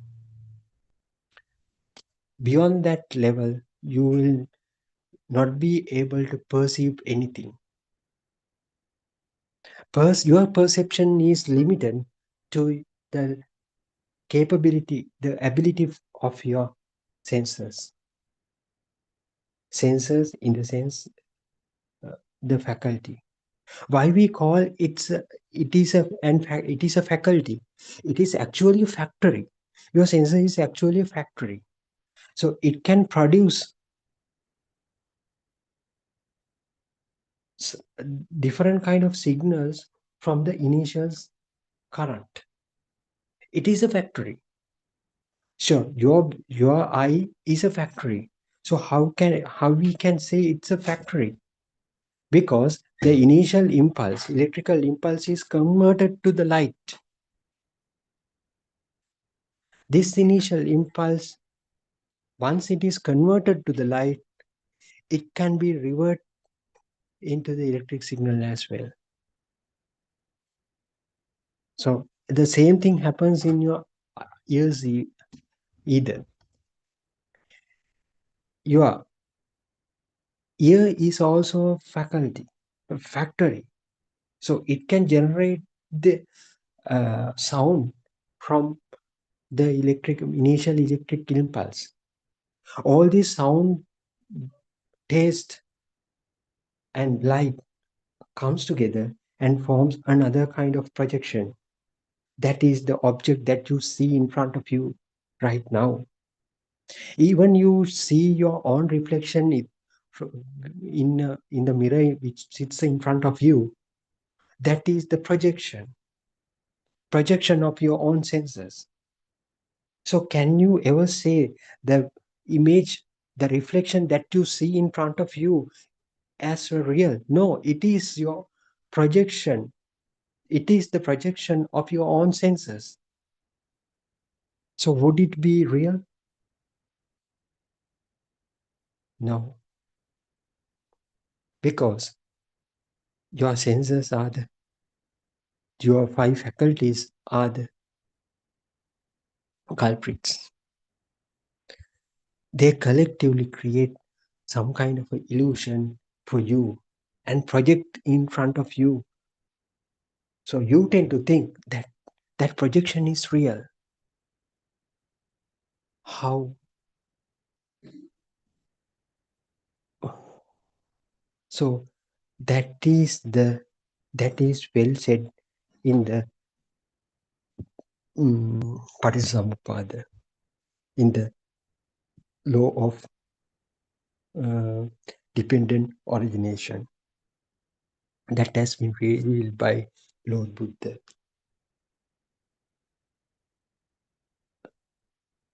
So how this projectile image got created is the most trickiest part of this understanding. So what are we trying to, what do we want to understand here? The system. How this projected image got created. Then you will realize it is only an illusion. It is not real thing. Then what happens? Even the image that you see through the mirror is not real. It is a projection of your own senses. How can you what how can you say, how can you believe the world is real? So everything surrounding you, everything you have around you are projections of your own senses. They all are made from the sound, light, and the um, tactile stimulations that gives to the skin sensor, that comes to the skin sensor. So at that very moment, when a spark comes, when the signal comes, you think that there is a person who is living in this material world. So you name that person as you. Maybe John, maybe Peter, maybe Elizabeth or other. So Peter now start to live in the illusionary world. Who make this illusion for you? Your own five faculties. Those five faculties collectively make another kind of thing, that is the mind. This John starts to think, I have a mind that is permanent. So I'm thinking this is my own world. But think that everything got created according to a system. One, according to a system. It got created in this very moment. Neither John created it, neither someone else created it for him as well.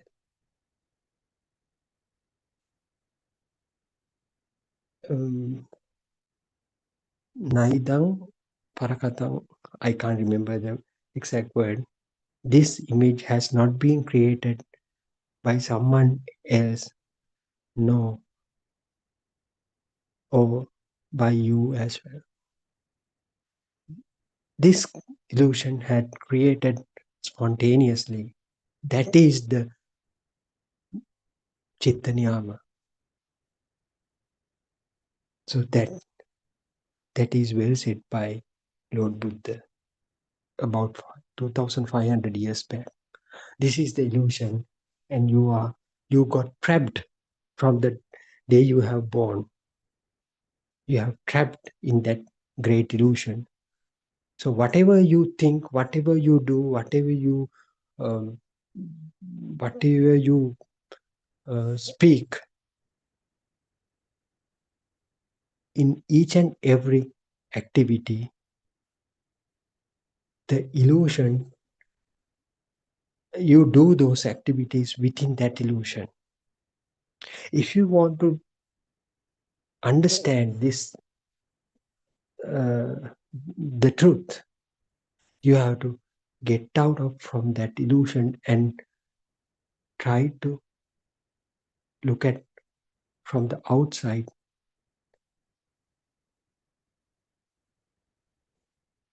From the outside, then you will be able to understand, yes, I have been trapped in such an illusion. Not only me, every human, every animal, every living being has been trapped within that same illusion. They tend to feel that whatever they feel is real, is as real. So no one did it, neither by him or her. That is the system. So what Lord Buddha said is, just try to understand how the system gets created. So then of course you will be able to realize this happens into a certain system. So why do I bother with that? So why do I be a building block in that particular system? So that realization will lead you to come out from that particular system. So from that day onwards, you will not belong to that particular system. But you can see the system is rolling out very well. System is functioning, but you clearly already understood the system, and you don't get bothered about it. You don't feel it can't put you into trouble. This system can't put you into trouble because you know it happens into a certain system in certain way. So why should I bother? So that's the system puts you into suffering. But if you understand the system very well, the system can't put you in trouble because you know the suffering comes through the system. So if you are able to get away from the system, won't be any suffering at all, because you know the suffering also comes along as a byproduct of that system. So it is very, very beautiful Dhamma. So I invite all of you, either you are a Catholic or Christian or Muslim or whoever, it doesn't matter. Come and have a look. Come and try to understand. It is very, very clear. It is very clear. Everybody can understand this particular system. So this is your time. This is the opportunity. Please come with an open mind and try to understand what Buddothpada sermons try to reveal try to reveal to the world. So I think this is that is enough for the day. So I'll like to invite Mrs. Sudharma to continue her explanation. So Terwan Sarna, everybody. We'll meet tomorrow again. Terwan Sarna, Mrs. Sudharma. තෙරුවන් සරණයි Dr. Ravi. Terwan Sarna. තෙරුවන් සරණයි. First of all, I pay my homage at Buddothpado Aryan Wahanse's feet for sharing this beautiful message of true Dharma with the entire world and making untiring efforts to still broaden the opportunities for the entire mankind to listen to this beautiful message. So, conducting 24-hour Zoom discussions is not an easy task. But when there is no person, when there is no self-view, when there is no self-perception, it is just the task that is left without the self-view. So, Teruvan Saranai Aryan Wahanse. And today, I would like to discuss why this Dhamma or these beautiful sermons became so appealing to me. Or in other words, how Dhamma aligns with my daily life. So it is just a kind of personal reflection on this part, but I'm sure these experiences will help someone to understand that there are no two aspects as our life and Dhamma, but Dhamma itself is everywhere. When Aryan Hanse first mentioned that you become Dhamma, there is no two entities as Dhamma and you, we didn't quite get it when we first heard. But gradually, it became self-evident, or sandishtika. It became self-evident. Dhamma became our life itself.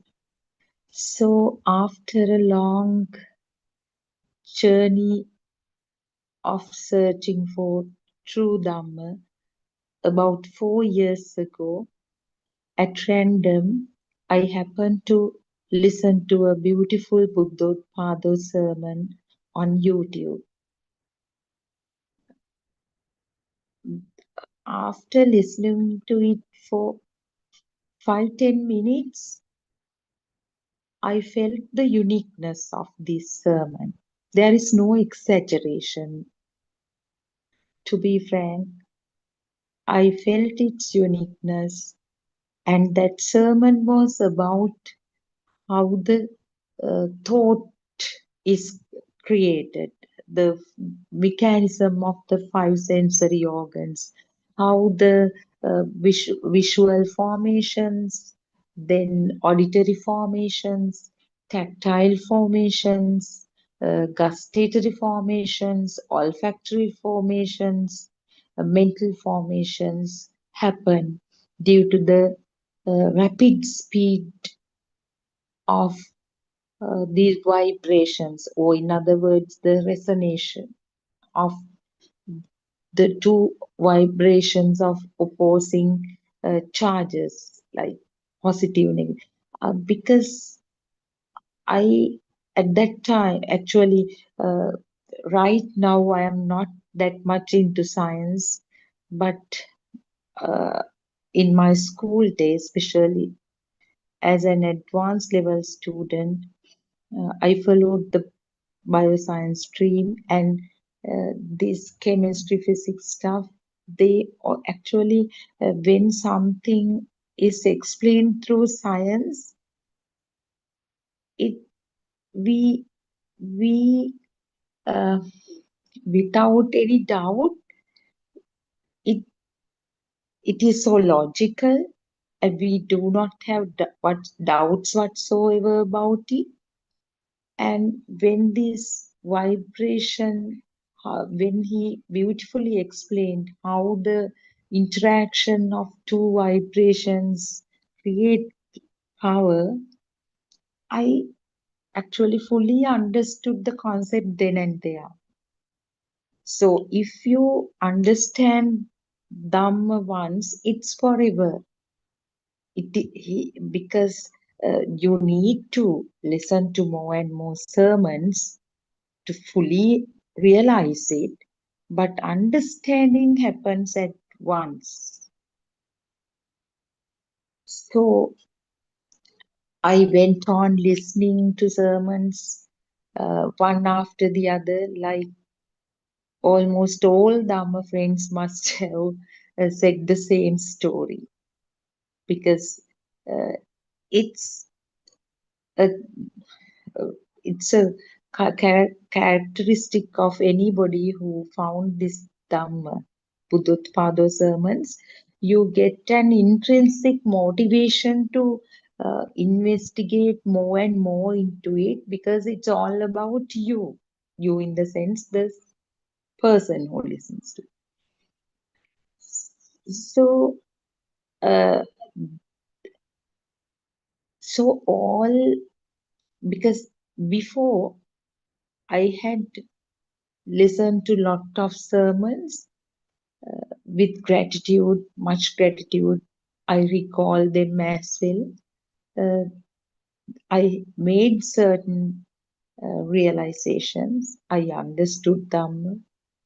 So, but everything didn't come in place. Like if we take it as a picture, there were certain parts that uh, didn't match. There were certain gaps, honestly speaking.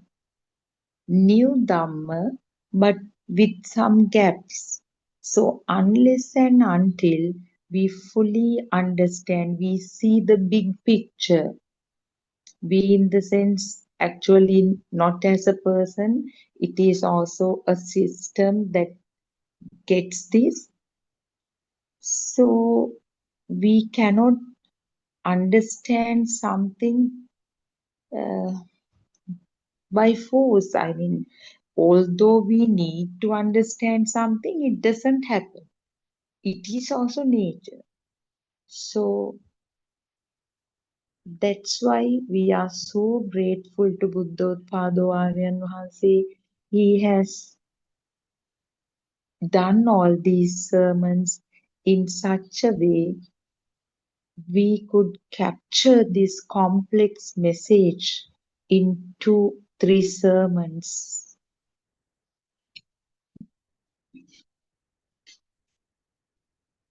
So first of all, I would like to uh, discuss how Dhamma like aligned with my career, or my, actually in my teaching, how I saw Dhamma everywhere in the teaching career. Especially, it's so beautiful. I would take certain scenarios where I saw Dhamma in primary classes when the introduction of vocabulary items for beginners are done. There are certain strategies, certain techniques that teachers use to introduce vocabulary items. When Aryan Vahanse was referring to the thought formation, now actually by now you have listened to Dhamma continuously for 48 hours in this new platform. So even before this discussion, Dr. Ravi was also explaining how the thought is created, how the visual formations or these auditory formations get entangled with certain sound or a name. So I'm not going back to that.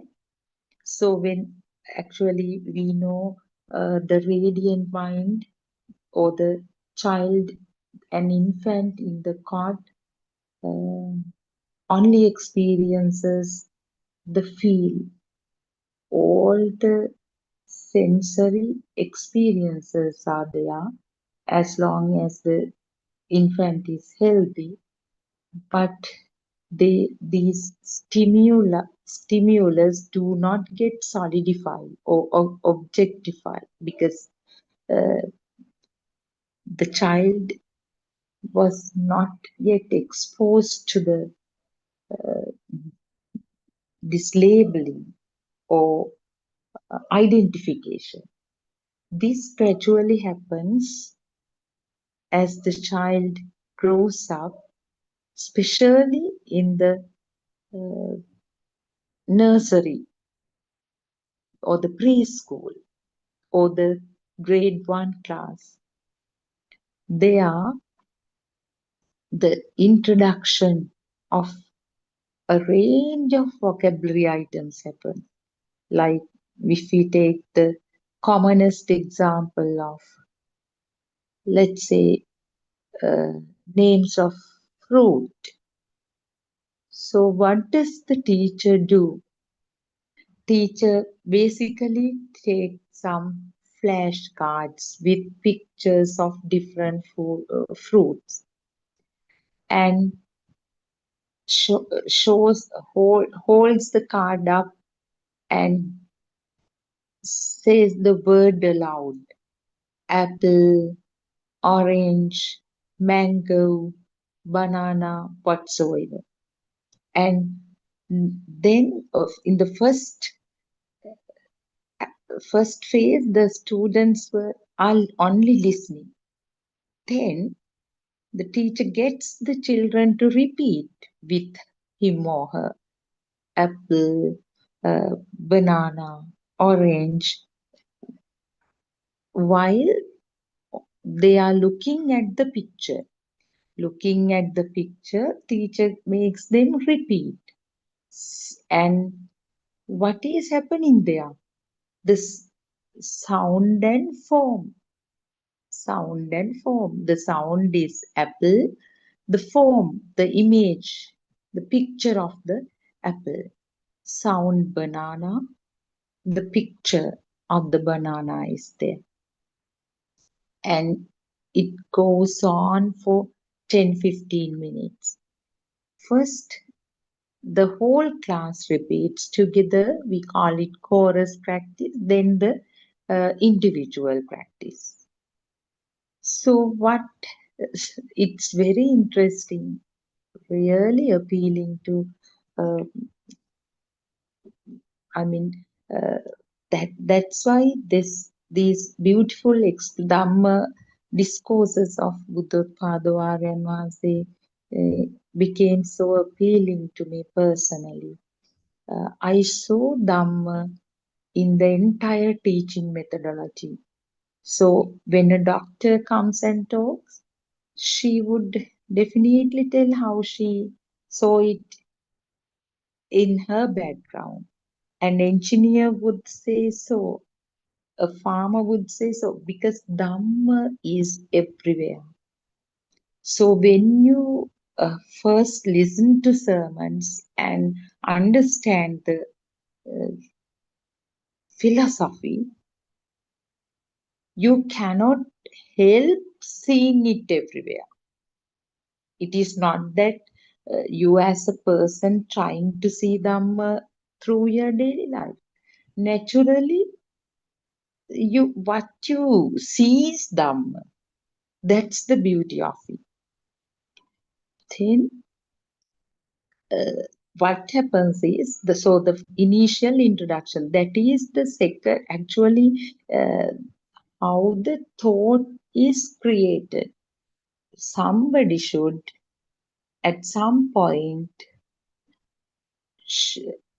shows the image, or as soon as that visual formation happens, should give the name.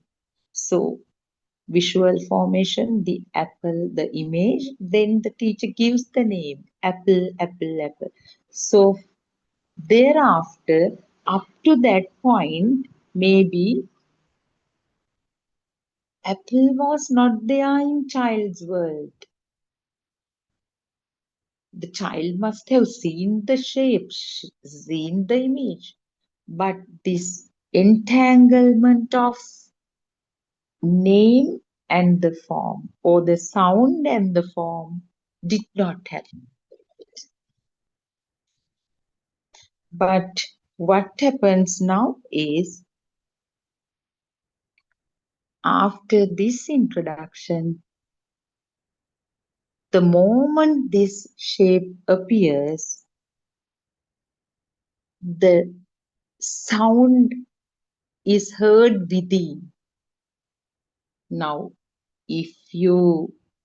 let's try to take a step further and see what happens. Now, the moment you see an image of Sigiriya, you hear the word Sigiriya, the sound Sigiriya within, and vice versa. When somebody says Sigiriya, the image appears within. So it is not done by anyone, neither you, it is nature. It happens. That's why in these sermons, even Buddothpado Aryan Mahanse uses this example a lot. I think the Buddha has used it. Once you convert milk into ghee, you cannot convert ghee back to milk. After that, ghee remains as ghee. Similarly, when the name or this sound is tied up with that image or the form, they come together. No one can separate. So that is a beautiful experience I had in the teaching career. I mean, how this Dhamma came to me in my day-to-day life. And the next example, if we go further, the teacher in the primary school does not stop at that. To introduce the vocabulary items, what she does is, next time, today she used a picture of an apple, next day she brings today the picture and the sound only. Next day, the picture of the apple along with the name or the word. Another, she uses 2 flashcards, one with the picture of the apple, the other with the word written on it, apple. So it's beautiful. She uses the picture and the word both, and she shows the word and the image both and get the children to repeat it. So after some time, she hides the picture and get the children to read the word. So that way, a lot of drilling actually is done. What is this drilling? Drilling is repetition of the same activity. That is nothing but reinforcement. Reinforcement is a main concept of Dhamma. Actually, reinforcement, repetitive occurrence of the same thought, the Abhisankaraniya.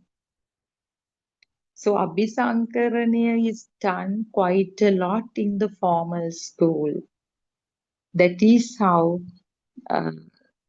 actually we were also made to remember in the sense, remembering is, I'll come to that. There is nothing called memory. I'll come to that after explaining this. So repetitive occurrence of the same thought reinforces and makes someone to believe that it's real.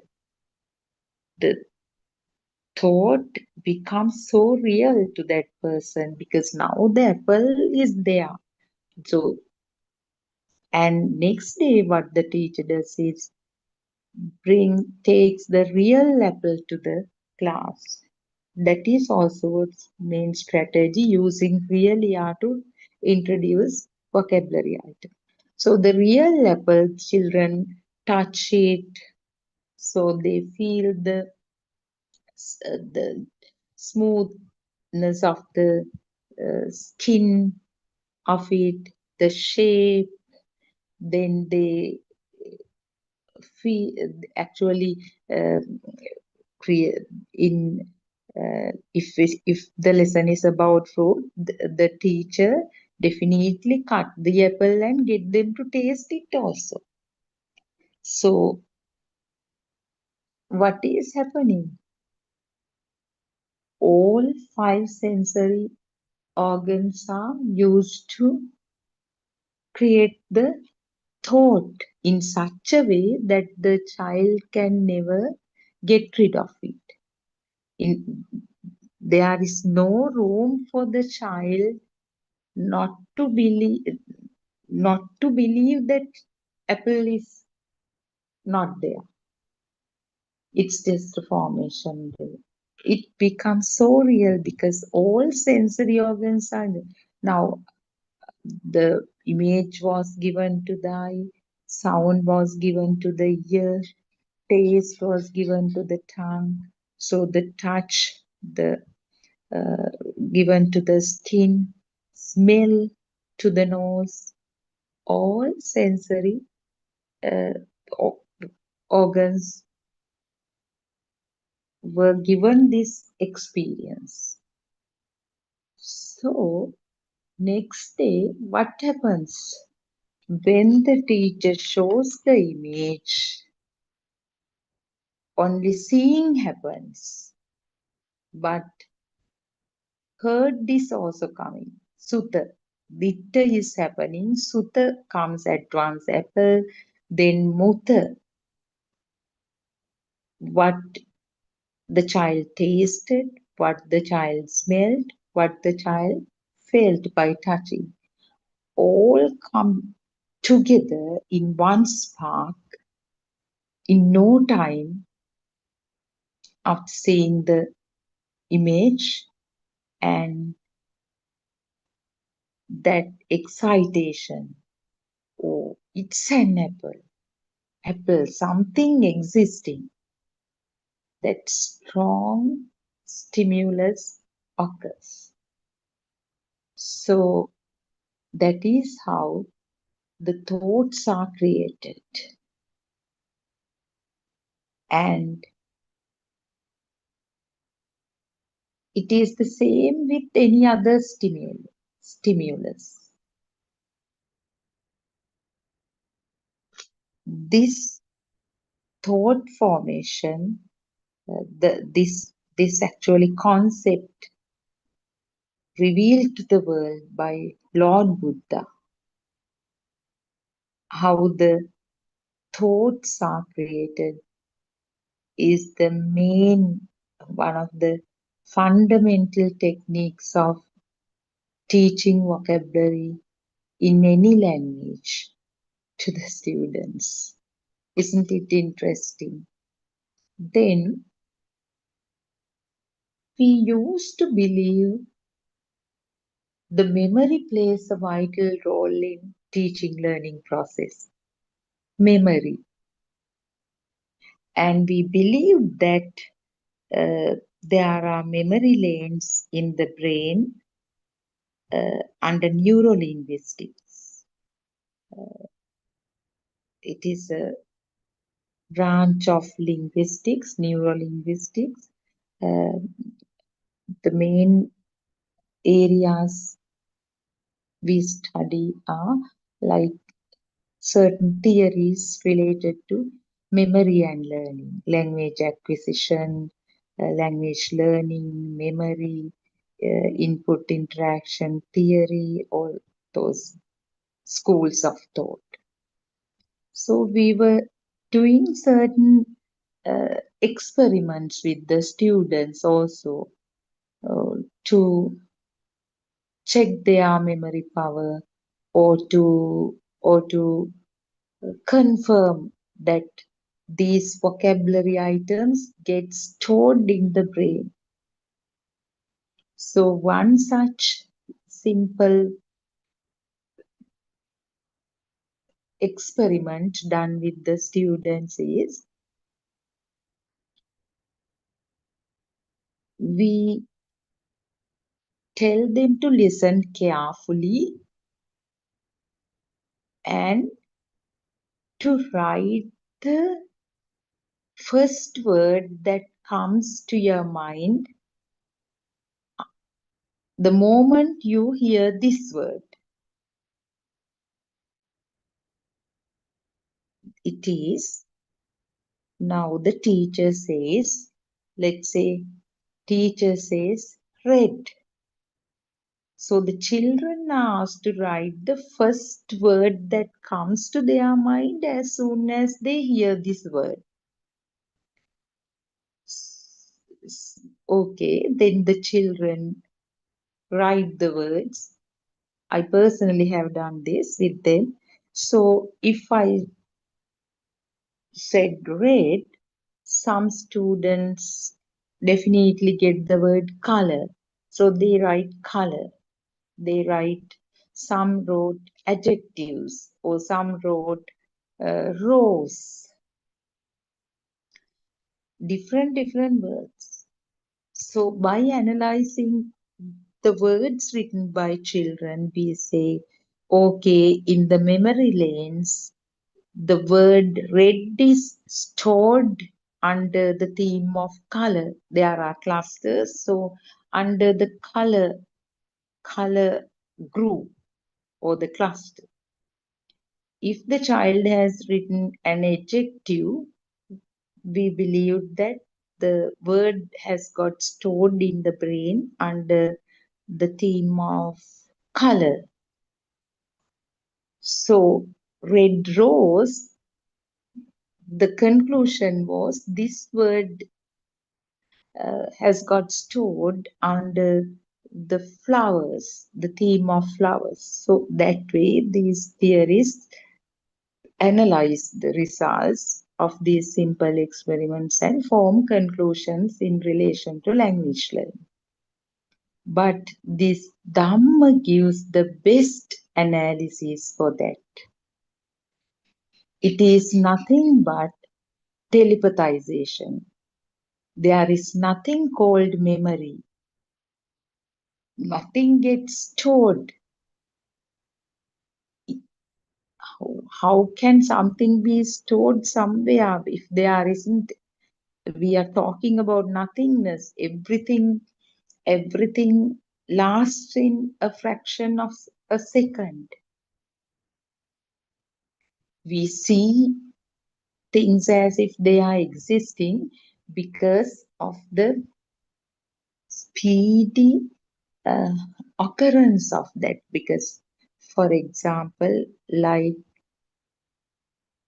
if we spin a fire band very fast, we see as if a fire ring existing out there. But there is no existence as such. There is no firing. It was just a fire band spinning, being spun at a very high speed. So this phenomenon, when you understand this, it's very easy to realize the nothingness explained in Buddhism, non-existence. That if we feel as if things are existing, it's nothing but the illusory nature of the mind consciousness. Mind consciousness has the wonderful ability to, these are just words, we are just personifying these sensory organs to explain Dhamma only. Ability to create a beautiful film for us, beautiful dream for us.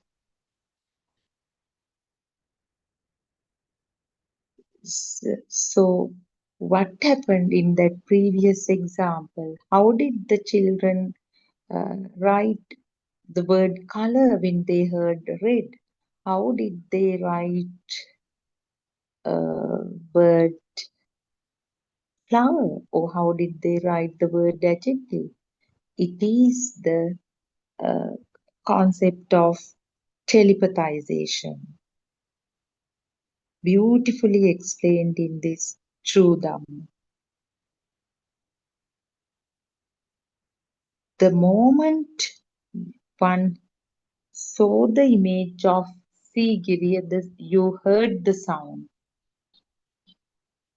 Similarly, not only just the sound Sigiriya, all the data, all kinds of information, in other words, any sensory organ has at some point experienced telepathize in one spark at that very moment. Nobody does it. It doesn't exist anywhere. The moment the sensory organ functions, telepathization also happens at that point. So, isn't it beautiful? Isn't this Dhamma so scientific? Isn't the Buddha the greatest scientist ever born to this, universe? So, shouldn't we be grateful to Buddothpado Aryan Wahanse for reawakening this Dhamma and sharing it with us in such a way, gradually the self is being dissolved and only Dhamma is going to be there. Because duality, we are gradually getting rid of this duality also, the notion of self. It is also not we doing it or someone else doing it. When you listen to these sermons, when you listen to true Dhamma, it happens naturally. We shouldn't do anything actually. It's very difficult not to do something because the mind always persuades us to do things. That's why this silent meditation, actually, it is a very beautiful technique introduced to the practical program by Buddothpado Aryan Wahanse to help people to let go and not to. The biggest challenge is not doing things. Mind always needs to do something, needs the next one, next one, next one. But in silent meditation, you don't have to contemplate Dhamma points at least. You don't have to be vigilant about the um, function of the sensory faculties. Just do nothing. Then only these wisdom arise. That was his beautiful advice. So this telepathization is a very beautiful Dhamma point that you can experience.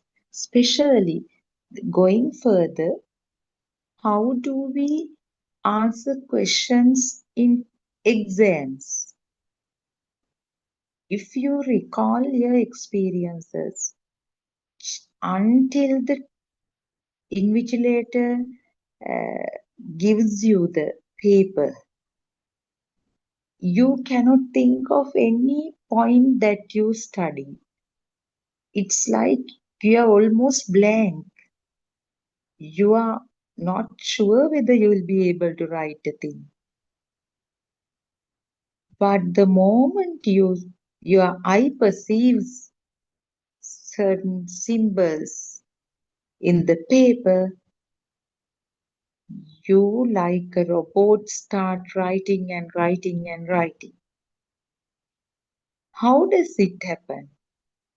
Is there a person recalling and recalling things which were stored in the brain and taking, retrieving them and putting them on the paper? No, it is just the system, the telepathization. The moment you perceive certain symbols in the question, they are words, actually symbols, telepathization happens. All the associated data then and there spark and body comes to work. You begin to write and write and write. And then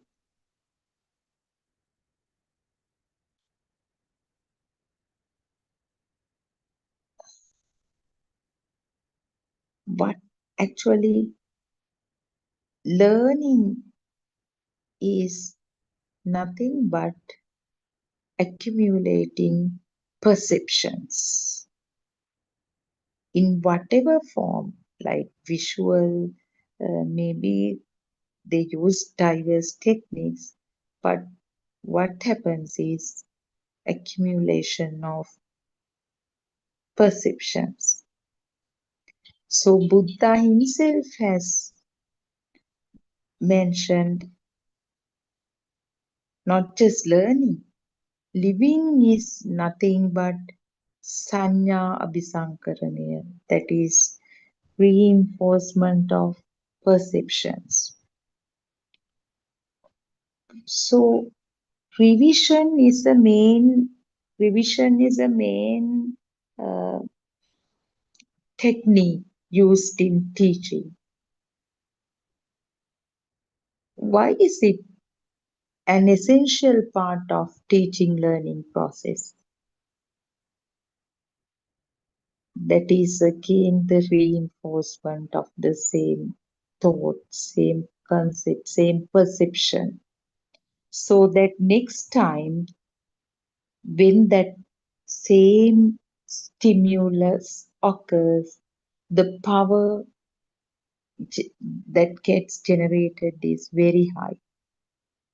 That is what we mean by you remember the point well. You remember because that thought is so much solidified. It is so real. So it's important to delve into this uh, power creation of the thought a bit more. This also I experienced with my students. I have noticed some students in the class, when they perceive this visual formation or the image of, let's say, me, some get really excited. Some just don't show any difference, happiness or sadness or whatever. They do actually, some of them do not care.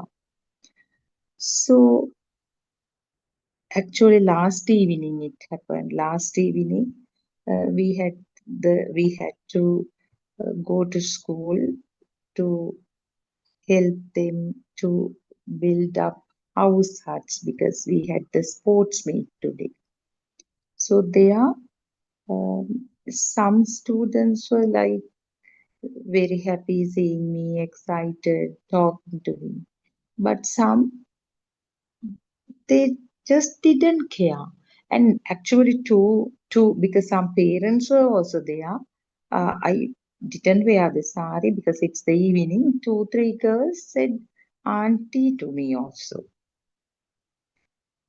And some were just ignoring. And the other girls were telling, oh, don't you know she's a teacher? Because that girl who just ignored me had joined the school a couple of days ago. So when it's really, really beautiful. The students who have seen me before, when I perceived the image, the power generated, the power that automatically occurred with the spark was very high. Some were standing up, some were smiling. So that is not them doing something. That happens, all bodily reactions happen as a result of that thought power. And then the girl who just ignored or didn't care, she was just sitting, and I don't know what sort of power. It may be there must have been some power, because only through wisdom of truth that power gets diminished. But for sure, that was not the level that the known ones had. But for sure, next time when they encounter me, that perception will generate more power, a different level of power, because there is some sort of reinforcement. Because so far they did not have any value to the perception. But after the other girls introducing me as a teacher, now they have some value attributed to that perception. And next time, if somebody said, she's a teacher who teaches our class, that power will go up definitely. Or if somebody said that teacher is really bad, then she'll be fired in a few days, or she'll be transferred to another school, that will be different level of power. So when we see all these through wisdom, it's so beautiful. That's why this Dhamma has become an integral part of all Dhamma friends who speak here, who explains Dhamma points here, or who actively engage in sharing this Dhamma with uh, others.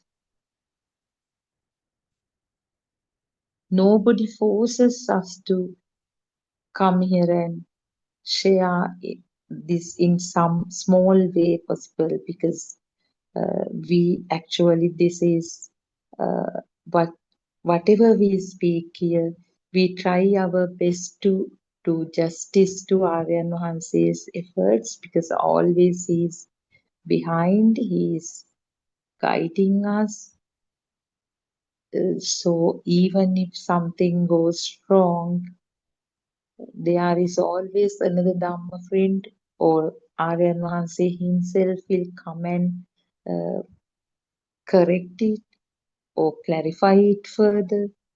So everything happens not actually, although you hear a voice of a woman here, actually it's now what we feel is we are kind of one big group, I don't know, one unit that functions, because all of us talk Dhamma shared by Buddothpado Aryan Mahanse, and it's again like automated systems. Nobody comes here as a person. That's what I'm trying to say. It's a collective effort, in other words, to spread this beautiful message that we experience, I mean, all the time with others. So, this discussion is not to uh, tell that you can be a very good teacher, or you can do your career or the involve in your profession uh, well with this Dhamma. That's not the point. Ultimately, what happens is when we see Dhamma everywhere, when we see how these sensory organs function to create a non-existent world for us, we will not be deceived as before. We will still do our day-to-day work. We'll still uh, face exams. We will still go to classes and teach. If you are an engineer, you will go out and go to your office and do all the design part, planning part. If you are a doctor, you will still treat your patients. If you are a scientist, you will still do research. But since you know that it is nature, you are not a person. When you know the illusory nature of the mind consciousness, that heaviness or the strong self perception, that burning, that fire within, that fire that arises with each and every stimulus, every thought, will diminish. You will experience gradual liberation from that burning, that stimulus, that thought. When Dhamma becomes your life, everything is easy. You don't have to maintain anything. We have spent lot of time and money trying to maintain. Actually, forget about time and money. We are in an unnecessary stress to maintain kind of that. Uh, I'm doing this perfectly. I'm doing this properly. I want to do something. Uh, my level based, we have certain rules and regulations, beliefs to the, if you have a very strong perception, you want to be the best all the time. You want to be the boss all the time. But when you understand there is no person, no self, the self is another thought, just like the teacher introduced apple. Our mother introduced the self, me, to me. In other words, it's just a thought. When we are fully convinced that self is merely a thought, how relaxed the life will be, how stress-free the life will be. Everything will happen as usual. as normal without fire within, without burning within. To the level of the world becoming real, on the other side, the self is strong. The self is as strong as the external stimulus, in other words. So, when you have a strong self perception or self view, you naturally assign a huge value to the stimulus. The moment the stimulus becomes real, there is a perception that it exists out there. And on the other side, the self exists. Lord Buddha emphasized that this Dharma is, this Buddhist philosophy is the fact that there is no external reality, no me or no self. So we have been blessed to come across this beautiful Dhamma, true Dhamma. Whoever gets the opportunity to listen to this beautiful message, the ultimate truth, to the answer to the question, who am I? Where am I? Is very fortunate. And this is definitely the last or the final life of this terrifying cycle of birth and death. For that, one should have courage, one should make effort to understand the true message, because the clear path prescribed or recommended by Buddha starts with wisdom of truth. Shrutamaya Jnana, by listening to these beautiful sermons alone, the Dhamma becomes an integral part of your life. Without any effort, you will see Dhamma in you. So, we invite you to listen to these beautiful Buddothpado sermons, which are freely available on the websites, and there are 2 Zoom discussions, I mean 2 24-hour Zoom discussions, like one in Sinhala, one in English. On top of that, the Zoom discussions, Q&A sessions are there, discussions. So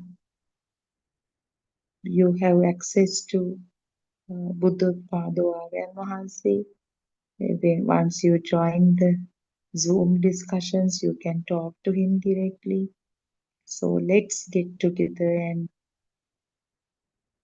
end the suffering. Be determined to end the suffering in this life itself. May the Noble Triple Gem bless you, and let's meet again tomorrow at the same time. May the Noble Triple Gem bless you, Aryan Mahansa. I pay my homage at your feet.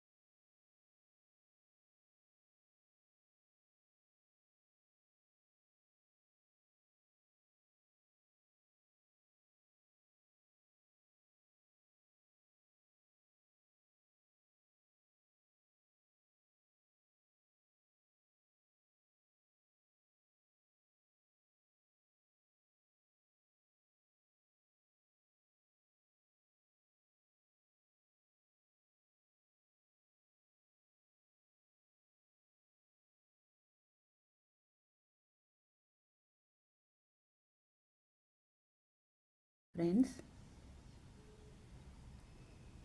So Buddothpado sermons helps you to get free from suffering. Now we know that. But for that, you have to know the truth. What is the truth? Truth is that this world you see, the world you hear, the smell, the taste, and think are not real. What we think they are in outside is not there. The more you take the outside world as true, as real, more powerful your thoughts are. That means more powerful yourself or your soul. Because you can't separate the world and you. Actually, you are the world and world is you. So this supreme truth is revealed by deep wisdom. So Buddothpado sermons presents a very rare series of Dharma sermons. Actually not heard before.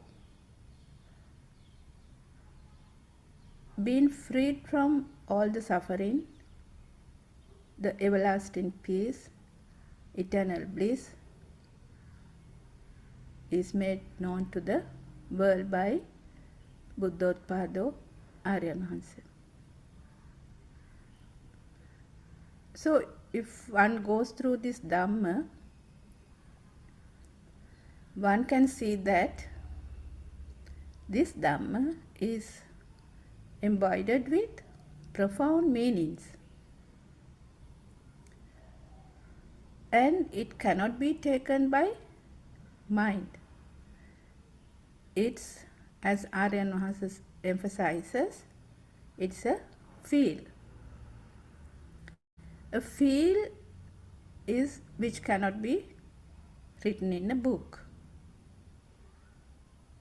Also, this is not actually can't find in any book. This Dhamma could be expounded only through experiences. So as we know now, in Dhamma, one should be practical, especially when you are seeking for Nibbana. Because Nibbana is not something you can get from a book. It's not knowledge either.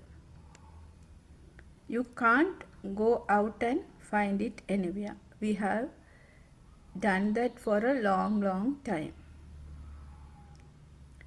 It is not in a book, not in a person, even not in a monk. Why is that? That's because it is something you find within yourself. Actually, come to think of it, there's nothing called Nibbana. It's also a word. Nibbana is when the fire within you is extinguished. Then you will feel the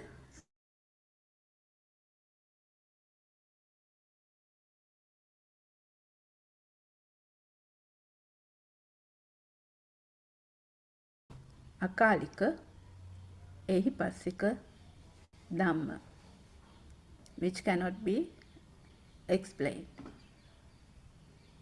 So, Buddothpado Aryan Wahanse gives the example salt.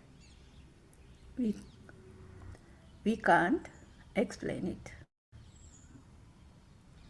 Also, we can't say it was in that book, that monk said so, it was there, you can find Nibbana here.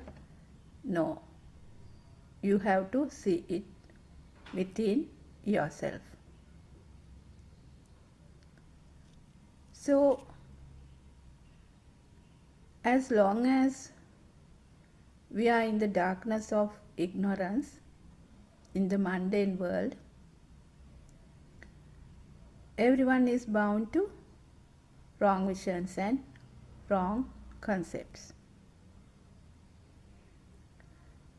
As long as the external world is true, you will be in total delusion and you are bound to suffer. There won't be any freedom from suffering at all. So, how can we come out of it? For that, you have to recognize the truth. Listen to Dharma, contemplate, and get the deep truth which is revealed by deep wisdom. So, you know that we can't take this from mind. So, to see the deep truth, one has to be free from the thoughts. That is when you will be awakened to the deep wisdom. Once we see through the wisdom, then only we can see the illusion we are in. It's actually like we are in a prison itself.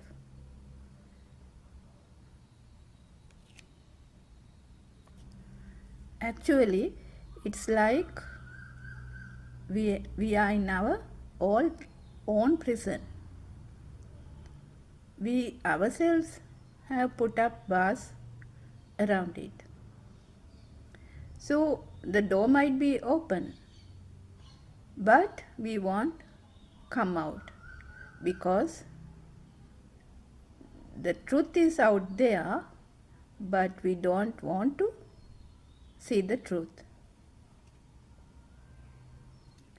So whatever we think to be is not true. The outside world is not true. That is why we all are suffering.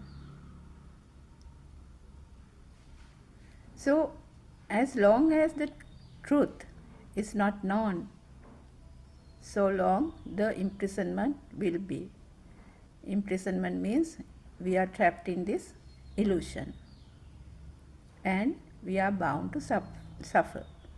So, now you know the prison is open, you can come out, but some are still like to be in the illusion.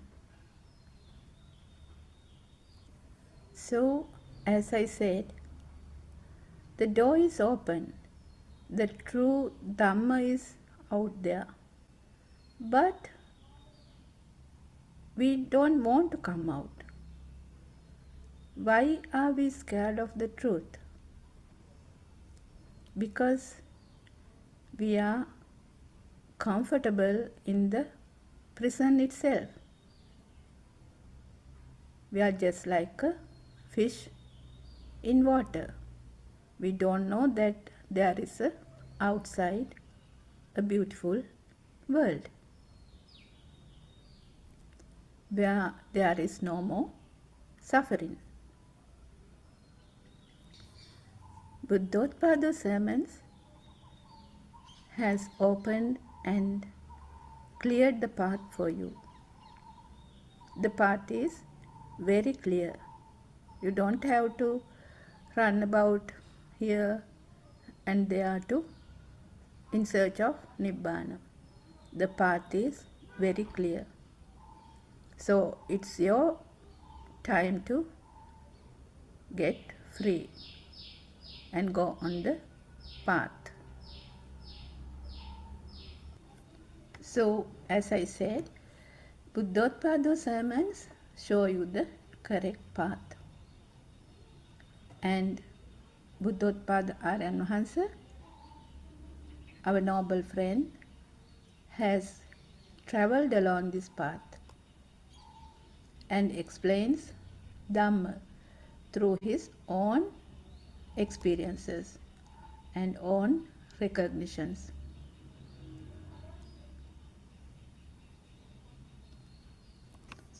And it is the correct path to freedom. Freedom from thoughts. Freedom from suffering. It is the path to see the truth. And it is the path, it is the way to total freedom. So once in the path, you have to be very open-minded and very humble, just like nature. Actually, it's the nature. It's like nature is preaching to you. But once you are mature in Dhamma, you will understand that there is actually no self, no person.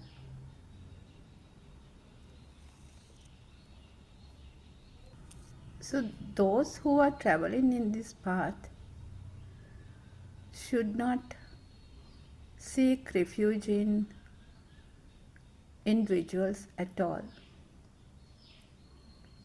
If you seek refuge on an individual, you will never find Dhamma. You know that Lord Buddha said, so Dhammam passati, so mam passati. One who sees Dhamma will see me. Buddha is nature himself. There is no use to try and find him in a form.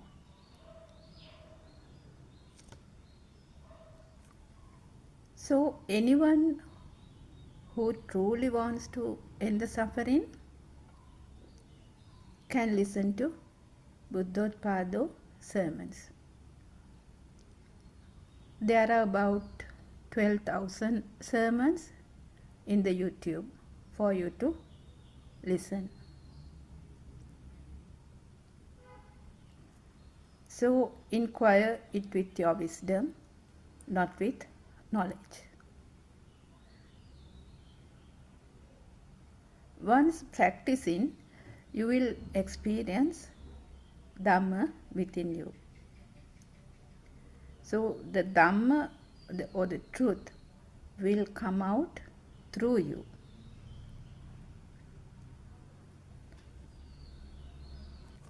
This is your time, the Buddothpado time.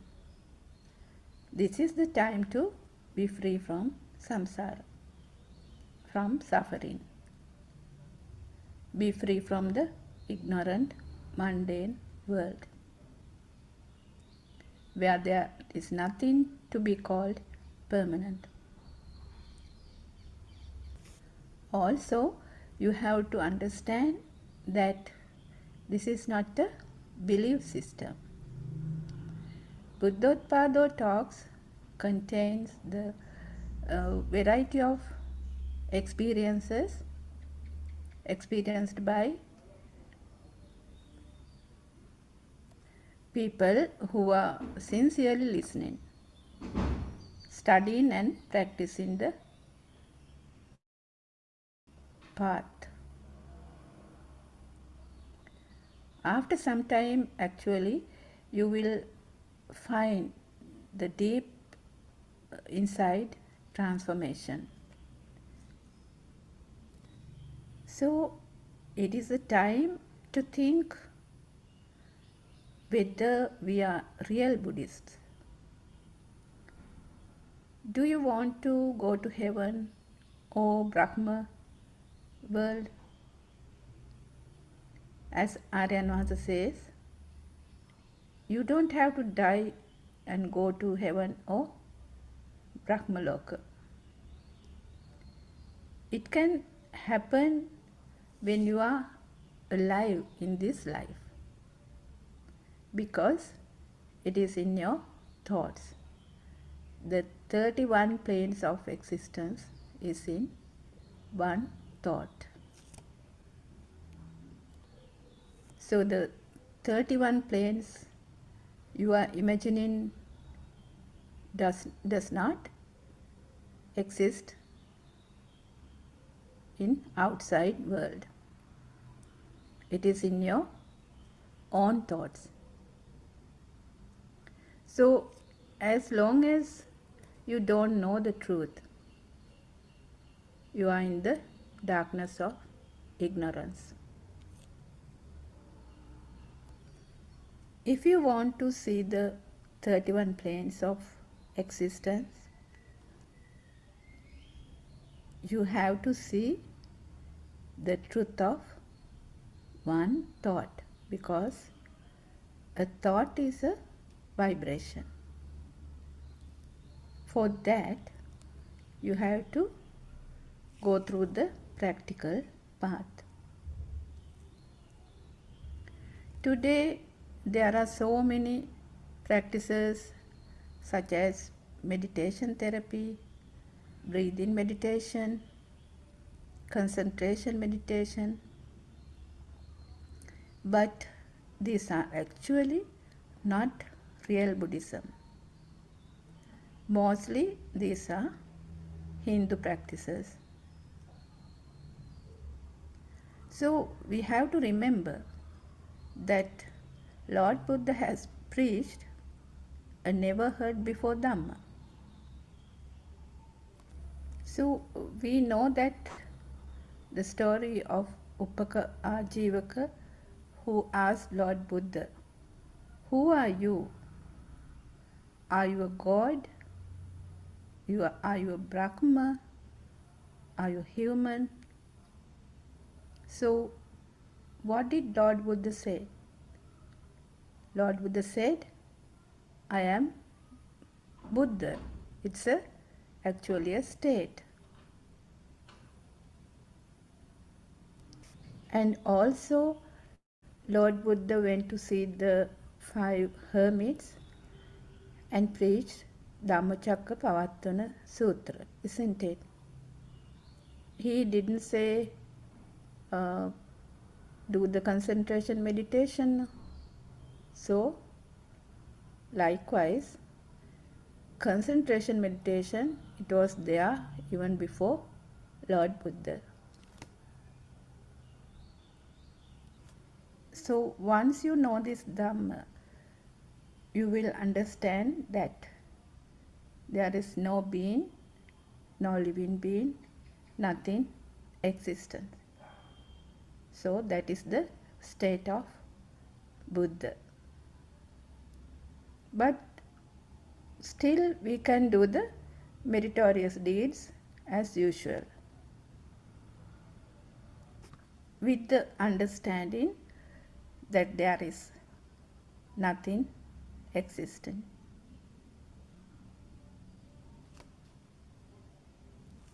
So in mundane world, we do meritorious deeds with the hope of going to higher planes, isn't it? For example, say we are doing an almsgiving. Though it is a meritorious deed, we tend to do it with attachments, isn't it? And in the procedure, we might get angry. angry with someone or something, find fault with others, and so on, then that won't be a meritorious deed, isn't it? So once you are in the path, you still can do the meritorious deeds. Can go to temple, can worship Buddha, do anything like that. But what is the difference? The difference is that we know, we understand that all these are mental creations. When you are mature in the path, you will know that these are actually vibrations. We know that all these are mental creations created by the power generated by the various levels of vibrations. And also we know that there is nothing in a vibration. So there's nothing to get attached or disattached. Only mental creations or chitta rupa.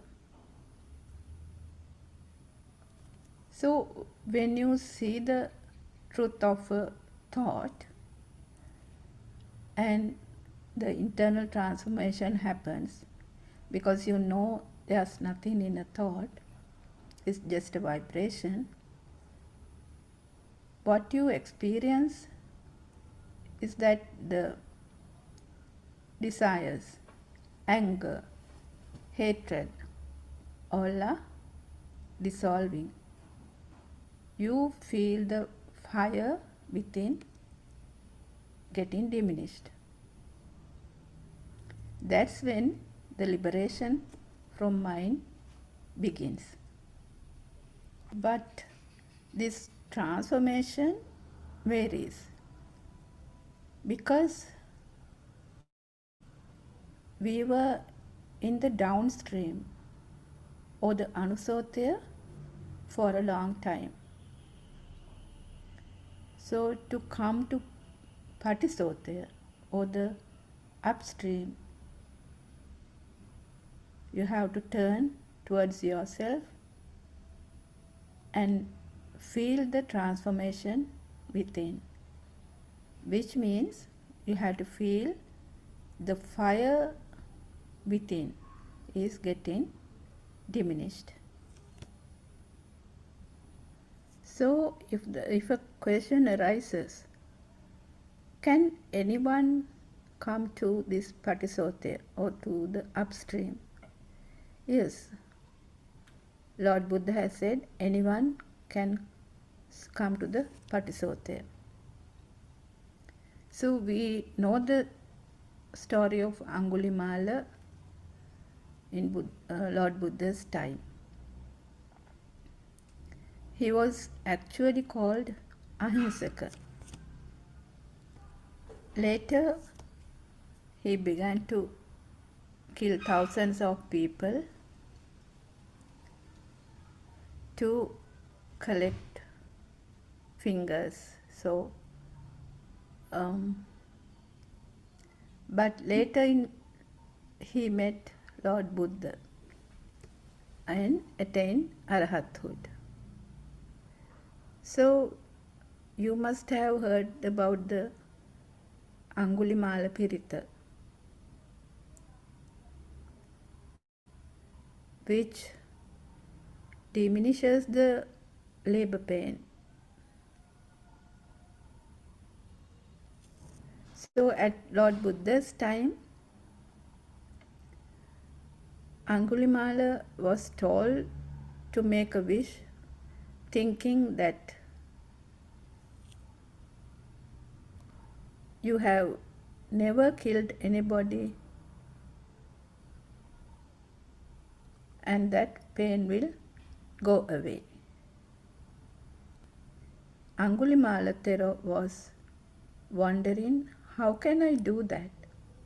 Because I have taken lives of so many people.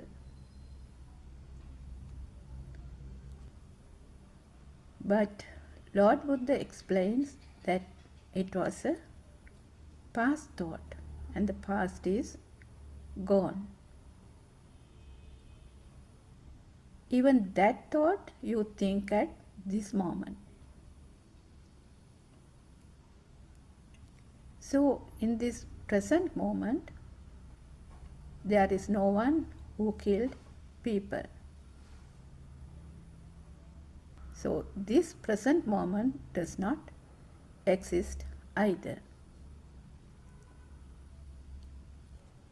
So if there is an existing past, which means if you take the past was real, and obviously me was there.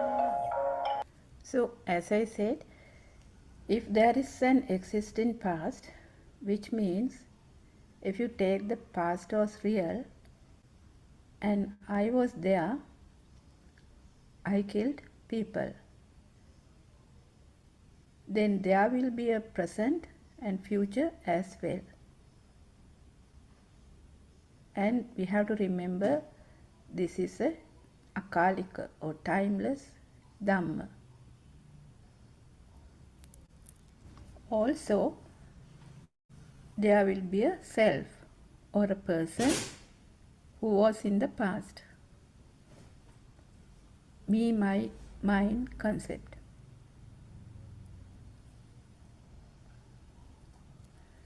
But we know that there is nothing in a thought. The present moment thought also a mirage, an illusion.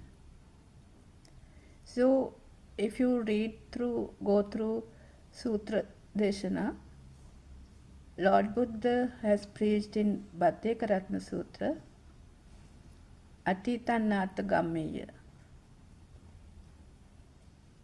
Nappatiktancha Anagata, Pachuppannancha ye Dhamma, Tatra Tatra Vipassati.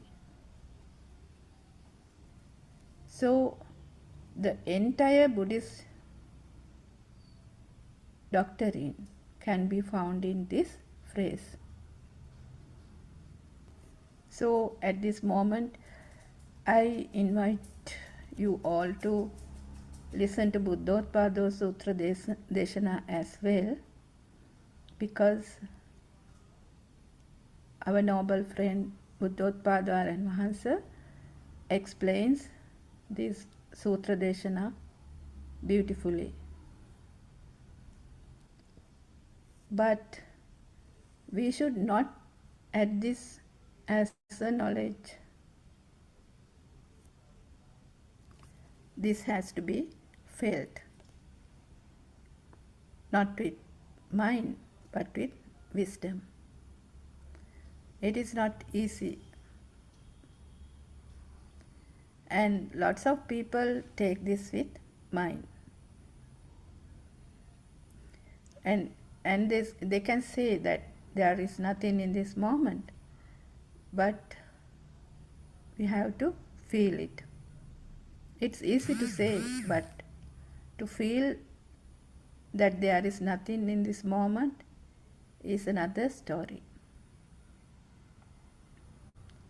So about Angulimala's story, so once Angulimala Thero felt that there is nothing in that moment, he became an Arahant.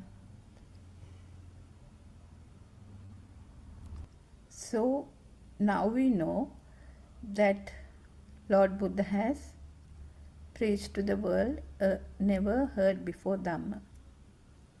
It is cause and effect Dhamma, cause and effect doctrine.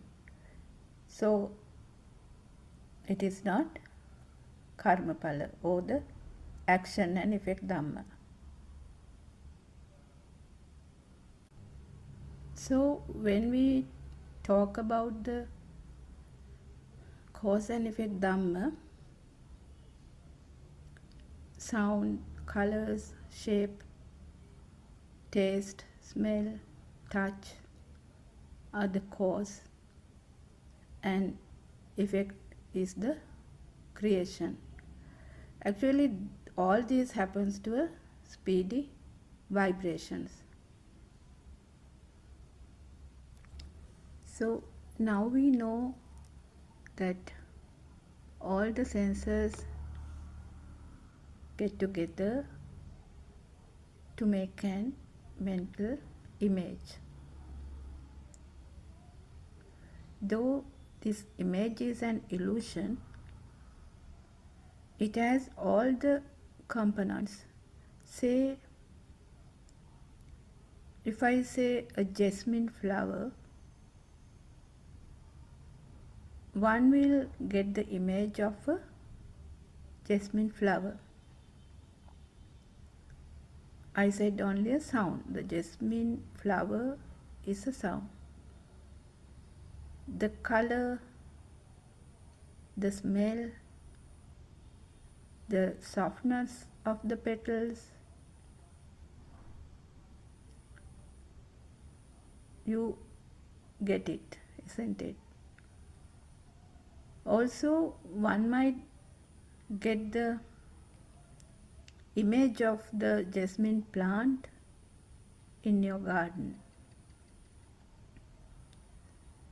and have your mother or yourself pick jasmine flowers and go to the temple. Likewise, the thoughts will go on and on. Only started with the jasmine flower sound. Is actually there's a jasmine flower in the sound? No, it is only a sound vibration. Okay, now does the mental image has a jasmine flower in it? No, it is only a vibration. So now you understand how everything is created. You say anything, mother, father, tree, car, van, house, anything, a river, a waterfall, anything is created like that.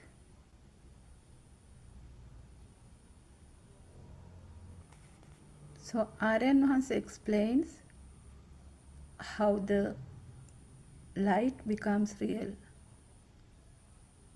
So if you go through the sermons,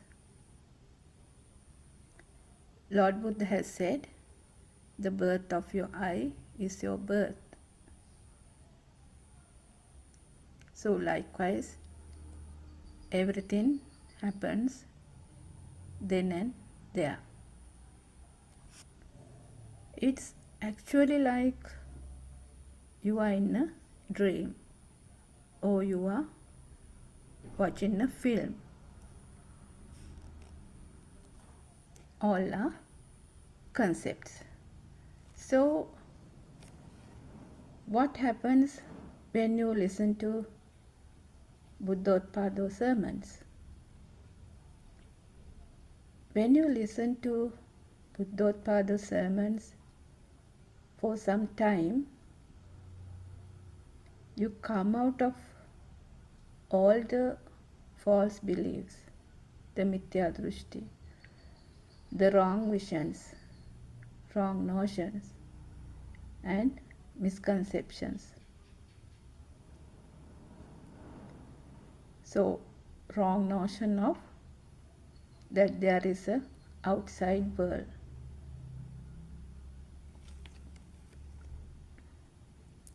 So lot of people, they don't even know that they are living in a dream or in a wrong notion.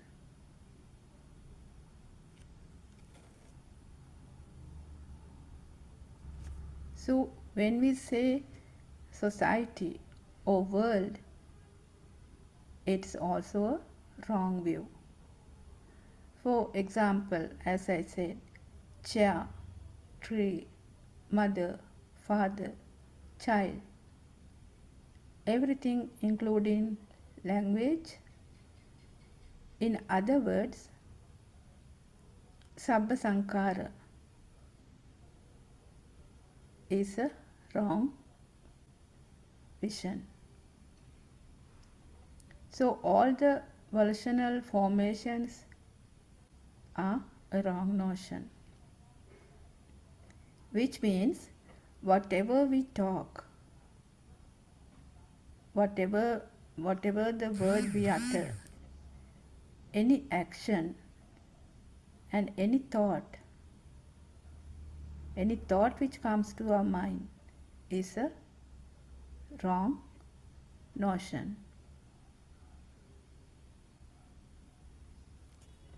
So when we talk about thoughts are more dangerous because thoughts leads to words and also leads to action, isn't it?